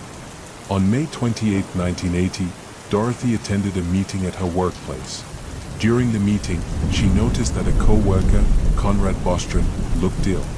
Concerned for his health, Dorothy and another colleague, Pam Head, took Conrad to the emergency room. While waiting at the hospital, Dorothy decided to retrieve her car from the parking lot so they could leave as soon as Conrad was discharged. Pam later reported that Dorothy never returned. Hospital staff later confirmed that Conrad had been discharged, but Dorothy was nowhere to be found. Hours later, her white Toyota station wagon was discovered about 10 miles away in an alleyway in Santa Ana. The car was on fire, and there was no sign of Dorothy. The investigation into Dorothy's disappearance yielded few leads. Friends and family were unable to identify anyone who might have wished her harm. Police began to suspect that the mysterious caller might be involved, but they had no way to trace him or confirm his identity. The case took an even darker turn after Dorothy vanished. Her parents, Jacob and Vera Scott, began receiving harassing phone calls from an unknown man. The caller would ask, "Is Dorothy home?" before hanging up or saying chilling things like, "I've got her." These calls came regularly, often while Vera was home alone. The man never stayed on the line long enough for the police to trace the calls, and his identity remained a mystery. 4 years after Dorothy's disappearance, on August 6, 1984, a construction worker discovered human remains in the brush along a remote road in Anaheim. The skeletal remains were identified as Dorothy's through dental records. Nearby, investigators found a turquoise ring and a wristwatch, which her parents confirmed belonged to her. The condition of the remains made it impossible to determine a cause of death, leaving more questions than answers. Even after Dorothy's remains were discovered, the harassing calls continued. The man taunted her family with cryptic messages, suggesting he had been responsible for her death. Despite their efforts, police were never able to identify the caller or connect him to Dorothy's murder. Over the years, several theories have emerged about Dorothy's fate. Some speculate that the caller was an obsessed stalker who fixated on Dorothy and eventually acted on his violent fantasies. Others believe the perpetrator might have been someone Dorothy knew but whose connection to her was never uncovered. To this day, the murder of Dorothy Jane Scott remains unsolved. The identity of the mysterious caller and the circumstances surrounding her disappearance and death continue to haunt her family and those who have studied her case. Dorothy's story serves as a chilling reminder of how an ordinary life can be upended by an unseen menace, leaving behind a legacy of fear, loss, and unanswered questions. In this chilling tale, we revisit the infamous case of Eliza Lamb, a young woman whose eerie disappearance and tragic death in 2013 sparked global fascination and countless theories. Eliza Lamb, a 21-year-old Canadian college student, arrived in Los Angeles in January 2013 as part of a solo trip along the West Coast. Described by friends and family as bright and outgoing, Eliza also struggled with bipolar disorder and depression, which she openly discussed on her Tumblr blog. Her journey brought her to the Cecil Hotel, a budget accommodation in downtown Los Angeles with a dark history of crime, suicides, and alleged paranormal activity. Eliza checked into the hotel on January 28 and was initially assigned to a shared room. However, after complaints from her roommates about her erratic behavior, she was moved to a private room. Over the next few days, she continued to explore the city, frequently updating her social media accounts. On January 31st, Eliza was scheduled to check out of the hotel and travel to Santa Cruz. When her parents didn't hear from her, they grew concerned and reported her missing. Police searched the hotel but found no trace of Eliza. Her disappearance baffled investigators, and the case took a darker turn when hotel staff and guests reported strange occurrences, including water pressure issues and foul-tasting water. 2 weeks later, on February 19th, Eliza's body was discovered in one of the hotel's rooftop water tanks. A maintenance worker, investigating complaints about water pressure, found her floating lifeless in the tank, naked and partially decomposed. Her clothes and personal items were found at the bottom of the tank, but the circumstances of her death raised more questions than answers. The hotel's security footage added an eerie dimension to the case. The last known video of Eliza, taken on January 31st, shows her in the hotel elevator behaving erratically. She presses multiple buttons, peers cautiously out of the elevator, steps back in, and gestures as if speaking to someone unseen. Her movements are disjointed and unsettling, sparking widespread speculation about what might have been happening. The autopsy report ruled Eliza's death as accidental, citing drowning as the cause. The report also noted that her bipolar disorder may have contributed to her behavior. However, toxicology tests showed no signs of illegal drugs or alcohol, though traces of her prescribed medications were present, suggesting she may not have been taking them as directed. The rooftop itself posed another mystery. Access to the water tanks required navigating through locked doors and an alarmed stairway, which would have alerted hotel staff if Eliza had attempted to enter. The tanks were also difficult to climb into, making it unclear how Eliza managed to access them alone. Theories about Eliza's death range from tragic accident to foul play to paranormal intervention. Some believe she may have been experiencing a manic episode, leading her to climb into the tank in a state of confusion. Others suspect that she was the victim of foul play, pointing to the hotel's history of violence and its reputation as a haven for transient residents. Paranormal enthusiasts suggest Eliza may have been influenced by malevolent forces within the hotel, drawing parallels to its dark history and its alleged connection to serial killer Richard Ramirez, who had stayed there in the 1980s. The release of the Netflix documentary Crime Scene, The Vanishing at the Cecil Hotel in 2021 reignited public interest in the case. The documentary explored the hotel's history, Eliza's mental health, and the viral nature of the elevator footage, offering a deeper but still inconclusive look at the mystery. Eliza Lamb's death continues to captivate and unsettle, a tragic story that raises as many questions as it answers. Was she a victim of her own mind, or was there something more sinister at play? The case serves as a haunting reminder of the thin line between reality and the unknown, leaving behind a legacy that continues to spark debate and fascination. Our next tale takes us to rural Germany in 1922, where a gruesome and perplexing massacre left an entire family dead and a trail of chilling clues that have baffled investigators for over a century. Hinterkaifeck was a small, isolated farmstead located near the Bavarian town of Groben. It was home to Andreas Gruber, his wife Casilia, their widowed daughter Victoria Gabriel, and Victoria's two children, Casilia, 7, and Joseph, 2.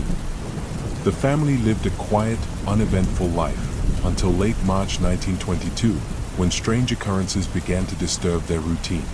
Andreas Gruber mentioned to neighbors that he had discovered unusual footprints in the snow leading to the house but not away from it. He also heard mysterious noises in the attic and found a strange newspaper on the property, though no one in the household had purchased it. These eerie signs went unexplained, and the family dismissed them as harmless oddities. On the evening of March 31, 1922, the family and their maid, Maria Baumgartner, who had just arrived for her first day of work, were brutally murdered. Each member of the household was bludgeoned to death with a mattock, a tool commonly used on the farm. The bodies of Andreas, Casilia, Victoria, and young Casilia were discovered in the barn, stacked on top of one another and covered with hay. Maria and Joseph were found inside the house, also bludgeoned and concealed under blankets. The scene of the crime was both gruesome and mystified. There were no signs of a struggle, suggesting the victims were lured to the barn one by one. Disturbingly, investigators determined that the murders had likely occurred late at night, yet the animals on the farm had been fed, and smoke was seen rising from the chimney in the days following the crime. This suggested the killer had remained on the property for several days after the murders, tending to the farm and maintaining a facade of normalcy. The investigation yielded few leads. A bloody mattock was found in the attic, suggesting the killer had hidden there before the murders. However, there were no fingerprints or other definitive evidence to identify the perpetrator. The family had a complicated history, including rumors of an incestuous relationship between Andreas and Victoria, as well as disputes over Victoria's finances. Yet, no motive was ever confirmed. One chilling detail was young Cazilia's condition when she was found. It appeared she had survived the initial attack and had pulled out tufts of her hair in agony before succumbing to her injuries. This discovery deepened the horror of the case and highlighted the calculated brutality of the murderer. Theories about the Hinterkaifeck murders have ranged from plausible to outlandish. Some investigators suspected Lorenz Schlittenbauer, a neighbor with ties to the family. Lorenz was rumored to have had a romantic relationship with Victoria and may have been Joseph's biological father. His behavior during the investigation, including his knowledge of the crime scene details before police arrived, raised suspicion. However, no evidence conclusively linked him to the murders. Others speculated that a vagrant or passing soldier committed the crime, though this theory struggled to explain the apparent familiarity the killer had with the farm. The idea of a family member or close associate turned murderer gained traction, but again, no definitive suspect emerged.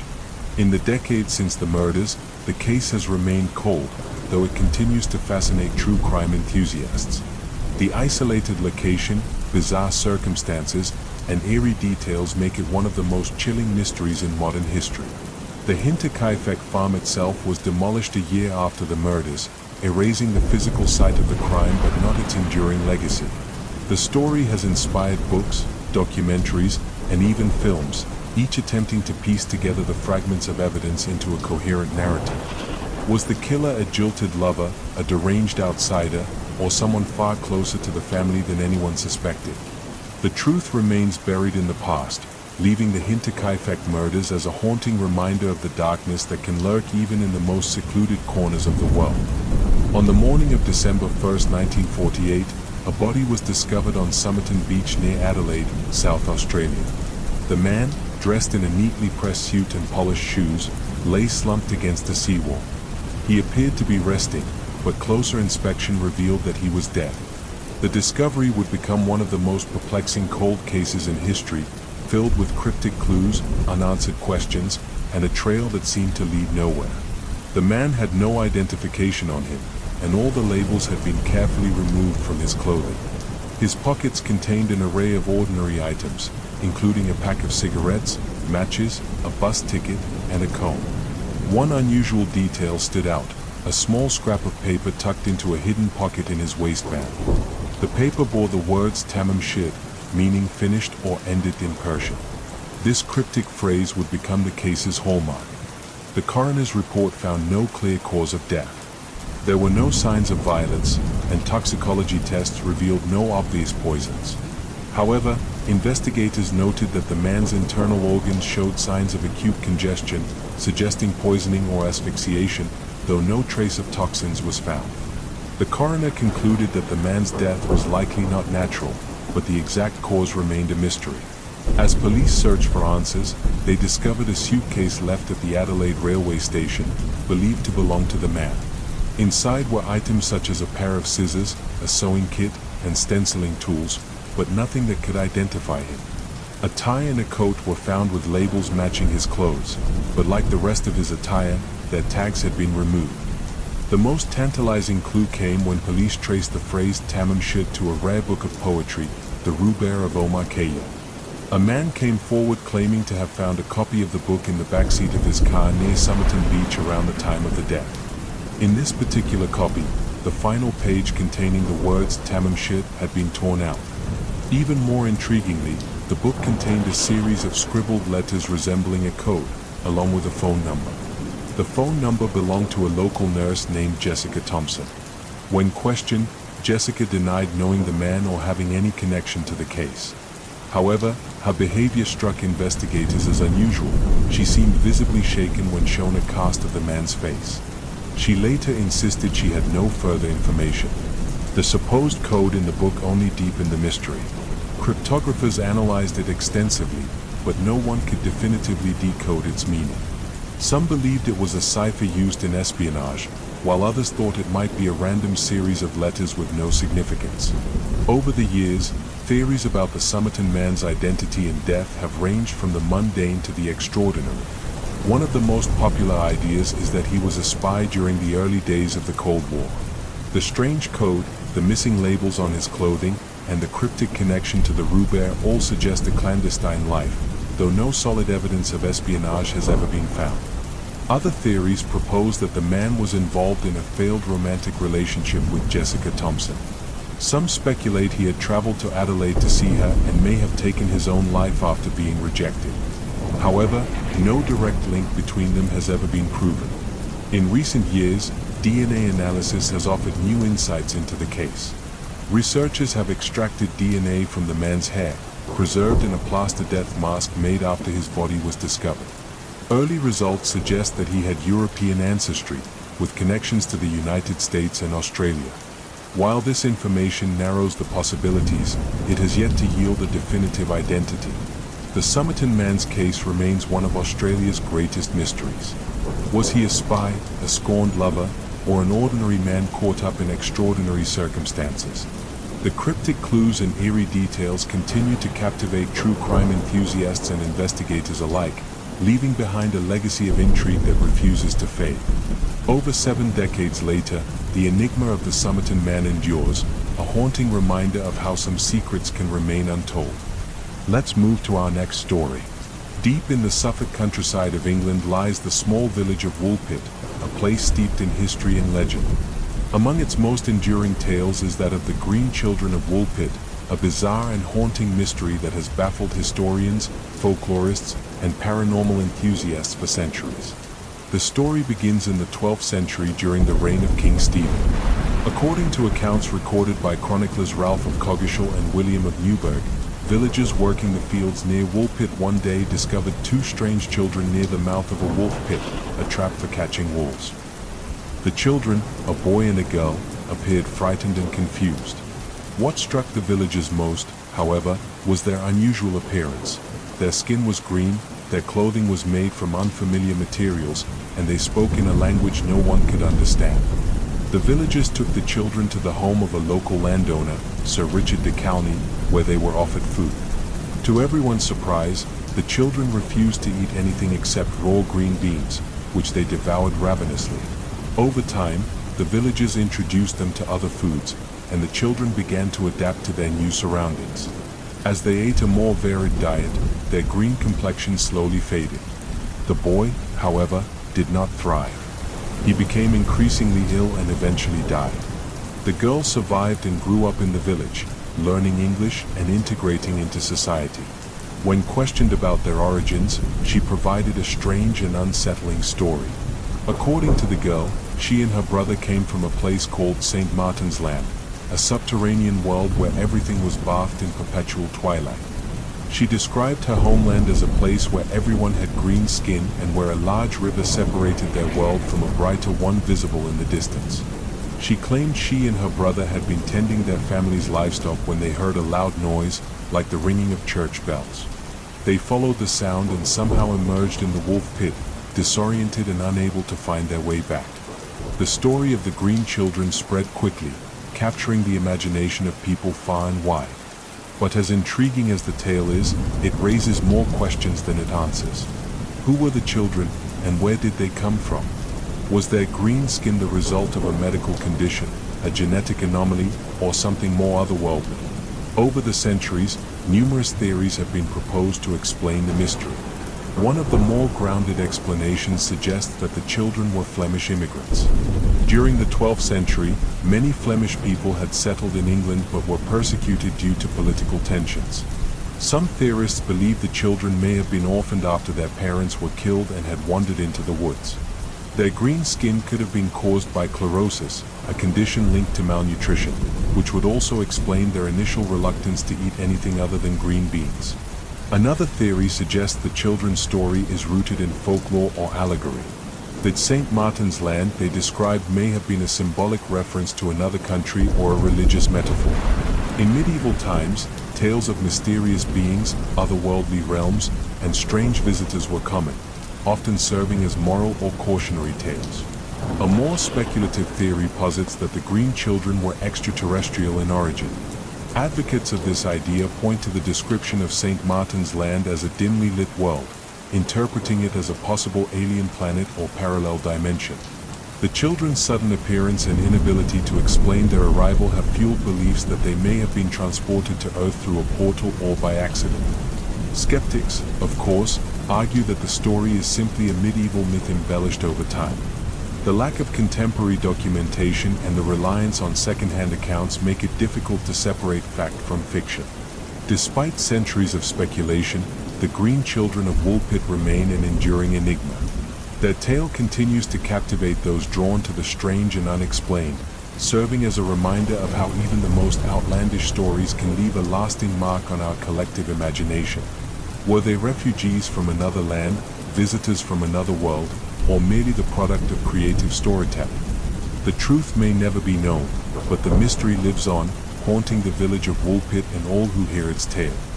Let's continue to our next story. In the early 20th century, the city of New Orleans was terrorized by a shadowy figure whose identity has never been discovered.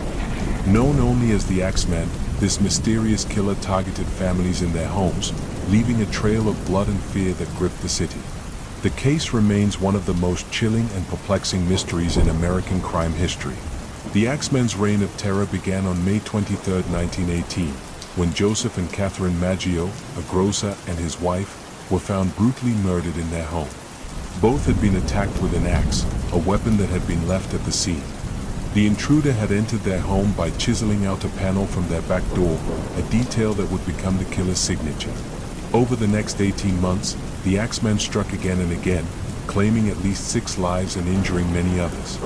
His victims came from various backgrounds, though many were Italian or Italian-American grocers. The attacks were ferocious, with the victims often bludgeoned with their own axes or razors. Despite the brutality of the crimes, the Axeman never left behind clear fingerprints or other conclusive evidence. The randomness and savagery of the murders left New Orleans in a state of panic. People began sleeping with weapons by their beds, and neighborhood watch groups patrolled the streets. Many theories emerged about the killer's motives and identity. Some believed the crimes were racially or ethnically motivated, while others speculated the Axeman was a deranged individual driven by an unknown personal vendetta. The case took an even stranger turn on March 13, 1919, when a letter purportedly written by the Axeman was published in local newspapers.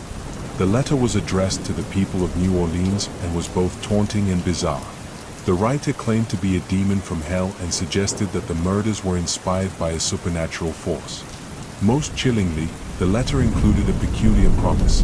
The Axeman would kill again on the night of March 19th, but would spare any home where a jazz band was playing. That night, New Orleans transformed into a citywide jazz festival. Families hosted gatherings with live music, bars were packed, and musicians played late into the night. True to his word, the Axeman did not strike, though his letter solidified his place as a dark legend in the city's history. Despite a few close calls, the Axeman was never apprehended.